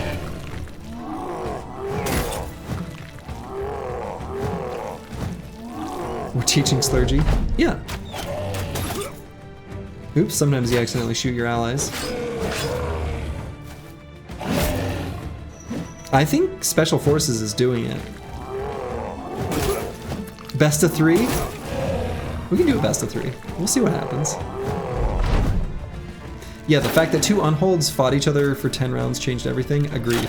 That was a huge part of this.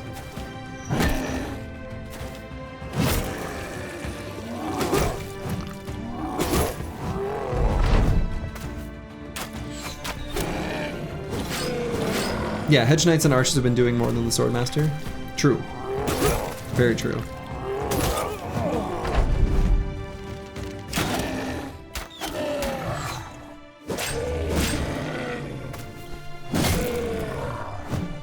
Also, the Hedge Knights got pretty good. Like, Great Axes are a really good weapon for this.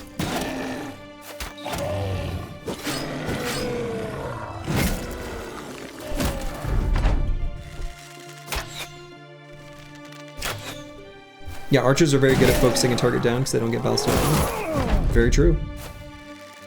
Look at that range. Kind of insane. Master Archers are kind of a... They're a really, really, really strong unit. Special Forces did it. Let's do a best 2 out of 3. I think that's fair. I do want to see what would happen in that case. Let's run it again. Let's run it again. Yeah, R.I.P. Frosties.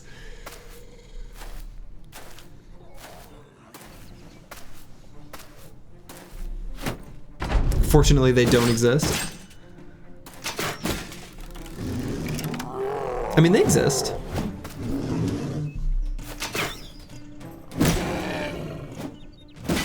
Much worse weapons for Special Forces? Yes. Yeah, the Head Chopper is pretty bad. The Noble Sword is good.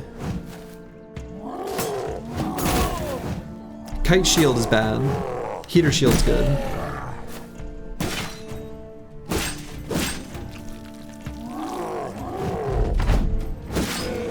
Unhold's not fighting each other this time. Yeah, 2 of them wearing the 210 armor here and here. This guy's wearing the 320. He's wearing the coat of plates. But...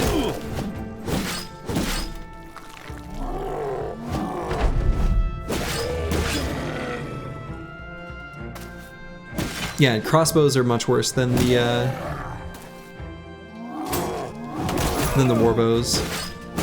Yep, less flesh damage. This time I think the Frosty Bros are gonna take it. I don't think they'll be able to do enough damage. I think they're just gonna stall out, but we'll see.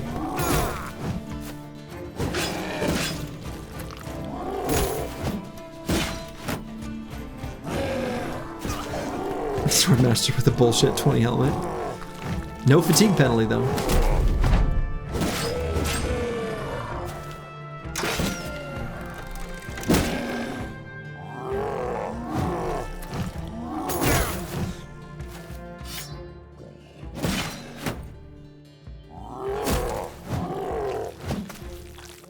Probably should at least pull this down so that we can see the 5% attempts to attack.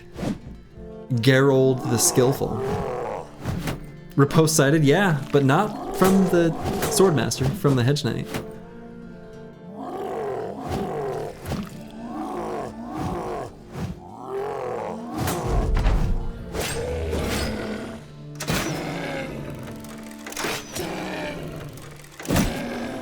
Yeah, so here it looks like the orientation of the battlefield. I don't think Special Forces is ever going to kill something. They just don't have enough like damage. You don't think the shields are that bad? I mean, I agree conceptually. If they would just attack twice, especially with like the Noble Sword, I don't think they're that bad. The problem comes from the fact that they'll attack once and shield wall once, and they really need to be just pouring out damage.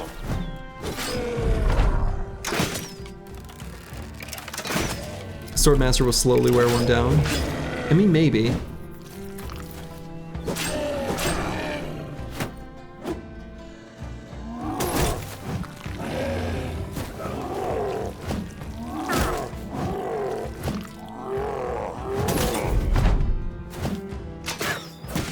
If they had war picks, that'd be much better. I don't think so.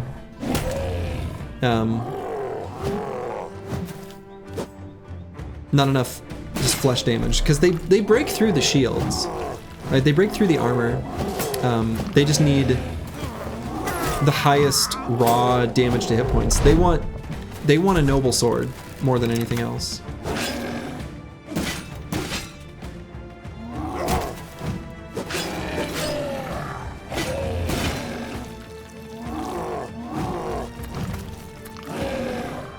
Winged axe, best weapon here? No, they have steel brow. Unholds have steel brow, so I don't think so.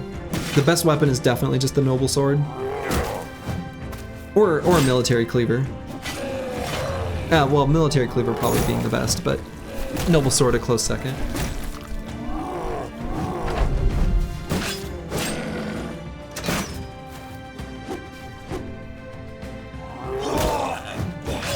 Yeah, Special Forces falling apart here.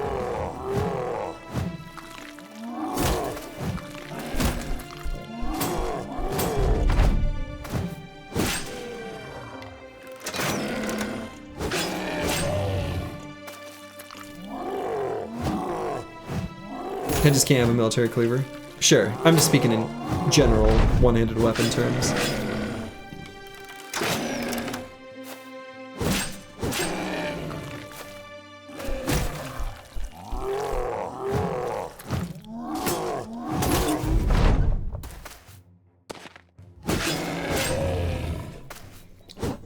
Was military cleaver how the tough guys killed one Frosty or two-handers? No, it was more just that one Unhold kind of isolated himself. They had a mix of weapons, but they were able to surround one of them and just take it out. It was a mix of two-handed weapons and one-handed weapons, if I recall correctly.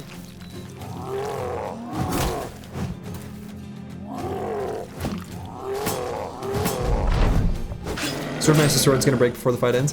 No, the sword doesn't. I think enemy weapons don't have the same durability constraints as a player's weapon, and even still, when you attack flesh, you do not lose durability on your weapon. So, you only lose weapon durability from attacking armor, and all their armor's been gone for a little while.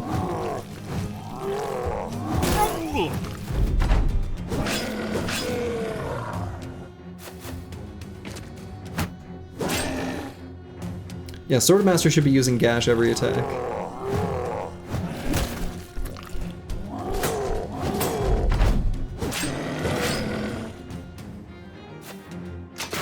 It takes the resident spear nerd to know all about weapon durability constraints. Yeah, looks like they're gonna do it here.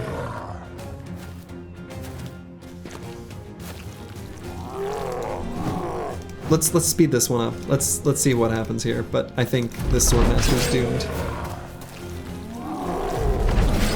These 5% will hit eventually. He's not gonna be able to do enough damage.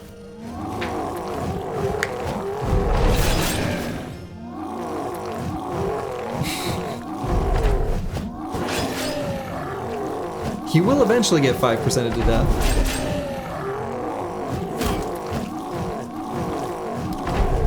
Pretty incredible durability though on a champion Swordmaster.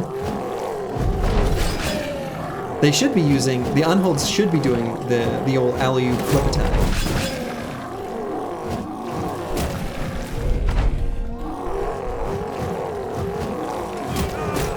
There we go. All right. There he fell. We'll do a best 2 out of 3 of this particular setup.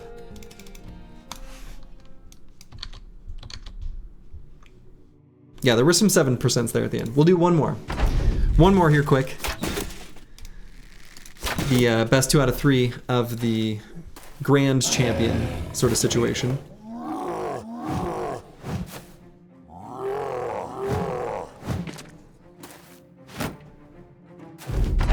Alright, so we got Noble Swords on the Hedge Knight and Swordmaster.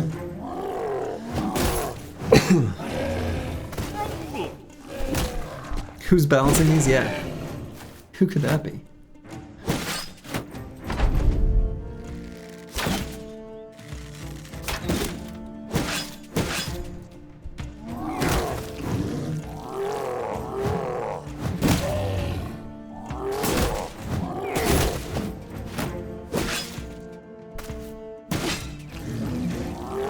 Even though the armor of the armored unholds seems insane, because it is,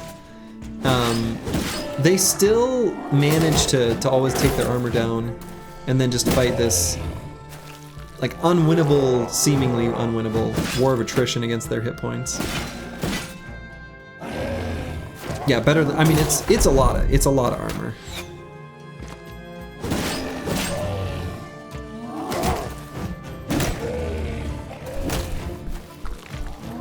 That Swordmaster should be doing 1 riposte, 1 regular attack.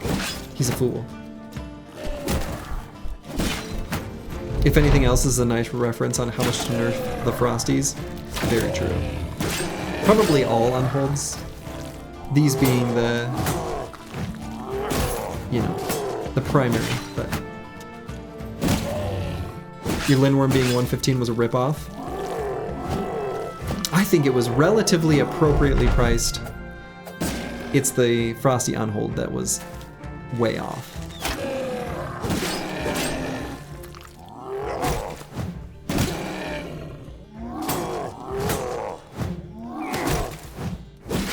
Necro Savants gotta go.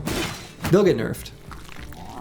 Necro Savants and unholds are both gonna get smacked by the nerf hammer.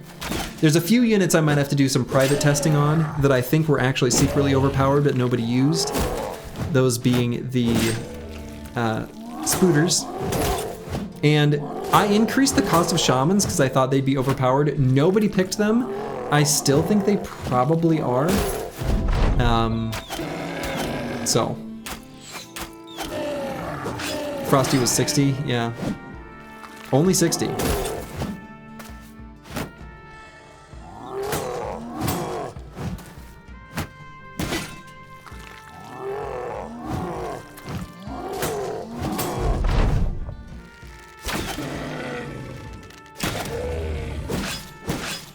You were gonna take 1, but it seemed expensive. No joke, it was the original lineup. 1 Shaman. Yeah. Yeah, they were, I can't remember what cost I made them. What cost did I make them? I'm gonna look while this is going on. 55. Yeah, they were expensive. But yeah, exactly, Popsuit is right. The Shaman are useful against like everything, whereas the Witch and Necros are only sometimes useful. Yeah. Wasn't it 70? No, it looks like it was just 55. I was surprised nobody chose a Goblin Shaman, because they're really good. You think that's too much? I don't know. The Root is pretty insane. Like, really insane.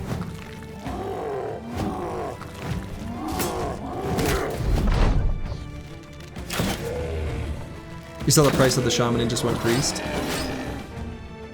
Yeah, what was the Priest worth? 50. See, and I think the Shaman at 55 is overall more powerful than the Priest at 50. It depends on the matchup. But I feel like the Shaman is a little more generically useful, but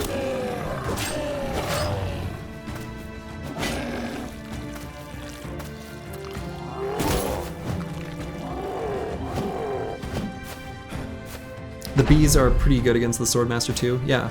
Shamans are super good. That insect debuff lasts forever. Speed up, we have our answer. Yeah, I think so. I agree. It's looking pretty clear. We'll have to see if we can get a repost at the end.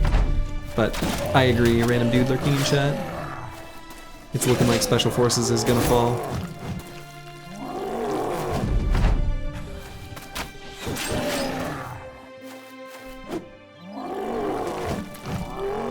Yeah, and I think the engineers and mortars, actually I think it would work correctly, as I think the only problem with, and obviously there was no way to know this ahead of the time, but I think the Chaucer, there were too many units on the battlefield and the engineers just didn't spawn next to or close enough to the mortars, where their AI decided to do something else. So.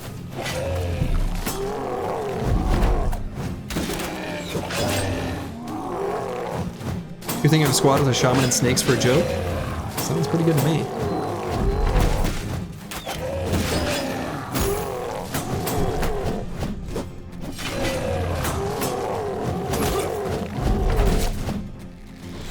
That Swordmaster is probably going to take out that bottom unhold. You would think their first priority would be to get to the mortar, like the archers backing up to shoot. Yeah, you would think so.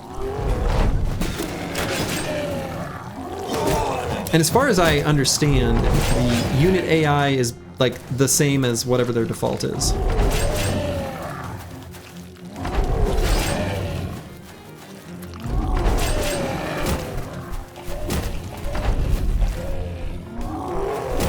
Okay, so now the Swordmaster is going to get completely surrounded. If he does a riposte here... Oh, see, when he does riposte, then they flip him. Yeah, because they want to take off. Yeah. Nope. He's doomed. As soon as he does riposte, they give him the old alley-oop, and it removes his buff. Disaster.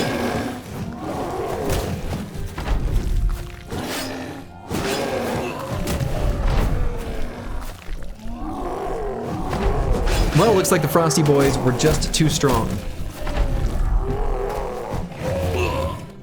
And there we have it. All right, well, I was curious about that. So now we have our option, we have our result. All right, well, that was Battle Brawl number 2. I hope all of you had a wonderful, fun time. Again, congratulations to Thomas the Train for drafting the winner. And it was given a special honor in the Discord, and I have a plan to give him a special icon in Twitch, but I'm gonna figure out the details of how to do it. I've got to change a few settings and things like that. So, we will be doing another one of these, a Battle Brawl number 3, and I'm gonna be doing it at the conclusion of the Beastmaster run. Beastmaster run will be starting sometime next week. I'll announce the specific date and time on the Discord, and that's all for today. So to all of you, wherever you are in the world, make it a good one. I'm going to figure out who we're going to raid now that I'm saying that out loud. We're going to head to... Aha! A wonderful human being by the name of Grubby. Playing some Warcraft 3 Hero Survival. I don't know what that is. It might actually be something kind of similar to what we're doing here. I have no idea. I don't know what he's doing. So, to all of you, wherever you are in the world, make it a good one. Ta-ta.